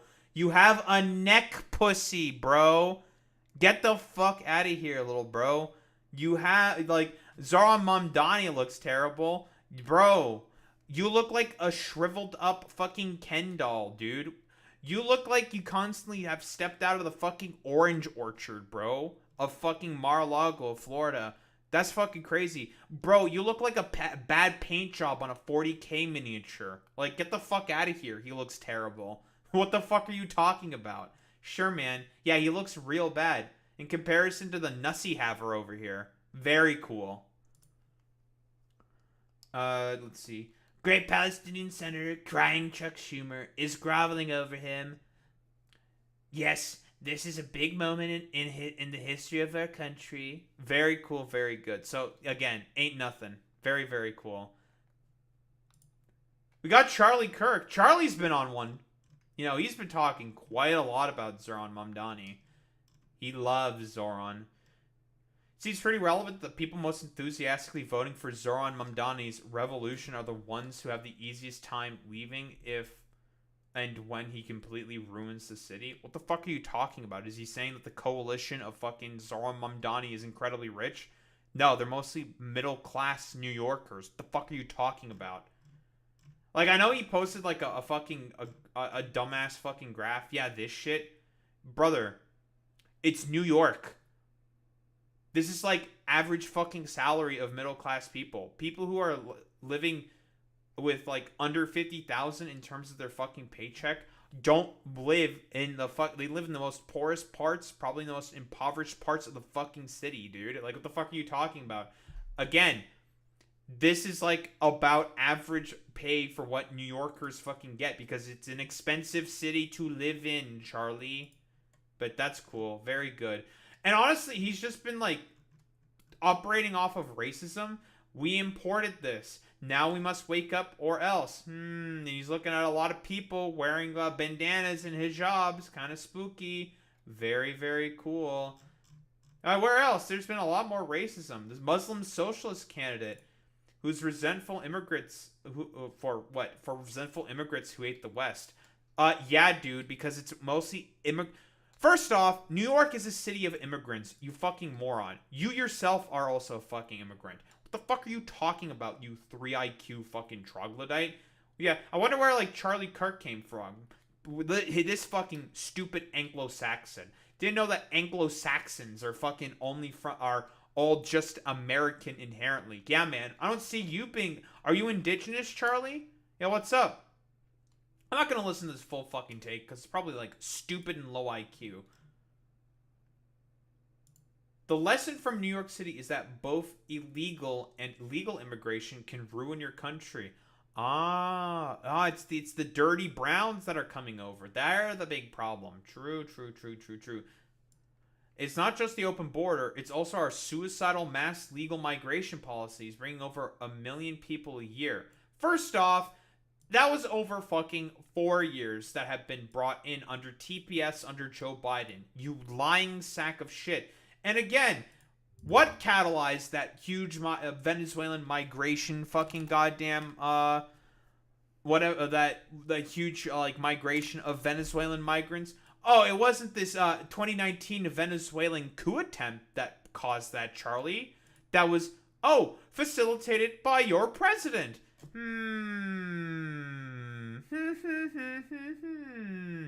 Very, very cool. Also, what's up, Eptius? And yeah, the 21 million fucking people who came in have been coming in since the fucking 90s, you dumbass. But sure, whatever. Very cool. Yeah, green cards, chain migration, refugee resettlement, anchor babies, and asylum scams. Any evidence for these? No, not at all. Getting a green card is a legal process, you fucking moron. Same with refugee resettlement, you fucking moron. These are all legal processes. Anchor fucking babies? Like, I'm sorry that DACA recipients, because that's what an anchor fucking baby is. Quite literally, it's a second generation immigrant who was born in that fucking goddamn country. You want to also deport them? Those people are American citizens. Birthright citizenship, motherfucker. You can cope and seethe about it. That dumbass fucking challenge to the Supreme Court ain't going fucking in nowhere with that one. And what the fuck is chain migration? You are the main people responsible for chain fucking migration because of this coup attempt and subsequent sanctioning of Venezuela, which caused the fucking economy to go into a hyperinflationary state, you moron. But I don't know, cope. This all needs to be ended. Sure, man. Yeah, whatever, Anglo-Saxon LARPer. I guess your dumbass shouldn't have come over to the US anyways. Whatever. What is the rubbing it in our faces? Consider the Antifada globalized. That's true. And now he's complaining about what? Differing brown people who have gained power? Very cool. Soon New York City. Yeah, Yodi Gondek is a Sikh, not a Muslim. Whereas with London, Rotterdam, and New York City, they are leftists and they are Muslim. I don't even know if the fucking mayor of London or Rotterdam are fucking goddamn leftists. It doesn't matter. The point for Charlie Kirk is the racism, because he's a fucking 3 IQ fucking troglodyte. And whoa, his 3 IQ troglodyte fans, who are all fucking dumbass racists, Stupid fucking communists! True, I agree. Sadiq Khan is center left. Thank you, Boy Meets Mini. Yeah, net zero immigration moratorium to America. Yeah, man, as if that's not already happening illegally, but whatever. 24 years ago, a group of Muslims killed 2,753 people on 9/11. Thank you, very cool. Thank you, Jeremiah Wright. Yeah, 24 years ago, a group of Muslims killed 2,753 people on 9/11. Now, a Muslim socialist is on pace to run New York City. Hey, Charlie, I know that you're, like, again, extremely fucking stupid. That you're very, very dumb. But here's the fucking goddamn problem. New Yorkers didn't hate fucking Muslims because of that shit. They hate fucking, like, dumbass fucking extremists, okay? Broadly speaking, everyone is educated enough to understand that it's not because of Muslims or whatever. People understand that the Iraq War was a fucking lie, you idiot. But sure, man, it's because of Muslim man. Also, who were 15 of the 19 hijackers on those planes? Oh, they were Salafist extremists from fucking Saudi Arabia. But you don't have a problem with Saudi Arabia, Charlie Kirk? That's a little weird. Very cool. So Charlie Kirk's strategy has been to rely on racism because, he doesn't have an argument because he's a fucking moron. Well, you know, our boy Charlie Kirk retweeting stuff from the Nazi egg whose getting cucked by Elon Musk, whose non-white wife is getting cucked by Elon Musk, to be more specific. Hey, Stephen Miller, what happened to caring about white genocide? The commentary about New York Democrats nominating an anarchist socialist. Ah, yes, because Zohran Mamdani is an anarchist. Very true. For mayor omits one fact: how unchecked migration fundamentally remade the New York City electorate. Hey, dumbass, you fucking moron! New York City has been a city of immigrants since the fucking 1800s. You fucking moron. Yeah, like, if we compare this to shit in fucking goddamn Europe, this guy would have a schizophrenic conniption. He would lose it. He'd lose his mind completely. But again, he's just a fucking dumb fucking Nazi. Like, quite literally. This stupid egghead motherfucker. But whatever. Sure, man. It's all because, I don't know, he's the scary Muslim man socialist. He's so spooky and scary, guys. Ooh. Not the Muslim man. Very, very spooky. Yeah, man, totally. That's the main fucking problem that's going on. Totally. Would, like, Democrats change politics by changing voters. No evidence of that to say whatsoever. Even in 2020, which was the most secure election in the United States history, has said that there was no fucking goddamn illegal votes. And most of the people who did illegally vote were white people supporting Donald Trump. Crazy. Who were trying to vote twice for Donald Trump. You motherfuckers are more likely to cheat in the elections. Ah, very cool. Oh, that's how you turn a city that defined U.S. dominance into what it is now. What is it now? No, the problems with fucking goddamn, New York, crazy, is not because of undocumented migrants who can't even vote to begin with, who don't have the identification in order to be able to get voter IDs. They can't fucking do that. So that's pretty fucking cool. Crazy. Who can't vote in these fucking elections. Ridiculous. But whatever. Does this dumb fucking egg care about any of that? No. He just wants to get rid of brown people because he's a stupid fucking racist. That's really about it. So, you know, whatever. Schizo having a schizo conniption. Who would have thought?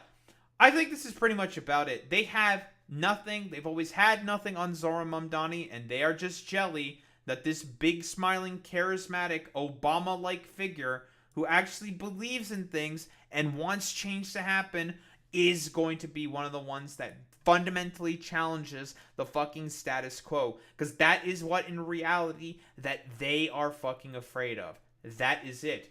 That is what these stupid conservative dumb fucks are mostly scared of. They do not want their power to be fundamentally challenged, and that is what Mamdani is seeking to bring forward. Don't think there's really much else to say besides that.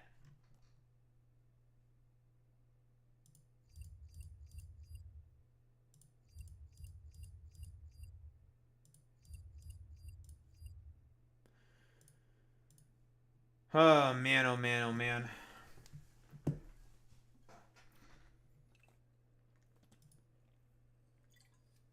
Oh, no, not the scary Muslim man. He's so scary. He's scary because he's brown.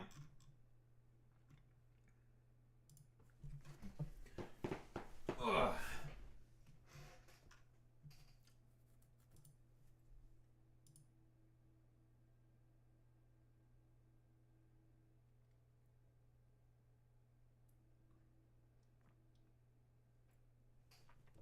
What the fuck is this dumbass saying? Of foreign intake. Shut up. So you are somehow upset with the fact that Iran's nuclear program is destroyed and no American soldiers died and the ceasefire is holding? Dude, there's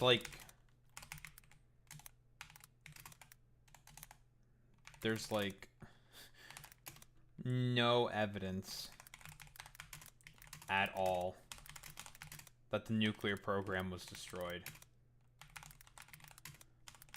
The U.S. warned Iran ahead of the time.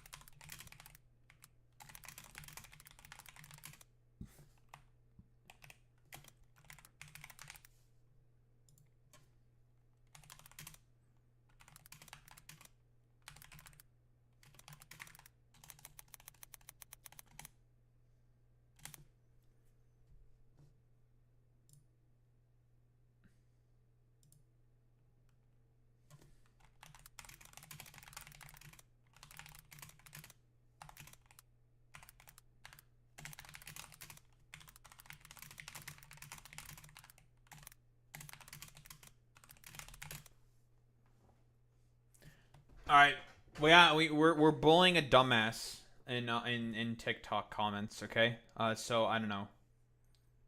Have fun with that. Bully. Call him an idiot. Call him an idiot, because they're stupid. Do I have a command for !TikTok? Do I? I have it in my little bar thingy.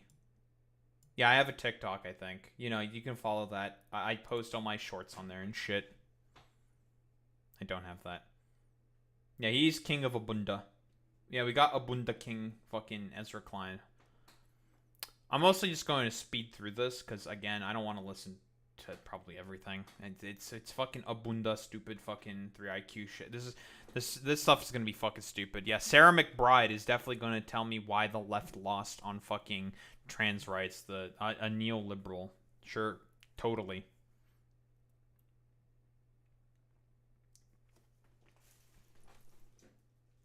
Yeah, this fucking pendejo.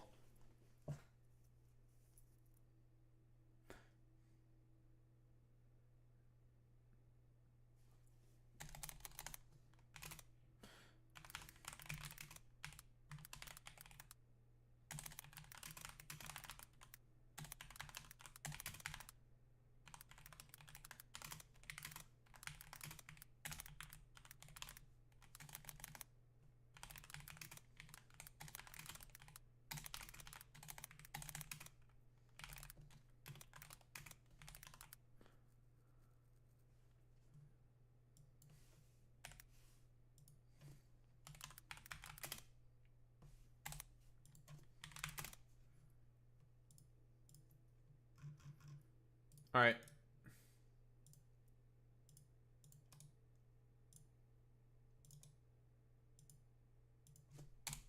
Go forth. Make fun of morons. Also follow my TikTok.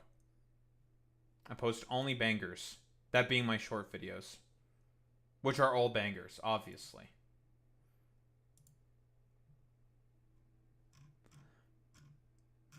Fuck it, I'll make a TikTok command. I'll throw that together real quick.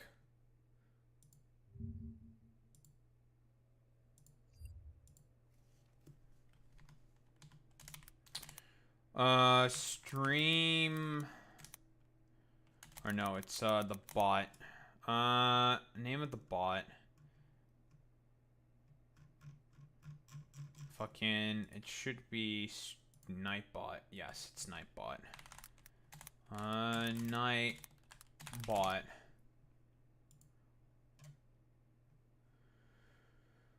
Dashboard. That's me. Lovely. Commands. For fuck's sake, it's doing the YouTube account, which means I have to log out and go in with the Twitch account. Perfect. New command, !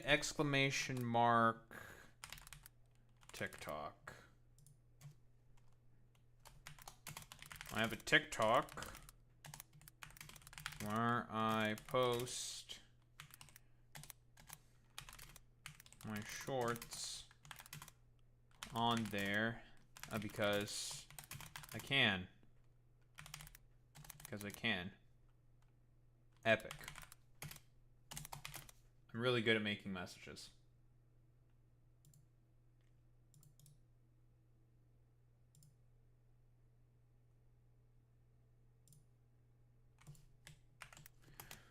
Be sure to give it a follow.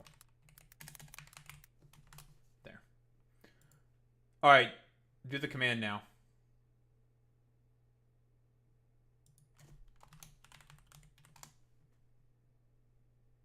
Hehe.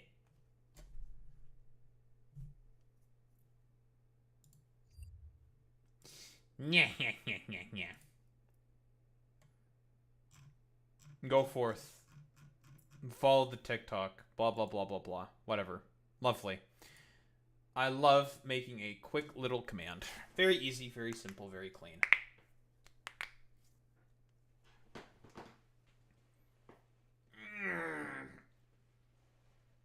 Alright.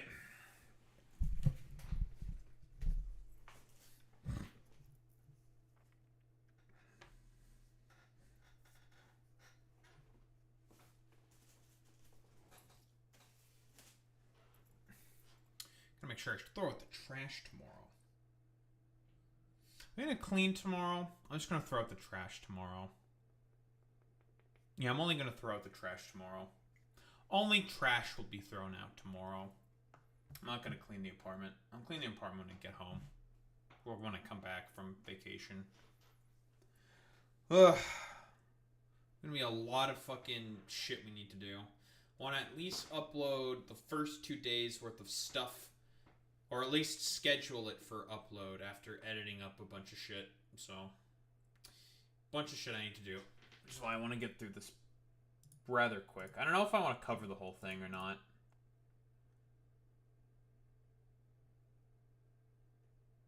Yeah, fuck it. We're just gonna blaze through it.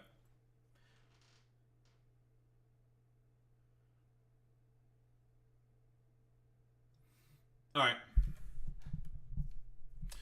Alright, what do we got here? Our favorite neoliberal baby man here, Ezra Klein, talking to Sarah McBride on why the left lost on trans rights. Huh? What do you mean? What do you mean by the left lost on trans rights? I'm already inherently inclined to think, because I've heard some things about this, I don't know, podcast, this interview, and I'm probably going to be very upset. Yeah, Sarah McBride, who's, I don't know, feckless and weak. Let's just say, yeah, feckless and weak in terms of putting up much of a resistance to Republicans whatsoever. I believe she's also, the first elected trans representative in Congress, if I recall correctly. Yeah, I'm definitely going to get a great lesson here in terms of, how effective feckless neoliberalism is in terms of fighting for the current, I don't know, main civil rights issue of the time. So, again, we all know why fucking Republicans go after trans rights as hard as they do. It's, well, the current sort of, vestige in terms of civil rights that is being fought for, broadly speaking, because trans people are starting to see a lot more sort of, broad, open representation in fucking media, and Republicans hate that because conservatives, hate you. They hate humanity, quite literally speaking. And also, they want to distract from the fact that their policies suck, and nobody likes anything that the Republicans do. So, let's see how the cowards think that they can do better at fighting for trans rights. Let's see. Perfectly clear about what he intended. So Donald Trump, in his inauguration speech, was perfectly clear about what he intended to do. As of today, it will henceforth be the official policy of the United States government that there are only two genders, male and female. Starting the day of that speech, Trump launched an all-out effort to roll back trans rights, using every power the federal government had, and some that it may not have. President Trump has signed an executive order which declares the U.S. government will no longer recognize the concept of gender identity. President Trump directing the Secretary of Education to create a plan. Okay, do we need to also talk about why that's fucking stupid, by the way, the concept of gender identity? I guess he did it! He abolished gender! Excellent work, Mr. President! That means also, male and female gender presentations also doesn't fucking count anymore, you fucking moron. Whatever. plan to cut funding for schools that teach what he calls gender ideology. This afternoon, President Trump makes a move to ban transgender athletes from competing in women's sports. Ban on gender-affirming care for transgender kids. A ban on gender-affirming care for transgender inmates in federal prisons. Ban on transgender troops serving in the military. These executive orders, many of them have not actually gone into effect yet. But when I look across the country, we're already hearing the stories of impact. It's the complete dehumanization of transgender people. It's about privacy and dignity for me to be able to change my passport to male. It's going to come along with having to out myself. Oh, hey, it's Hunter Schafer. Hey, Trump, I thought you liked attractive women. Well, what happened? You know, what, you have a problem with Hunter Schafer or Samantha Lux? Well, what happened? Because that clearly looks like a man. Do you think this looks like a man to you, Trump? To like Border Patrol agents. We are begging to be allowed to continue our service, and you're just going to wash us away. A lot of the things Trump is doing this term have put him on the wrong side of public opinion. But not this. In a recent poll where Trump's approval rating was around 40%, 52% of Americans approved of how he's handling trans issues. And if you look more deeply in polling on trans rights, the public has swung right on virtually every policy you can poll. Banning trans medical care for minors, that's a majority issue now. A few years ago, it wasn't. Trump didn't just win the election. He and the movement and ideology behind him have been winning the argument.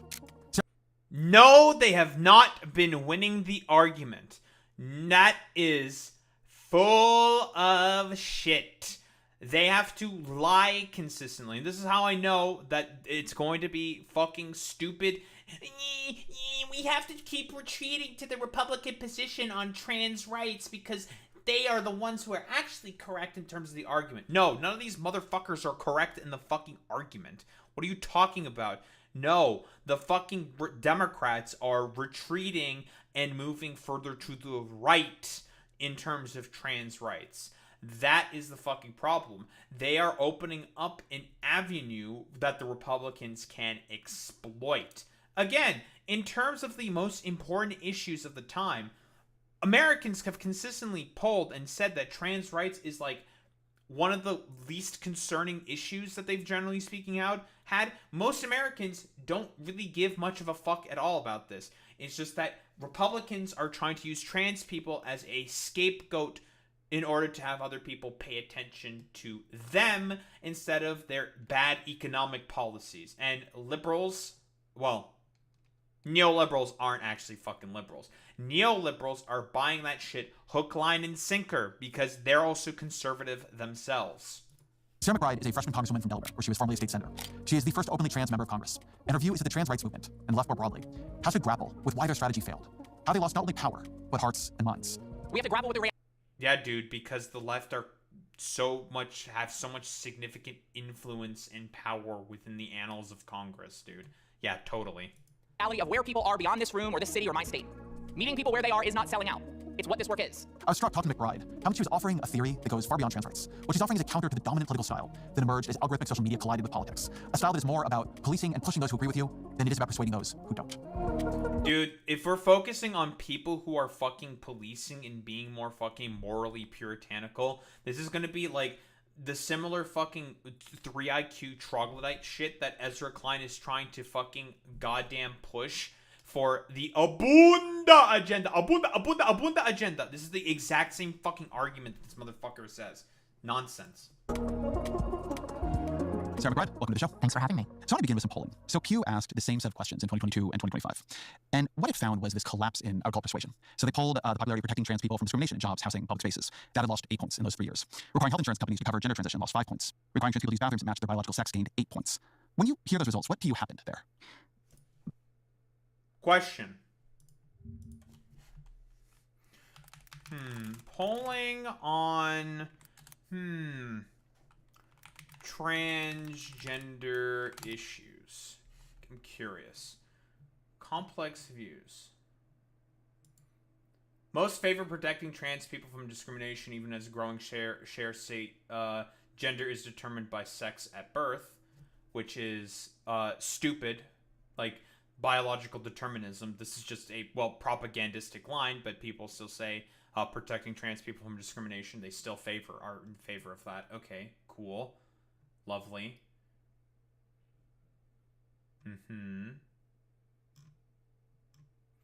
Young adults, Democrats more likely say hasn't gone far enough accepting people, so obviously Democrats and younger people are not cringe on this issue. Views of policies. Okay, so broadly speaking, in the general polling, most favor protecting trans people from discrimination. Okay, sure. Yeah, transgender issues are a strength on Trump. New poll finds. Again, the problem is that like they're just like it's a bunch of people fucking retreating from this issue. But what? Polls on how about transgender care? I'm curious.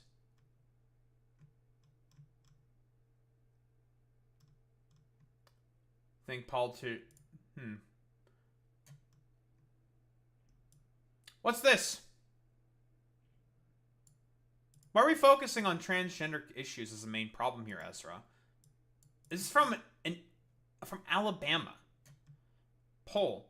Nearly half of Americans think politicians should not focus on all this. I mean, this is independent. This is an independent sort of thing. So I'm just like, I made the assumption based off seeing the Alabama Reflector, but yeah, nearly half of Americans think politicians should not focus on transgender issues.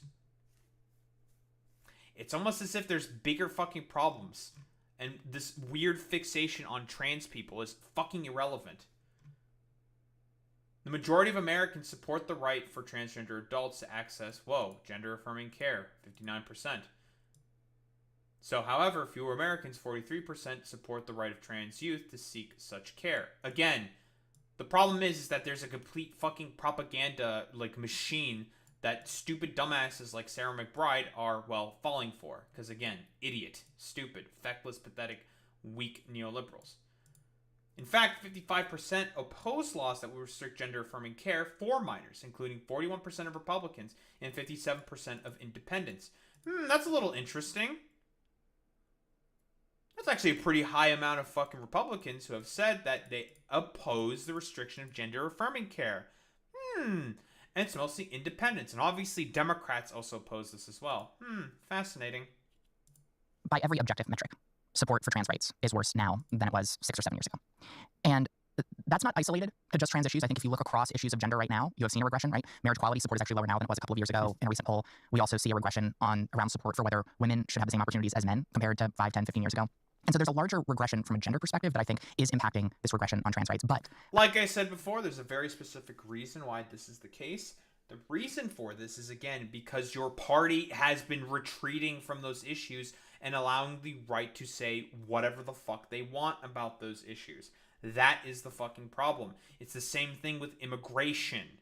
Quite literally, the Democrats decided to retreat and implement a lot of the Republicans' policies in terms of immigration. And guess what? Crazy. Polling on fucking immigration has gotten worse in terms of immigration rights. Crazy.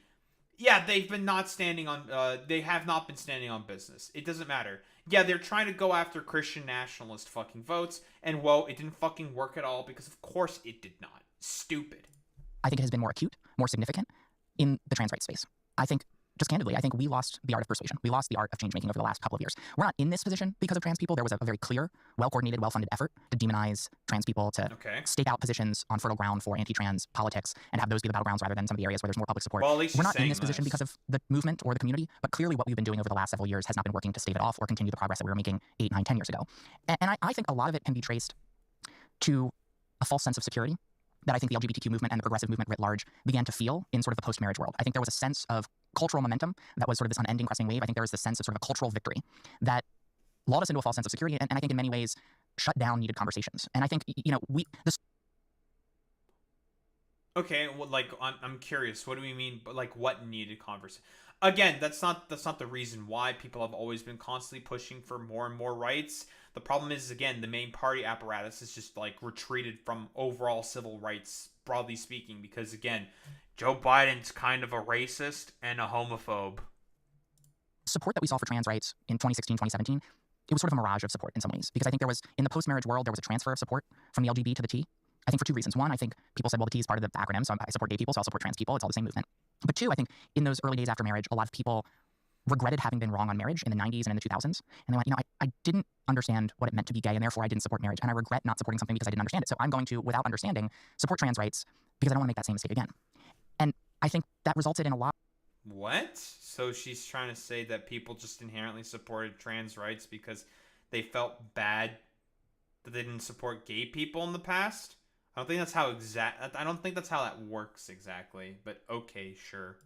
A lot of us, a lot of our movement stopping the conversation and ceasing doing the hard work of opening hearts and changing minds and telling stories that over 20 years had shifted and deepened understanding on gay identities that allowed for marriage equality to be built on solid ground. And I think that allowed for the misinformation, the disinformation, that well-coordinated, well-funded campaign to really take advantage of that lack of understanding. And the support on trans rights was sort of a house built on sand. I want to connect two things you said there, because I hadn't thought about this exactly before. So you made this point that there's been a generalized gender regression, which is true. And you also made this point that people had this metaphor in their minds that I was wrong about gay marriage. I didn't understand that experience. So maybe I'm wrong here too. But that one thing maybe that's different here is there's a set of narrow policies here, like non-discrimination, and then a broader cultural effort, right? Everybody should put their pronouns in their bio or say them before they begin speaking at a meeting. It was more about destabilizing the gender binary. And there people had a much stronger view. Like, I do know what it means. I've been a man all my life. I've been a woman all my life. How dare you tell me how I have to talk about myself or refer to myself? And that made the metaphor break.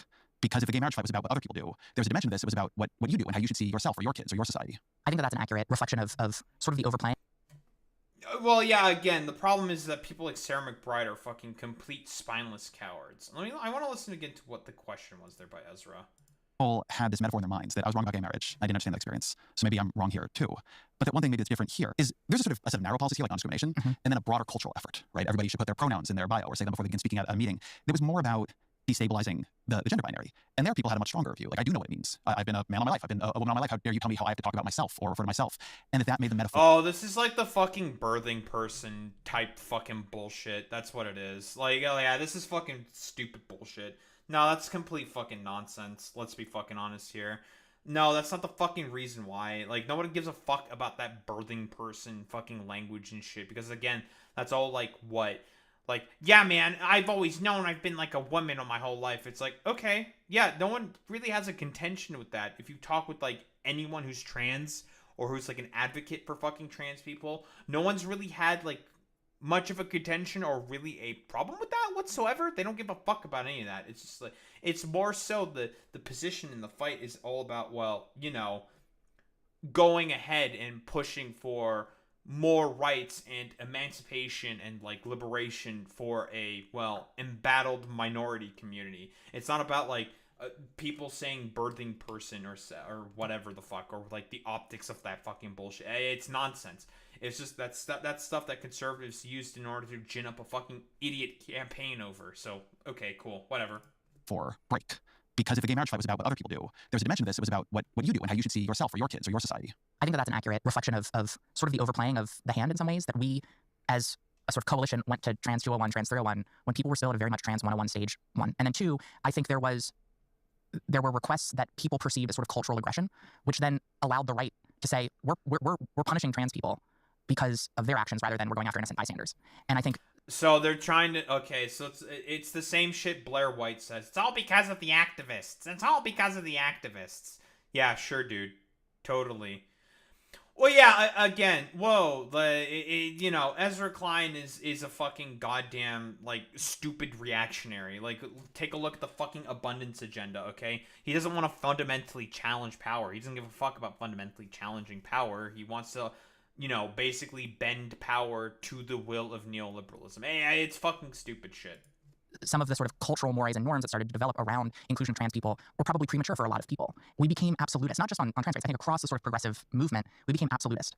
And we forgot that in a democracy... Absolutist in what way exactly? Like, who was a fucking Again, I always ask people for the evidence that there are, like, absolutists. There's always someone who are people within a broader movement who are going to be, like, ideological fucking, like, Puritan, right? There's always going to be, like, one or two people in a movement. That's always gonna fucking happen. Like, duh. But who's we? Like, wait, like, what? Who's the we in this particular instance? How many people? Do you have any polling on that? Who are, like, transgender absolutists or some shit? It's nonsense. We have to, one, grapple with where the public authentically is and actually engage with it. And I think, you know, we and part of this is fostered by social media. We sort of decided that we now have to say and fight for and push for every single perfect policy and cultural norm right now, regardless of whether the public is ready. And I think it misunderstands the role that politicians and, frankly, social movements have in maintaining proximity to public opinion, of walking people to a place. We should be ahead of public opinion, but we have to be within arm's reach. If we get too far out ahead, we lose our grip on public opinion and we can no longer bring it with us. And I think a lot of the conversations around sports... those darned transgender activists going too far yet again. Again, this is some fucking pick-me Blair White shit. Purely pick-me Blair White shit. And also some of the sort of cultural changes that we saw in expected workplace behavior, etc., was the byproduct of maybe just getting too far out ahead and not actually engaging in the art of social change making. The position for more maximalist fans is one that you need to be in a hurry. Trans people are dying now, suffering now, and there isn't time for decades of political organizing here. And also that maybe it works, right? Or maybe there's a reason to believe it works. So even in more of those spaces... Wait, what do you mean by there isn't time of political fucking... Bro, who are the... Okay. Ezra, I know you probably don't know this. You want to know who two of the main fucking activists who pushed for gay rights during the Stonewall riots were? And Stonewall happened 40 years ago. Her name is Marsha P. Johnson. Right? I don't know how to fucking spell her name. Marsha P. Johnson. American gay liberation activist and self-identified drag queen, known as an outspoken advocate for gay rights. Oh, it was in 1969. Never mind. It was about 6 years ago. She was one of the prominent figures in the Stonewall Uprising of 1969. Johnson was a member of the Gay Liberation Front and co-founded the radical activist group Street Transvestite Action Revolutionaries, or STAR, alongside close friend Sylvia Rivera, who is also transgender. She's a Latina, so that's cool. Popular in New York's gay community. She was also active in the city's art stream, modeling for Andy Warhol, and appearing on stage with a drag performance troupe, Hot Peaches. Very, very cool. So, two of the most prominent fucking activists during Stonewall were transgender, pushing for gay rights. Yeah, it makes you think, doesn't it? How do you describe how this sort of more maximalist approach to culture evolved and why? Well, first off, I think you're right. It is understandable. I mean, this is a scary moment. I'm scared. As a trans person, I'm scared. And I recognize that when the house is on fire, when there are attacks that are dangerous, very dangerous, that it can feel like we need to scream and we need to sound the alarm and we need everyone to be doing exactly that. I get that instinct. I understand it. I understand that people would say, if you give a little bit here, they'll take a mile. We're not negotiating with the other side, though. In this moment, we have to negotiate with public opinion. And we shouldn't treat the public like they're Republican politicians. And when you recognize that distinction, I think it allows for a pragmatic approach that has the best, in my mind, the best possible chance of shifting public opinion as quickly as possible. It would be one thing. Yeah, dude, pragmatism is going to be the main thing here that's going to shift public opinion on trans issues. Sure, man, totally. Guys, if we do like some hyper-technical, technical policy here, no, dumbass. The problem is that people are, crazy. People are fucking poor and are more interested in focusing on economic issues instead of fucking social issues at the fucking moment. Like, quite literally. Yeah, like, fucking gay activist organizations have to organize to get public opinion to agree with them. That's how it fucking works. That's how it's always fucking worked. People didn't fucking agree with Marsha P. Johnson because she decided to sit with public opinion and random fucking people and just talk with them very kindly and very nicely. No, she fucking participated in revolutionary action and made fucking public opinion agree with their side. Stupid. She's not wrong that Republicans aren't the public opinion, but the public isn't so far gone. The far gone ones are Republicans who are in power. Exactly. The main factor here are the Republicans, and we're just going to inherently capitulate them. Like I've been saying earlier, and I feel like there's a point that I'm going to constantly fucking reiterate, the fucking Democrats started retreating on these civil rights issues and started to not really give a fuck about them because they felt like they won on them. So they stopped pushing further and further for more rights. That's the main issue. Now, I've touted about the fucking Respect for Fucking Marriage Act. Obviously, it's a fine fucking bill, right? It's a fine act that got signed into law, which codified Obergefell v. Hodges and Loving v. Virginia, right? Which is interracial marriage and gay marriage. Those have been federally codified. But again, the purpose of those bills being in existence is to mostly act as a stopgap for the fucking Republicans who are trying to, well, go after those particular things in particular.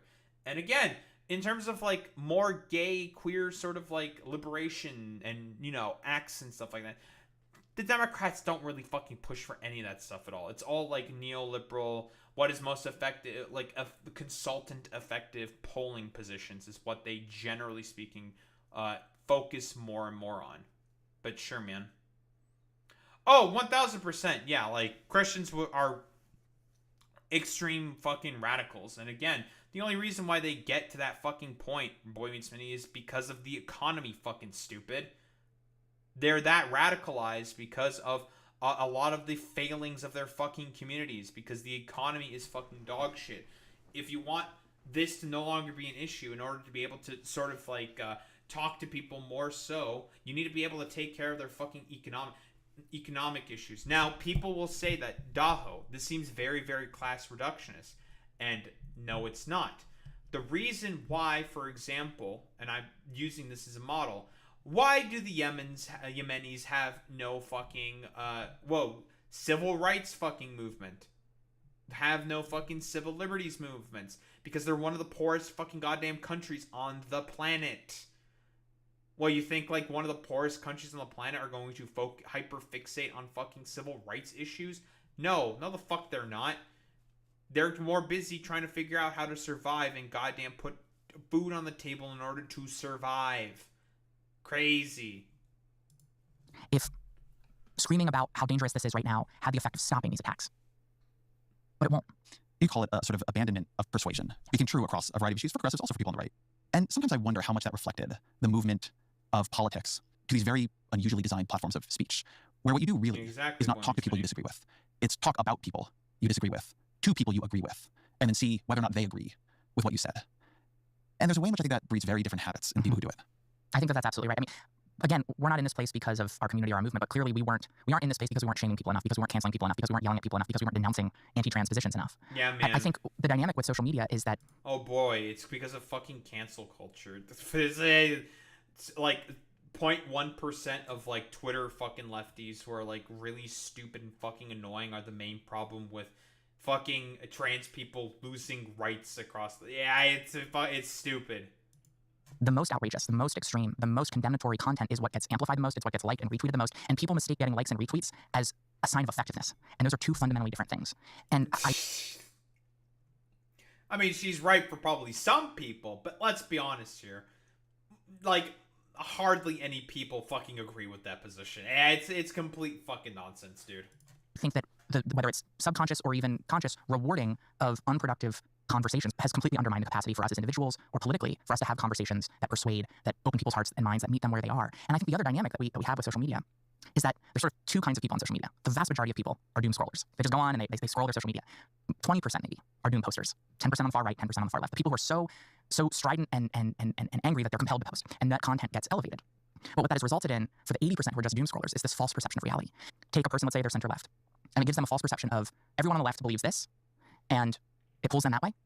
And then it gives them a false perception that everyone on the right believes the most extreme version of the right. And it creates this false binary extreme perception of availability bias, because all of the content we're seeing is reflected. Okay, nobody fucking thinks like this, right? Like, broadly speaking, like, the only people who generally probably think the only way that Sarah McBride is describing here are people who are terminally online, don't go outside, don't touch grass, and are too nervous to fucking order a pizza on the phone or some shit. Like, quite literally. And this also applies to, like, schizos on the far right as well, okay? Yeah, like, again, like you're saying, Boy Meets Mini, yeah, no one gives a fuck about conversation. They want change. People want change. It's not about conversations. There's been enough of those, okay? The problem is that there are people in power who want to make things materially fucking worse for everybody else. And that's what they're more focused on. So it's very easy to, again, distract and, guess what? Jingle some fucking goddamn keys in front of them in order to distract them from the fact that their material conditions are getting constantly worse. And so, guess what? Trans people are that current are the current keys that are fucking being jingled in front of, like, dumbass fucking lumpen proletariat Republicans. Of just the 20%. And it's warped our perception of reality. It's warped our perception of who people are and where the public is. One of the best things about being an elected official is that I have to break out of that social media echo chamber, that social media extreme world, and interact with everyday people. And you see, yeah, there are real disagreements, but that 80% of the doom scrollers or the people who aren't even on social media are actually in a place where we can have a conversation with them. when I ask this question, I don't just mean on trans issues, but you represent Delaware, which is a blue state, not Massachusetts blue. If you took your sense of what Democrats want or what the country wants from your experiences on social media versus your sense from traveling around your state, how would they differ? I think they would differ in 2 ways. One, they would differ in the issues that we would focus on, right? What you hear on social media is a preoccupation with sort of the most inflamed culture war issues that you almost never hear when you're out talking to voters in any part of the state. What you hear... Dude, who are the main people who constantly bring up the culture war issues? It's the fucking right, dude. It's not the left. What the fuck are you talking about? The right can't compete in terms of material fucking conditions because they want to deteriorate material conditions further and further and further. So guess who are the people who always fucking talk about culture war issues? It's the right. I don't know. I disagree with this, by the way, Boy Meets Mini. I don't consider people like this to be liberal. She is a neoliberal. Neoliberals are not liberals. Quite literally. Anyone who is a neoliberal is not a liberal. They are on the right. They are conservatives. The people who we currently call conservatives are further to the right. They are either like dumb fuck like libertarians, schizos, or Nazis. Here is a understandable catastrophizing around democracy, which you don't hear nearly as much when you're out talking to voters. What you hear when you're talking to voters is you hear about the cost of living. You hear about the bread and butter issues that are keeping people up at night, people who aren't on social media or aren't posting on social media. And so you hear a difference in priorities, but then you also hear a difference in approach. People are... Okay, so then why are you fucking blaming fucking lefties for this? Lefties talk about material problems all the fucking time. That's one of the main things they focus on. You motherfuckers are the ones who don't focus on anything. You people, the problem with the Democrats is that they don't believe in anything. That's the issue that people are having with the Democrats. Are hungry for an approach that doesn't treat our fellow citizens as enemies, but rather treats our fellow citizens as neighbors, even if we disagree with them. An approach that's just an approach that's filled with grace. And I think on social media, we have come to this conclusion, rightfully so, that people's grace has been abused in our society. That the grace of marginalized people, the patience of marginalized people has been abused. And that is true. But on social media, the course correction to that has been to eliminate all grace from our politics. It's how dare you have conversations with people who disagree with you? How dare you be willing to work with people who disagree with you? How dare you compromise? How dare you... Bro, these are quite literally like 0.1% of the most annoying dumb fucking morons on the planet. And I don't even know if like woke scolds even have that much cultural prominence anymore. I hardly see stupid, annoying, dumb fucking woke scolds. Again, these are fucking issues that you can't really fucking goddamn compromise on. Like, what is the compromise here? Like, think about it for like literally 3 fucking seconds. What compromise is to be had here? I've had conversations with dumb fucks about fucking trans rights before, right? And I'm just like, yeah, it's really like all the stuff that you're saying, broadly speaking, is really not that big of a fucking deal. Did I fucking cancel them because of it? No. I understand that the average voter is a dumb fuck who is hardly educated on these political fucking issues, and so I meet them where they're at. I'm not stupid. Broadly speaking, most people who are activists aren't fucking stupid. They all understand this. But we want to blame the fucking activists and like 3 IQ dumb fuck 16-year-olds who barely have like an understanding of what politics is. They're the main fucking problems for as to why the left is losing on trans rights, all because the Republicans want to elevate those people and make them the sort of like main arbiters of this civil rights fucking movement, like they have always done throughout history, promote the most fucking extreme fucking voices in order to discredit a fucking movement. Quite literally, there's historical fucking precedent.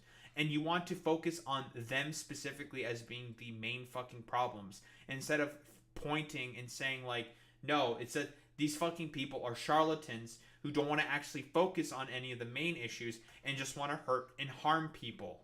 That is it. Seek to find common ground with Republicans. And I think when you go out into the real world, Democrats, Independents, and Republicans... Wait, why would you want to seek common ground with Republicans on this fucking issue? The common ground that Republicans have is that they just want to murder people. Like, that's all they want to do. They desire violence. That's it. There's no negotiating with those people. There's just, like, no point in negotiating with any people like that. They are violent. They just want to exterminate people. You cannot negotiate with that. It is stupid. There is a hunger for some level of grace, for us to just not be so angry at one another and miserable. They want to see and know that we actually do have more in common, and therefore it gives you hope that persuasion is not only necessary, but can actually still be effective. What does grace in politics mean to you, and when have you either seen it or experienced it? I think grace in politics means, one, creating room for disagreement, assuming good intentions, assuming that the people who are on the other side of an issue from you aren't automatically hateful, horrible people. I think it means creating some space. I have bad news for you. A lot of the people who live out in like rural fucking goddamn Alabama are just fucking hateful people. That's just how it is, okay? They are a bunch of lumpen fucking proletariat, undereducated fucking people who are just simply put hateful. And there's almost no way you can fucking negotiate with some people. At some point, you just have to acknowledge as an activist that some people are simply put way too fucking far gone. And this is such a small amount of the fucking population, broadly speaking, who aren't necessarily going to aren't going to go out into the city, become like roving, annoying bands of like vigilante, I don't know, marauders and trying to kill like whichever queer that they're going to get their hands on. It's silly. For disagreement within your own coalition, I think it's a kindness that just feels so missing from our body politic and our national dialogue. And look, I saw it in the Delaware State Senate on both sides of the aisle, whether it's in Republicans in Delaware joining on to be co-sponsors on an LGBTQ panic defense bill that I was the prime sponsor of, whether it was the discourse being much kinder and more civil on a whole host of even cultural war issues. Oh, I saw civility. That grace have... Dude, fucking Michelle Obama and the consequences are gonna fucking goddamn be the death of, I don't know, dumb fucking liberals and liberalism for, like, the rest of the fucking century. Oh, we have to keep taking the high road on all these like dumbass fucking motherfuckers who do not care about lying, cheating, and stealing in order to be able to gain power. It's stupid. The effect of lowering the temperature, removing some of the incentives to go after vulnerable people in this country and our state. I saw it with my colleagues on the Republican side of the aisle who didn't vote for bills that were deeply personal to me, and yet we still found ways to work together. We still found ways to develop friendships. And look, I know that places more of a burden on me than it does on them. Right? I know that when you're asking a marginalized person to extend grace in a conversation, you're asking much more of that marginalized person. But change making isn't always easy and it's not always fair. And why would we expect that the extra burdens and barriers of marginalization would cease at the point of overcoming marginalization, of creating the change necessary to eliminate prejudice and greed? Yeah, that's a fantastic fucking point. Yeah, the assumption that that everyone is a subjective, independent thinker is why we're in this shitstorm to begin with. And there it fucking is. Someone needs to learn about the death of subjectivity. Crazy. Fucking be due to economic material conditions that exist in the United States right now, people could give less of a flying fuck of being subjective thinkers. No one gives a shit about any of that because what are they primarily focused on? Putting food on the table and paying their fucking bills. No one gives a fuck about engaging in, like, I don't know, the basic tenets of fucking goddamn philosophy and becoming a subjective, independent fucking thinker because people are fucked economically. That's the main fucking issue that's going on here. But again, like, this motherfucker's never going to fucking acknowledge any of those problems because she doesn't actually, like, she's a part of a party that doesn't give a flying fuck about any of this shit. Opportunity in our society. You know, that's where the barriers are going to be greatest. That's where the burdens are going to be greatest. It reminds me of a line that I hear it less now. Yeah, exactly. But I used Trump to see it is a lot, anti-war, which war is is good now. It's not my job to educate you. Mm-hmm. And I always thought about that line because on one level I understood it. I mean, it's probably not your job to educate anyone. And then if you're in politics, if what you're trying to do is political change, I always found that line to be almost anti-political. Yeah. Right? That if what you want to do is change a law, change a society, change a heart, and you're the one who wants to do it, well then whose job is it? And who are you expecting to do it? It's an understanding. Okay, so the people who generally speaking say it is not my job to fucking educate you are typically dumb fuck, really annoying people online, okay? Are we still hyper fixating on like annoying dumb fucking like Marxist Leninists online? Because those are generally the people who fucking say that line. That's fucking stupid, okay? No one gives a shit about any of that. Activists don't think like that. Politicians don't fucking think like that. What the fuck are you talking about? Stupid. Frustration. But it's the only way forward. And look, I don't believe that every person from an underrepresented or an unrepresented community needs to always bear the brunt and burden of public education, right? Like, I don't believe that every LGBTQ person has to be out and sharing their story and doing all of that hard work. But for the folks who are willing to do it, we need to let them. And one of the problems we've had is that... Yeah, too bad people like you are incredibly fucking ineffective if you think that hyper fucking fixating on what the fucking activists as the main problem being to trans rights is fucking stupid, dude. We've gone from, it's not my job as an individual person who's just trying to make it through the day to educate everyone, to no one from that community should educate. And frankly, no, we should just stop having this conversation, because the fact that we are having this conversation at all is hurtful and oppressive. And maybe it is hurtful, but you can't foster social change if you don't have a conversation. You can't change people if you exclude them. And I will just say, you can't have absolutism on the left or the right without authoritarianism. Right? The fact that we have real disagreements, the fact that we have difficult conversations, the fact that we have painful conversations is not a bug of democracy. It's a feature of democracy. And yes, that is hard and difficult, but again, how can we expect that the process of overcoming marginalization is going to be fair? And I think the discourse So she's trying to say that what activists want to do is inherently fucking authoritarian. What the fuck are you talking about, dude? Okay, we want to talk about this is very rich coming from a fucking Democrat, okay, who literally tried to push Joe Biden through the fucking primary process. That's fucking inherently authoritarian. It's fucking stupid, dude. Like, this is complete fucking nonsense. Speaking out of both sides of her mouth. This is fucking insane, dude. This is fucking weak and fucking pathetic. Yeah, man, totally, dude. Yeah, again, it's the activists who are inherently being authoritarian by advocating for themselves. Yeah, man, totally. Despite the fact that, you know, a lot of the bullshit that's being peddled by, a bunch of disinformation artists to shift public opinion on fucking trans people, which you have acknowledged yourself is disinformation.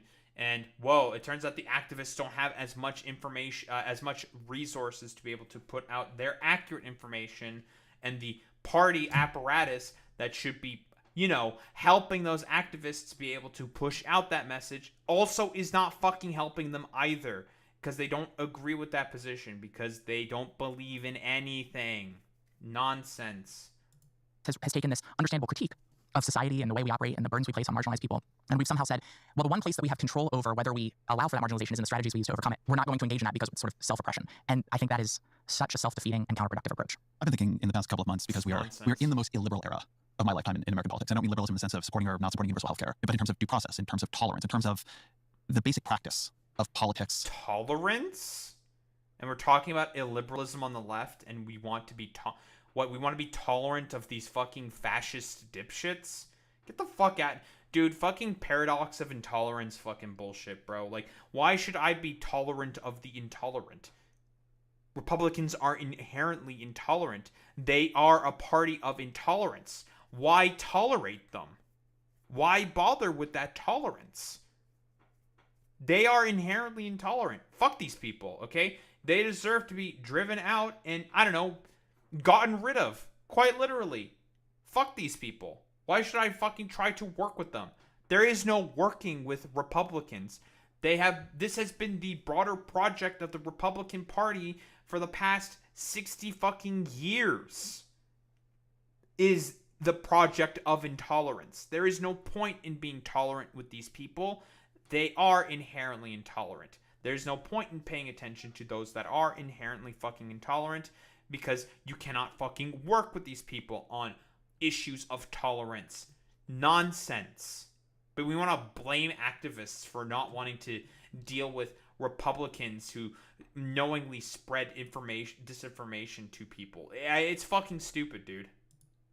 And living amidst each other. And it's also made me think about the need to clearly define what the practice of liberalism itself is. What do you think it is? I think it is the recognition that in a free society, we are going to live and think differently. I think it is the allowance of that disagreement in the public square and the tussle of that disagreement in the public square. And that is uncomfortable. That is not easy. And yes, there are going to be people in that conversation for whom it's going to be more difficult and more uncomfortable. But in the internet world, you can't suppress diversity of thought. It will always bubble up, but it will bubble up if suppressed with an extra bitterness and an extremism fostered in that echo chamber that it's been suppressed to. It'll inevitably bubble up like a volcano. And I think that's what we're seeing right now. I will say, I think, while the left... Bro, what the fuck are you Twitter got fucking bought by a schizophrenic, ketamine-addled billionaire who wanted to push Donald Trump for, what, billions upon billions of dollars, okay? Like, what the fuck are you talking about? He bought that shit because he wanted to fucking use it as a fucking goddamn megaphone in order to get more fucking wealthy. Like, that's why fucking discourse on all this shit is complete nonsense. If we need to look through Twitter, you open up like a new account on Twitter, you know what you're going to be fed like in probably not very long in scrolling on Twitter with the algorithm? You're going to be fed Nazi fucking propaganda, you dumbasses. But we want to blame the left for that. Nonsense. made this mistake of fostering an illiberalism based on a sort of false sense of cultural victory. I think now the right is making the exact same mistake. I think they're overplaying their hand. I think they're interpreting the 2024 election to be a cultural mandate that is much greater than what it actually is. And I think that if they continue to do that... Wait, so she thinks that the 2020 election was a cultural mandate for fucking Democrats? What the fuck? Oh, Jesus Christ, man. What the fuck are you talking about? No, everyone just wanted to get that fucker Trump out. Holy shit, bro. Her brain is fucking cooked if that's what she actually fucking thinks. There will be a backlash to the illiberalism, the cultural illiberalism, not just the legal illiberalism, the cultural illiberalism of the right, in the same way that there's been a backlash to the cultural illiberalism of the left. I think agree. Cultural illiberalism of the left. Yeah, dude. Fuck, yeah, because like 0.1% of fucking posters on Twitter has caused a huge cultural backlash. It's fucking stupid, man. Like, this is like complete schizo nonsense. Yeah, all because, like, I don't know, dumb fuck with a pit crew avatar from fucking, I don't know, 2018 said that, you know, honestly, I think, like, fey people are, like, totally okay and valid and heckin' cool, and if you think otherwise, then I think you're kind of cringe. And, you know, you have schizophrenics getting in there, being stupid and fucking annoying, and them fighting with all the fucking schizophrenics in those comments section.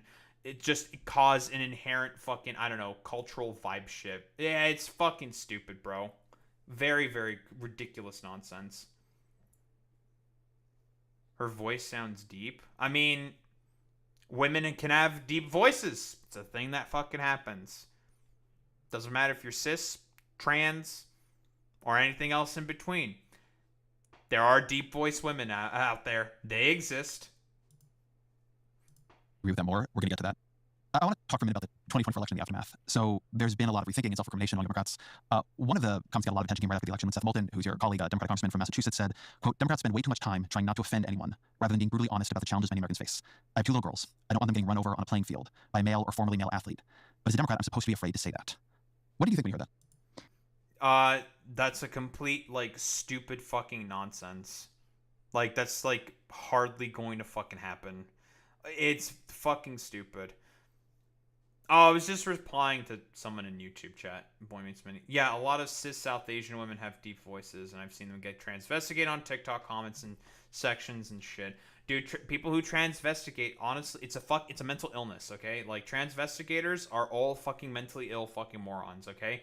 And they too are also just a very stupid, loud, annoying, minority of a minority of fucking schizo posters on the internet. Like, that's it. One, that wasn't the language that I would use. But I think it came from a larger belief that the Democratic Party needed to start to have an open conversation about our illiberalism, that we needed to recognize that we were talking to ourselves.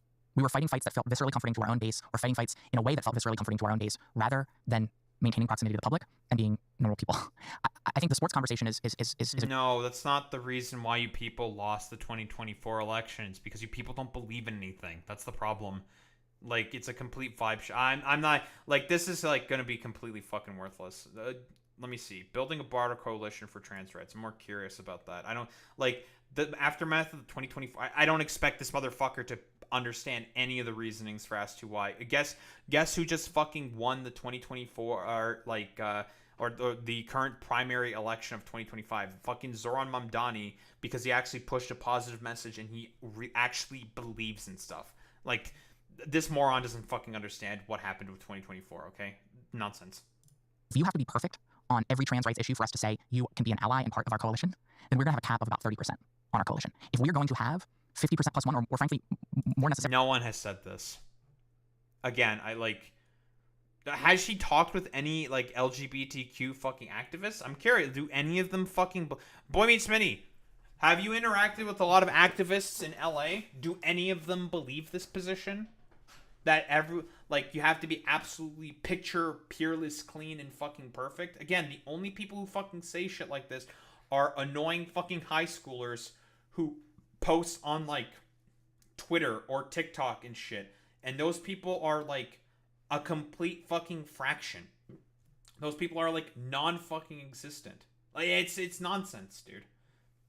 Necessarily 60% or more in support of non-discrimination protections for trans people, in support of our ability to get the healthcare that we need. by definition, it will have to include a portion of the 70% who oppose trans. No, they understand that consensus has to be built first, but on a basis of principles of intersectionality. Yep, like I said, no activist thinks like that, because broadly speaking, whoa, maybe Sarah McBride needs to like put the phone down. You know, she needs to talk with more fucking normal people. You know. Maybe Sarah McBride is, you know, this is just like, for her, it's just pure projection. I don't know. Trans people's participation in sports. And right now, the message from so many is you're not welcome. And your support for 90% of these policies is irrelevant. The fact that you diverge on one thing makes you evil. And it also misunderstands the history of civil rights in this country. I mean, you can't compromise on civil rights is a great tweet, but tell me, which Civil Rights Act delivered all progress and all civil rights for people of color in this country? The Civil Rights Act of 1957, the Civil Rights Act of 1960, the Civil Rights Act of 1964, the Voting Rights Act of 1965, the Civil Rights Act of 1968, or any of the civil rights acts that have been passed since the 1960s.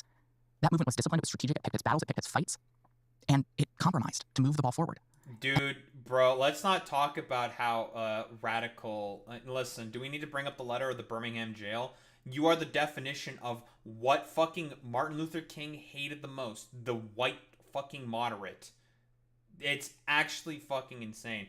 Yeah, like, I think Sarah and Ezra here are really the terminally online purity dweebs. Because, again, no activist fucking thinks like that. And again, don't fucking evoke Martin Luther King Jr. in any of this fucking shit. He would have hated you two motherfuckers. And he was a fucking socialist. But again, this is the broader consequences of the whitewashing of fucking history. Again, by all these, like, stupid conservative motherfuckers. Because guess what? The two people that are talking with one another here are both conservatives. And right now, that compromise would be deemed unprincipled, weak, and throwing everyone under the bus. And that is so counterproductive, it is so harmful, and it completely betrays the lessons of every single social movement and civil rights movement in our country's history. And we have an example of a very successful social movement in recent history with marriage equality. Where would we have been in 2007, 2008 if not only we had not tolerated the fact that Barack Obama was Alright, again, one of the main people who fucking pushed for, like, gay liberation and shit like that was a fucking trans person, bro. Like, the fuck... Activists talk about the work of Marsha P. Johnson and Sylvia Rivera, dude. Like, bro, like, you are the motherfucker here who doesn't understand history.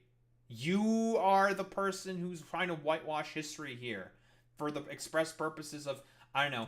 Guys, if we are a little more technical and, you know, technocratic in this particular issue, perhaps we'll see a 2% shift in the polls in terms of trans rights. Yeah, dude. Totally.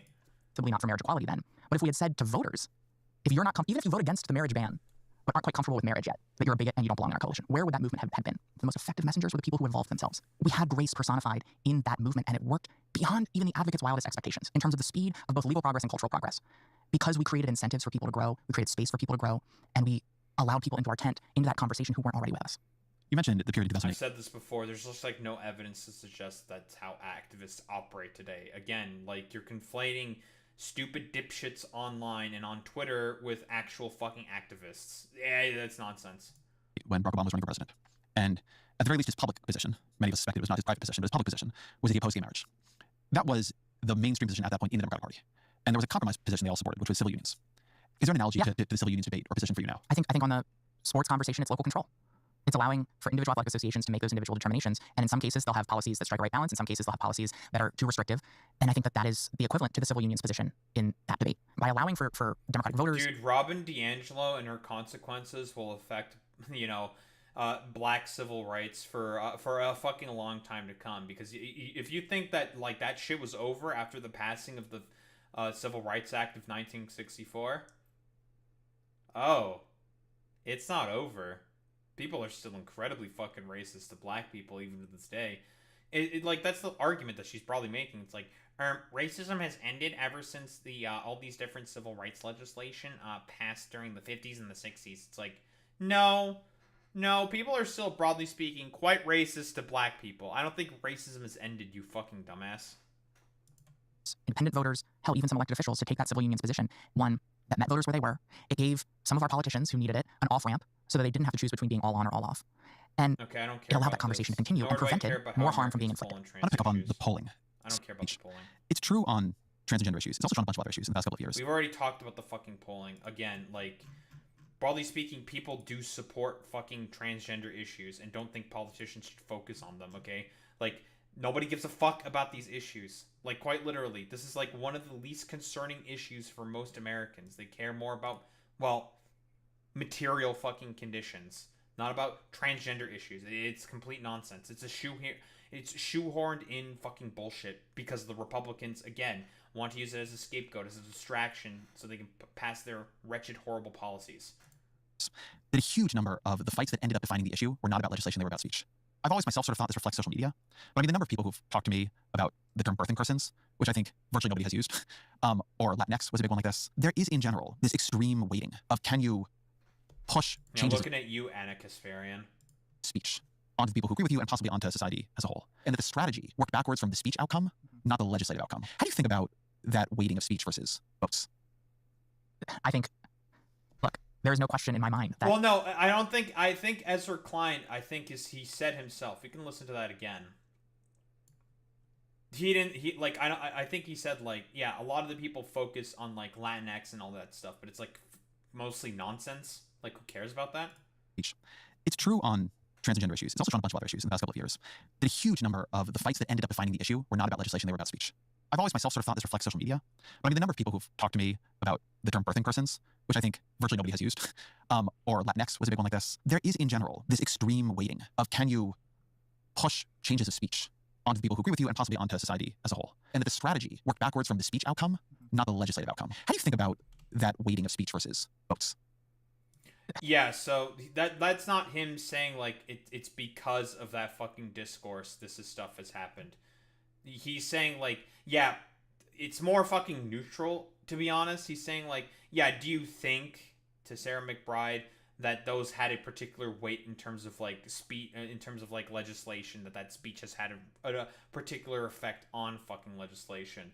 Because, again, dumbasses like Anna Kasparian would say, because of the term of birthing person being used by people like AOC, that is the reason why, you know, now I have to agree with a bunch of conservatives on a bunch of idiotic fucking bullshit, all because of a particular use of speech pattern, which is fucking nonsense. I think, look, there is no question in my mind that the vote is much more important than the rhetoric that they use. We have sort of discoursed our way into, like, if you talk about this issue in a way that's suboptimal from my perspective, you're actually laying the foundation for oppression and persecution. And I just think, like, maybe academically that's true, but welcome to the real world. Like, we are prioritizing the wrong thing. It's an element of sort of virtue signaling. Like, I'm showing that I'm the most radical, I'm the most progressive on this issue because I'm going to take this person who does everything right substantively and crucify this person for not being perfect in language. It's a way of demonstrating that you're in the in-group, that you understand the language, that you Yeah, see, here's the thing. Well, this is where Sarah McBride is fucking taking it. Again, she wants to keep blaming the fucking activists. That's the fucking problem here. Like... That's not the fucking issue. The issue is with why this fucking language is being hyper fixated on is because there's a dishonest disinformation campaign that is hyper fixating on the fact that this language is being used, which is scientific language. Whoa, crazy. That's not meant to be used by the public. Whoa, crazy. Understand the mores and the values of that group, and it's a way of building capital and credibility with that in-group. I think that's what it is, and I just think it's, like, it's inherently exclusionary, and I think that that's part of the thing that's wrong with our politics right now, which is that all of our politics feel so exclusionary. The coalition that wins the argument about who is most welcoming will be the coalition. Again, the people who are exclusionary it's the Republicans. It's the Republicans, and you want to blame, like, some stupid, annoying dumbasses on Twitter for it. It's silly. Our politics. I think that's such an interesting point, and I think probably true. I'll also be curious your thoughts on this. I think there's a very interesting way that speech and its political power confuse people because it's two things at once. It's extremely low cost and extremely high cost. So pronouns, for instance, I think are correctly, it's a very, very easy thing. And basically, if you won't use somebody's preferred pronouns, I think you're an asshole. That's my personal view of it. But trying to execute a speech change where everybody lists their pronouns in their bio, where every meeting begins with people going around the circle and saying their name and their pronouns, that feels very different to people. It seems small, right? I mean, you don't have to pay anything out of pocket, right? You don't have to go anywhere.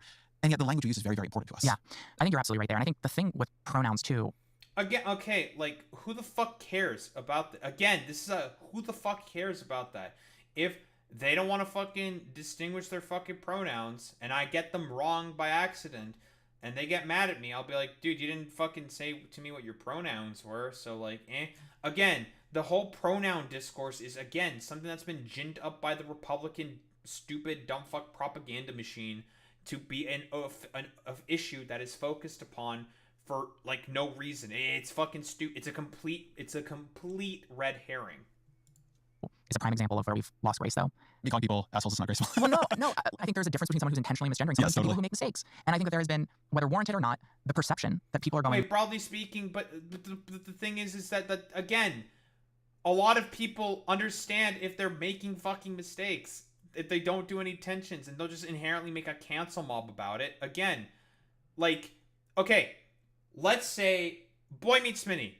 Let's say you're trans, okay? You go by she. And I say, oh, Boy Meets Mini. He is my good pal.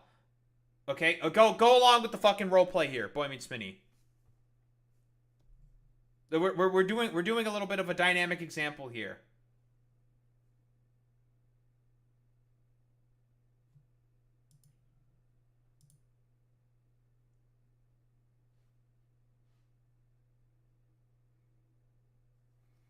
Are you saying it by accident?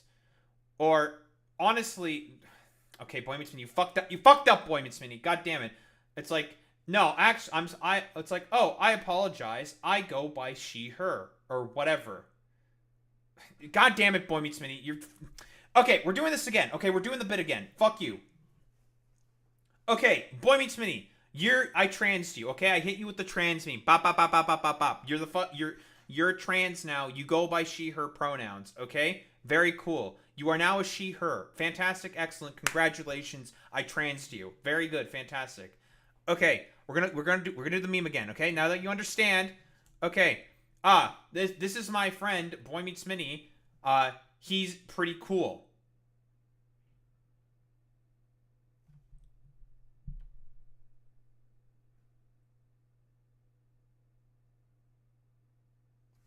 Now you issue the correction. Issue the correction. This is what I get for working with STEM nerds.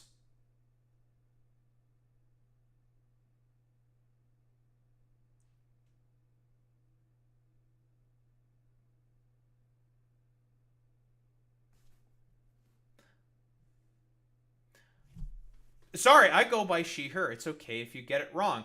Oh, I apologize for making that mistake. I'm very sorry. I had no idea that you now go by she, her. I will be sure to correct that. My apologies.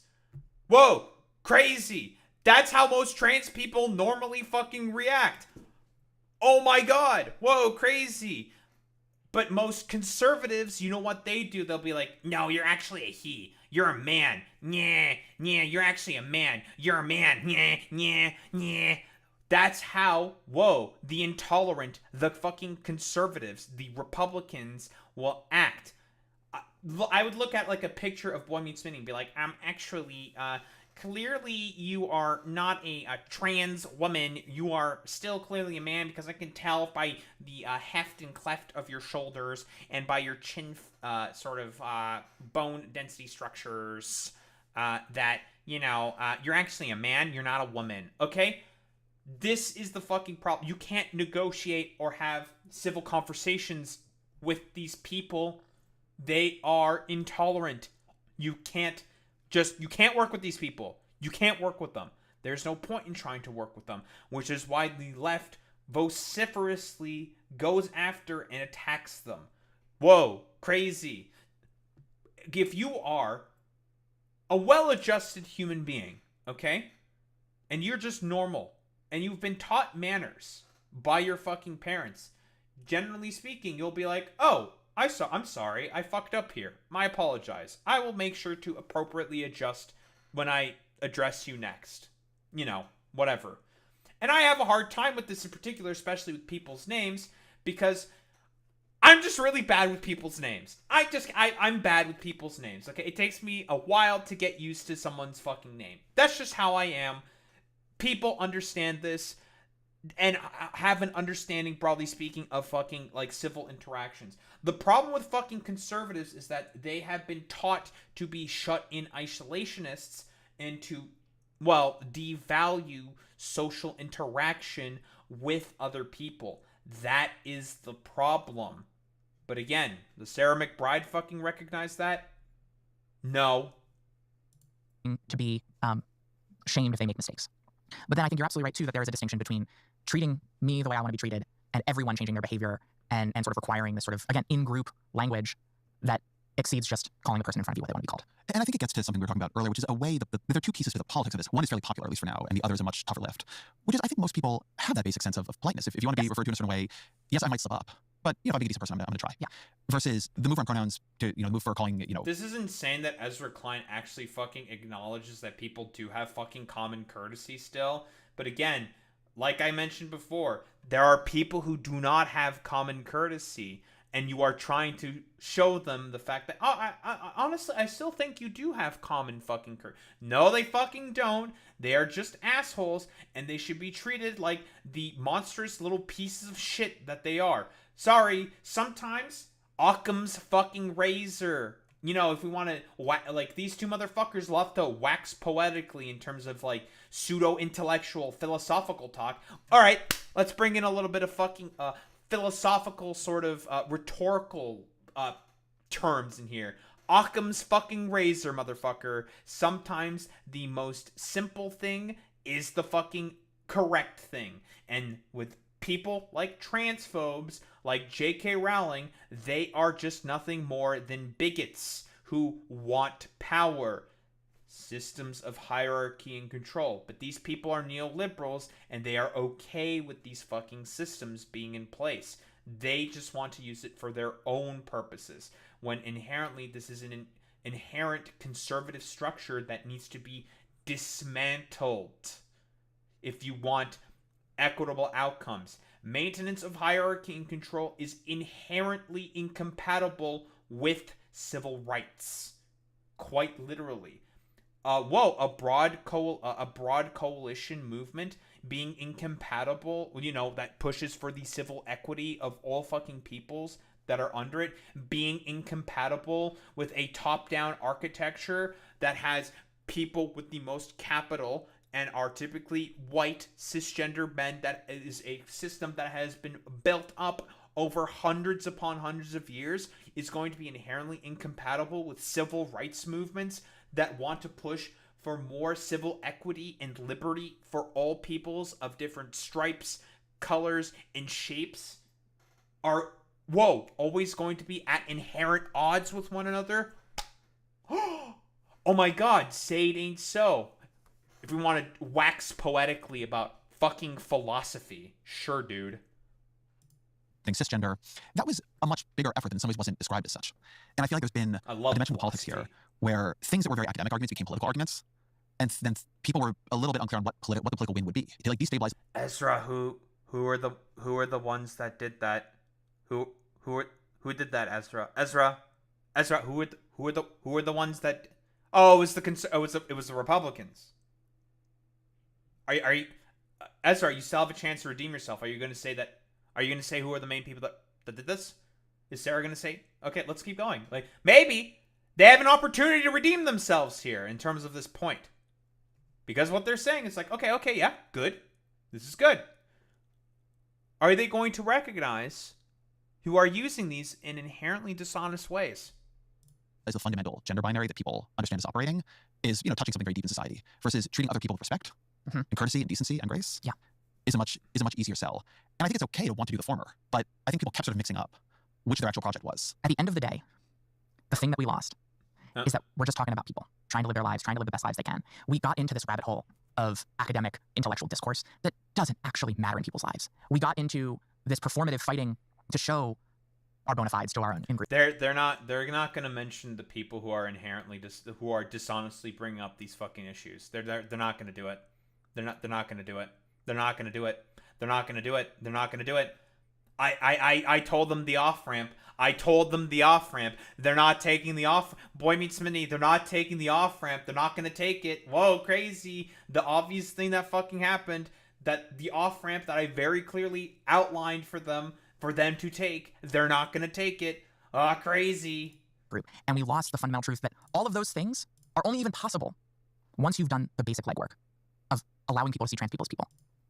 When you allow trans people to be seen as human beings who have the same hopes and dreams and fears as everyone else, once that basic conception of humanity exists, then all the other things, all the other conversations sort of fall into place. Language inevitably changes across society, across cultures, across time, but it is a byproduct of cultural change. And I just think we started to have what maybe were conversations that were happening in academic institutions or conversations that were happening in sort of in the community. And we started having those out in public on social media and then demand that everyone else has that conversation with us and then incorporates what the dominant position is in that conversation and the way they live their lives. And it's just like, that's not how this happens. Let's just talk about human beings who want you to live by the golden rule.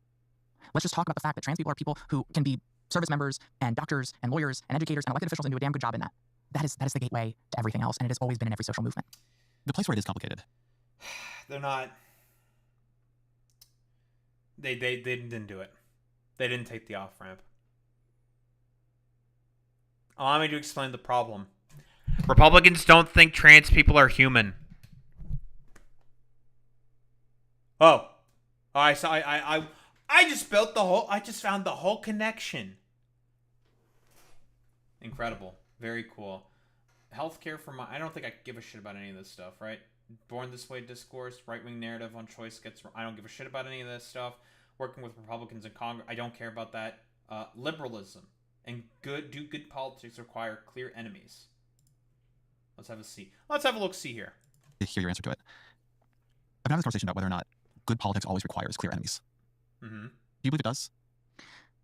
No. Of course you don't. I believe that you can tell a compelling story with an enemy. There's no question. It sometimes is an easy out in our politics. But I think that there's something to be said about politics that is rooted in opposition to an enemy that is fundamentally regressive, that anger is fundamentally conservative in its political outcome. Barack Obama, and Bill Clinton for that matter, did a good job of putting forward an aspirational politics that wasn't defined by who we were against, but by what we were for. Okay, that's... Holy... Yeah, and then they ended up fucking lying. And that's not true! You want to know how fucking Bill Clinton, not Bill Clinton, how fucking, Barack Obama won the 2012 election? It wasn't by being aspirational or whatever the fuck and ascribing hope and change. He had an opportunity to do some actual fucking hope and change, was offered 2 fucking off-ramps during 2008 and took none of them. And, whoa, instead of being able to let people go bankrupt on their fucking home debt because of the 2008 financial crash. He didn't allow that to happen. Crazy. And also bailing out the fucking banks and the major corporations because of the fucking 2008 financial crash. Whoa, fantastic, crazy. Making it such that the homeowners have to be the only ones who have to pay for the fucking burdens of, Dodd-Frank, of the fucking legislation that was passed in order to mitigate 2008. So, that's cool. That's great. No, you want to know what fucking happened? Where's that I want that Obama 2012 Romney, I think it was $47 million ad.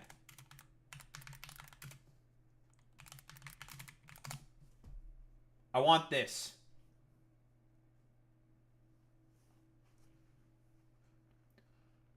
47% remarks. Is this what it is? I think this is it.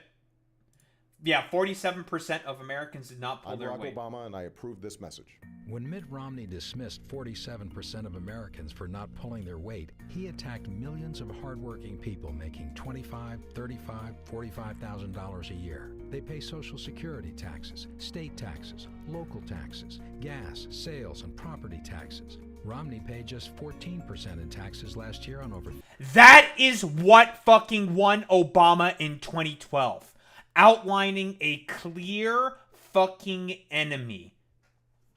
Romney is an out-of-touch millionaire who hardly paid any taxes and is denigrating the vast majority of taxpayers who have paid way more in taxes in comparison to Romney.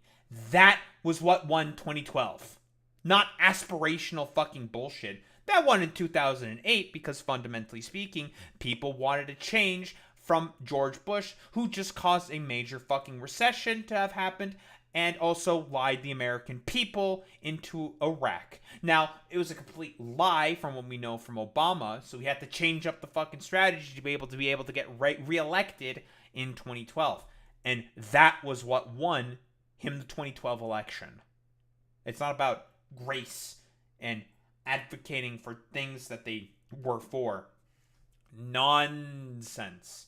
This was what won Obama his second term in office. And about who we can be. And I think that that is a more successful path for progressive politics than an enemies-based politics, which so often devolves to anger, which I think more often than not facilitates in the medium and long term of regressive politics. Look, I'm not saying it can't always be effective politics, but that you can have effective politics and good politics and better outcomes with an aspirational politics, with a politics that isn't just about what it's opposed to, but about what it can build and about who we can be. Because I think everyone has sort of this own internal struggle between their own better selves and their better... Yeah, you want to know who did the perfect blend of this? Zohran Mamdani, the guy who just won. He talked about things he was for, things he wants to build towards, but he also outlined the very clear enemy, which broadly speaking, the American people understand are the broad, very clear enemy. Yeah, Zohran is mean to fucking racists. Yeah, totally. This is what this fucking dipshit would probably say. Zohran is very clear on who is the main fucking enemy. Who are the people who rob the proletariat, who rob honest, hard-working New Yorkers of their fucking time, money, and resources. It is the billionaires. It is the corporations. They are the main fucking problem here. Yeah, that's true. Yeah, when Jesus did say, love your enemies, he didn't mean this, Sarah. That's a very good point, Boy Meets Mini. better angels and their base instincts. Much earlier in the conversation, I'd asked you about liberalism, which was a little bit of a weird question to drop in there. And I don't really have a question. It's just something I'm thinking about, but you actually strike me as one of the most liberal as a temperament. Liberal in the classical sense. Politicians I've talked to in a long time. And I've been starting to read a lot of older books about liberalism because it feels to me that it is a thing, an approach to politics that even liberals lost. Yeah.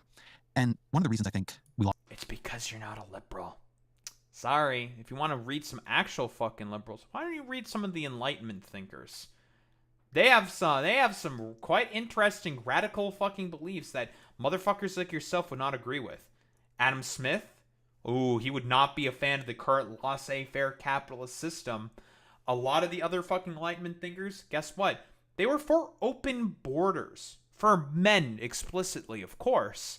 Because these theories were being written during the Renaissance era. Galileo? His radical theories on science? He got persecuted by the Inquisition for that. You people are fucking conservative. You just don't want to fucking recognize it. Yeah, Adam Smith, that is also true, Alex. Adam Smith didn't really like landlords all that much. Ezra, you want the power to still be maintained by the landlords. Maybe for Ezra to actually learn some actual liberal theory, maybe he needs to read some fucking Adam Smith and actually read some Adam Smith. Maybe I should read some fucking Adam Smith just so I can shit on these fucking more stupid, dumb fucking Abunda dumbasses. Lost it. I very much count myself as liberal. Was a feeling that liberalism's virtue was its vice. That its openness to critique, its constant balancing, its movement towards incremental solutions, and its skepticism of total solutions, that those had been these conditions under which problems never truly got solved. Systemic racism and bigotry festered. And I think as it began to absorb that critique, it lost a lot of confidence in itself. In a way, it had Barack Obama, who was like the apex of the liberal leaders, and he hadn't brought about utopia. And so it seemed exhausted. And I think alongside that, there's some way in which I cannot, I still need to figure this out, but I'll say it because I believe it's true. I think there's something about the social media platforms that is illiberal as a medium. I think the reason that, X, and we have Blue Sky, and we have Threads, and none of them are good. Yeah. They all lead to bad habits of mind. Because simplifying your thoughts down to these little bumper stickers, then having other people who agree with you retweet them or mob you, is just... We're talking about fucking blue... Dude, and we're not talking about the schizophrenic Nazi site, the Nazi hellhole that is... Okay, whatever. That is Twitter? Like, yeah, stupid, bro. Yeah, Jesus Christ, man. Doesn't lend itself to the... Dude, like, Ezra, I've said stuff before, and I've had, like, complete, like, moron schizos get in the fucking replies and argue with me. I don't live in a fucking bubble at all. Like, the fuck are you talking about? Schizos fucking come into my comment section in every fucking goddamn video I post constantly. Like, cope, seethe, bald. It's ridiculous. The pluralistic, balancing modes of thought that liberalism is built to prize. They're illiberal in a fundamental way. And so I don't think it's an accident that as liberalism began to lose its own moorings, illiberalism roared back. And just one experience I've had this whole period with Donald Trump, the second term, is realizing that the thing that we were trying to keep locked in the basement was really dangerous. Yeah. Really, really profoundly dangerous. Even compared to his first term, I mean, the attacks on due process, the trying to break institutions, that if you let that out, if you let the disappearance machine get started, that things can go really badly. And there's something about liberalism that is so unsatisfying. I mean, the work you just described having to do, it sounds so... It's because you people aren't fucking liberals. You're not actually fucking liberals. This is a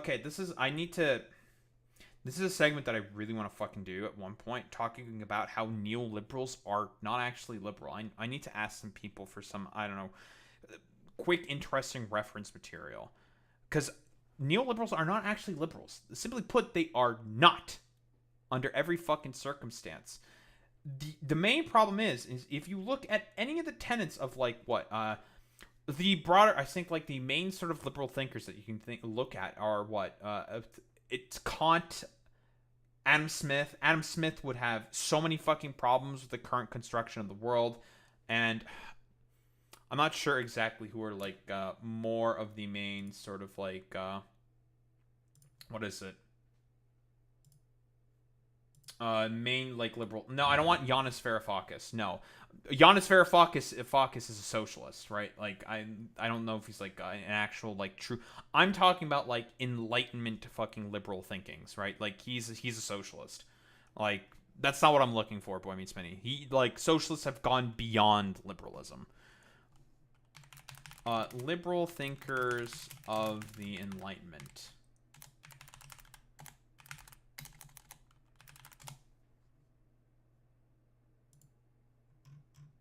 No, it's like John Locke, Rousseau. Yeah, Rousseau. I forgot about Rousseau. He's one of the main guys. Thomas Hobbes as well. These people were, well, liberals. Thomas Paine, I believe, is also one of them. I think. The main ones are the main two I believe are John Locke and Thomas Hobbes. I believe. Like, I'm pretty sure, like, these motherfuckers would completely disagree with most of the ideas that all of these dumbasses fucking are saying. Like, it's the most fucking annoying fucking dog shit on the fucking planet that all of these fucking philosophers... Hume is also another one. David Hume, I believe, is also another one that sort of, like, talks about the sort of, like, basis of the Enlightenment theories and you know, the Enlightenment theories, right? These motherfuckers would not agree with any of the things these neoliberals talk about. And these are actual, like, classic liberal thinkers. Like, John Locke is a classic liberal thinker. I think even Thomas Paine would have been considered a classic liberal thinker. Like, they just don't agree. They don't fucking agree with any of the bullshit these motherfuckers have to say. It's incredible to me.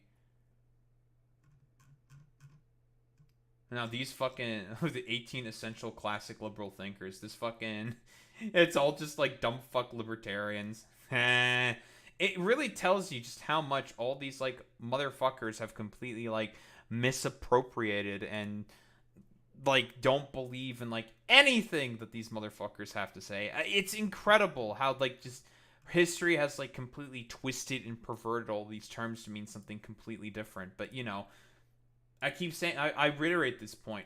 Neoliberals aren't actually fucking liberals. That is a farce. It is nonsense for them to be saying this. Because in reality, what they are is conservative. Who was the one who helped catalyze and shepherd in the current neoliberal movement? It was Ronald Reagan. Ronald Reagan was very much so to the fucking right. And he's like the main inspiration for these sort of like far-right shit stains that currently fucking exist. I need people to, broadly speaking, understand, like, on pure sort of ideological, philosophical basis, neoliberals are just, like, so ridiculously, like, perverted and, like, far off and twist history. And this is a quality that I think conservatives do all the time. Neoliberals love doing this. Twist and pervert history in order to have satisfaction of political goals and aims. This is a thing that conservatives do all the time. It's that, and also worship of fucking political figures. Every neoliberal fucking worships dumbasses like fucking Barack Obama all the fucking time as if he is a god. And also death of subjectivity. Very much so. Now with neoliberals, they're not as bad in terms of the death of subjectivity stuff. However, like, when it comes to mostly engaging with the left, they engage in death of subjectivity all the fucking time. With the right, oh, they're willing to be highly subjective thinkers and willing to listen and understand their perspectives all the fucking time. Constantly. Because they themselves are conservative. So they're going to be more receptive to those ideas. No need for subjective thinking there.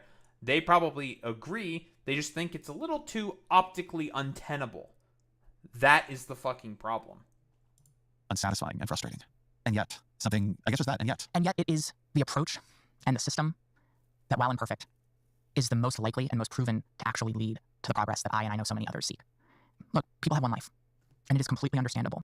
Civil rights was won by fucking socialists. Like, it's nonsense, dude. These people, they're just fucking perverting history for their own purposes and means, which is the thing that conservatives do all the time. That a person would feel, I have one life, and when you ask me to wait, you are asking me to watch my one life pass by without the respect and fairness that I deserve, and that is too much to ask of anyone, and that is. It is our job to demand now, in the face of people who say never. But it's also our job to then not reject the possibility for a better tomorrow as that compromise. I truly believe that liberalism, that our ability to have conversations across disagreement, that our ability to recognize that in a pluralistic, diverse democracy, there will be inevitably people and positions that hurt us. But when you're siloed and when you suppress that opposition underground in that basement, to use your word, they're alone in there. And not only does that sense of sort of community loneliness breed bitterness, but it also breeds radicalization. Liberalism is not only the best mechanism. Yeah, that's just not even true. Like, that's not how that fucking works at all. There's a reason why TOSs exist on, like, fucking social media. Because, again, if you allow it to just come out into the fucking open, it's going to drown out whatever fair political discourse that you're fucking saying. Like, look at Twitter. Twitter used to be a pretty diverse forum where people said, like, whatever the fuck they wanted constantly. And now what are you going to be generally fed through the Twitter algorithm unless it's very specifically curated? It's AI slop and Nazi shit. Crazy. To move forward. But it's also the best mechanism to rein in the worst excesses of your opposition. Yes, the compromises, you don't get to do everything you want to do. But that is a much better bet than the alternative, which is what we have developed now, which is an So again, like I said before, this is what conservatism is. What she's arguing for is for the status quo. That is what conservatism is. That's not liberalism. Liberalism is for inherent liberty, pushing the boundaries, going further forward. Now, socialism is a further extension, a sort of like leaving of those fucking boundaries, quite literally. But what these motherfuckers are asking for is not that. They are asking for status quo. They are asking for, let's just keep things the way that they are right now, you know, like change a little few things around the edges. That's not what liberalism is. That is conservatism. Quite literally. But again, these people, they don't know. Well, it's not that they don't know. It's because they don't actually fucking give a shit about, they're not actually fucking liberals. And I almost feel like probably, I don't know, like, does Ezra know about that? I don't know. Maybe.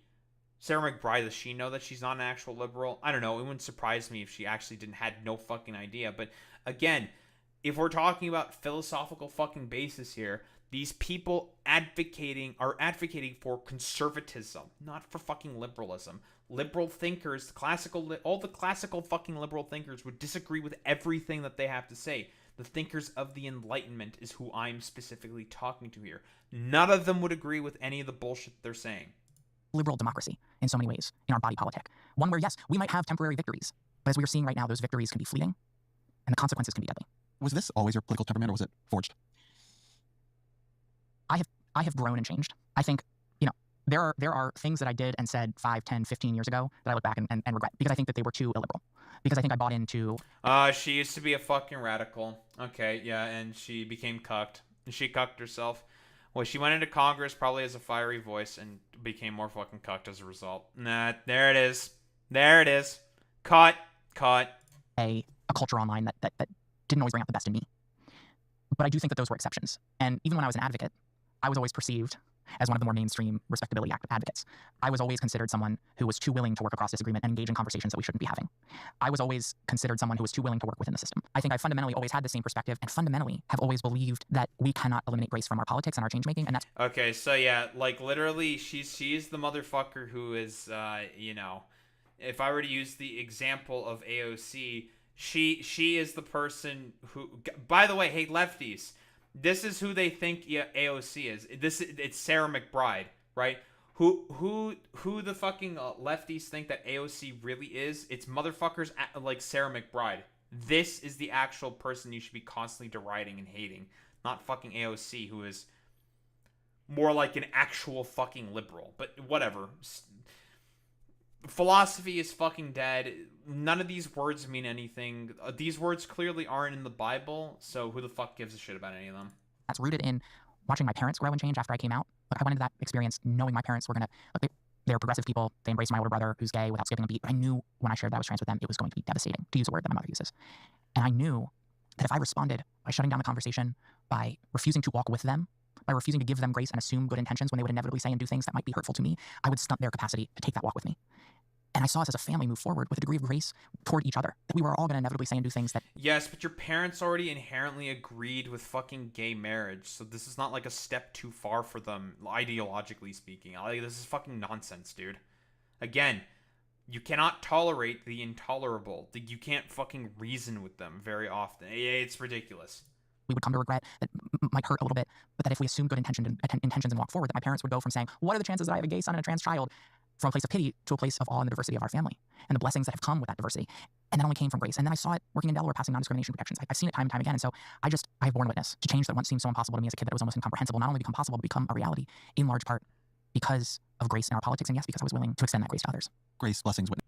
Yeah, again, like this complete concept about fucking grace is irrelevant. It doesn't matter. You can't extend and show grace. You're not fucking Winona, okay? You don't spam flying type Pokemon, okay? That's not how that fucking works, okay? You can't extend grace to those who are simply put incredibly crude and intolerable. That's not how that works. You don't extend grace to them. You beat them into submission. That's the only fucking way to deal with these people. You show that, you know, you don't be graceful and show them pity.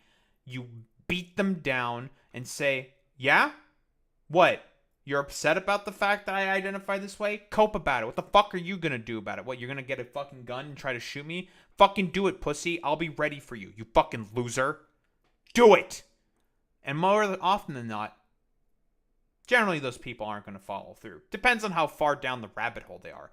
But a lot of those people tend to not really fucking, well, follow through on those fucking particular threats. They don't. Simply put, they're too afraid. They understand the consequences. They're not stupid. Not entirely stupid. They'll be stupid about particular political issues. But they know if they go around running around doing a fucking random killing spree, it's going to make them, their family, and their legacy and their political movement that they agree with look really fucking bad. Crazy. Why do you think when like hate crimes constantly happen, why do you think all the fucking dumbass far righters are constantly like, schizo, fed, glowy, and shit like that all the time? They disavow it constantly. Nonsense. Wait, what are our book recommendations? What are they? I'm curious. Team of Rivals, The Political Genius of Abraham Lincoln, These Truths, The Final Days. Okay, cool. Whatever. I was curious what the books were. All right, lovely. Well, as I expected from Sarah McBride, tepid fucking neoliberalism, this fucking pussy ass tier bullshit is not what's going to win. Okay, no one gives a fuck about any of this idiotic bullshit. You are willing to extend grace to those who do not see you as human, want to fucking exterminate you, and only respond to one thing and one thing only, and that is strength. They don't give a shit about any of this grace bullshit. They're gonna just like smack you in the face, call you a fucking F slur, T slur, and I don't know, talk about how they want to fucking murder you and call you a man or some shit, okay? None of that fucking shit is going to work. You can't extend grace to these people. They are inherently intolerant and crude. They are not interested in grace. They are only interested in power. That's it. That is all that these motherfuckers are interested in. So if you extend grace to them, it's not gonna accomplish anything. And you're willing to hyper fixate and blame like annoying dumb fuck Twitter lefties for as to the main reason why the politics of grace has not done, like, is not going to work on bringing in the intolerable. That's complete fucking nonsense. And also, not pay attention to the fact that your party that you are representing, the Democrats, have fundamentally retreated on a lot of these civil rights issues. Why is immigration as big of a deal as it is? Because Joe Biden is a racist dumbass who fucking decided to keep in a lot of Trump's immigration fucking policies and completely conceded the issue to the Republicans. Same with trans rights. Same with those fucking civil liberties. Joe Biden is a stupid fucking dumbass who, you know, there's a reason why he eulogized and was a big fan of Strom fucking Thurmond, because he's a fucking racist and a bigot. Whoa, crazy. You know, fantastic, excellent. Why he fucking eulogized like fucking Strom Thurmond, quite literally at his fucking funeral. It's because he decided to concede on these issues to the Republicans and not fight back at all. And so, whoa, because the only ones who were putting out any messages on these issues were the fucking Republicans, and the Democrats themselves were offering no fight on them. It's perfectly natural that, hey, in terms of those issues, polling was going to naturally slip and be pulled towards the right because Democrats were offering no fundamental fight against it at all and are willing to capitulate and throw trans people under the bus in order to scapegoat for the fact that they are incredibly inadequate and unprepared and fundamentally incapable as a party. That is the problem. But, you know, actually it's because of, like, Twitter lefties or something. It's complete fucking nonsense. I don't think there's really much else to say besides, feckless fucking neoliberalism is not the solution to the problem, or honestly, not even neoliberal. Feckless fucking conservatism is not going to be the solution to any of these problems. It is radicalism, strength, power, and showing that enough is enough. Fuck all this stupid bullshit. It's time for the arc of progress and history to continue moving forward like it always has for time immemorium. None of this fucking namby-pamby status fucking quo bullshit. Fuck out of here with any of that nonsense.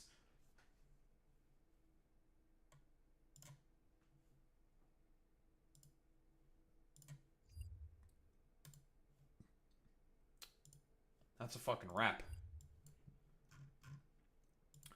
And that's what we call a wrap. Very, very cool. The little Tectone fans are mad. They're mad.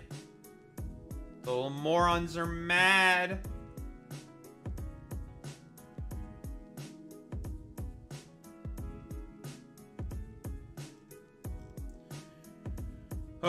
Who are we going to raid out to today?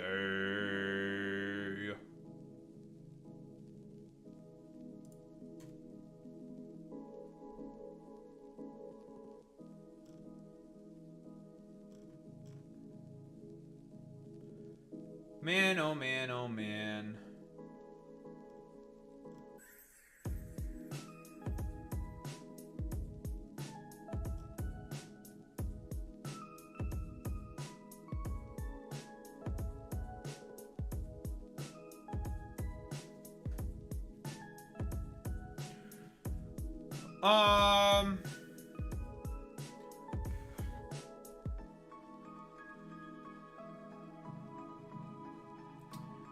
Who to go to today? Why don't we raid out to... let's raid out... I don't know if I've raided into them before. Fuck it. Let's raid into someone new, potentially. One Hand Politics. I believe this is a dude who has been a frequent on Jubilee panels before. I think they've appeared on the Michael Knowles one. And they shout on Michael Knowles. Very cool, very good. So why don't we raid out to them? Fuck it. Alright, idiots. Raid messages. You know what to do, you know what to say. Transstride if you're a sub. If you're a non-sub, you do the WoW eats. How we show appreciation. Those are into any case gamers. We'll be back tomorrow. What do we need to do? More Darktide. And perhaps some more yapping about politics. And then it's a vacation for me. Lovely. Very cool. Very, very, very cool. Well. I don't think there's really much else to say besides that, right? In any case, I will be back. Same time, same place, same face. Peace out, gamers.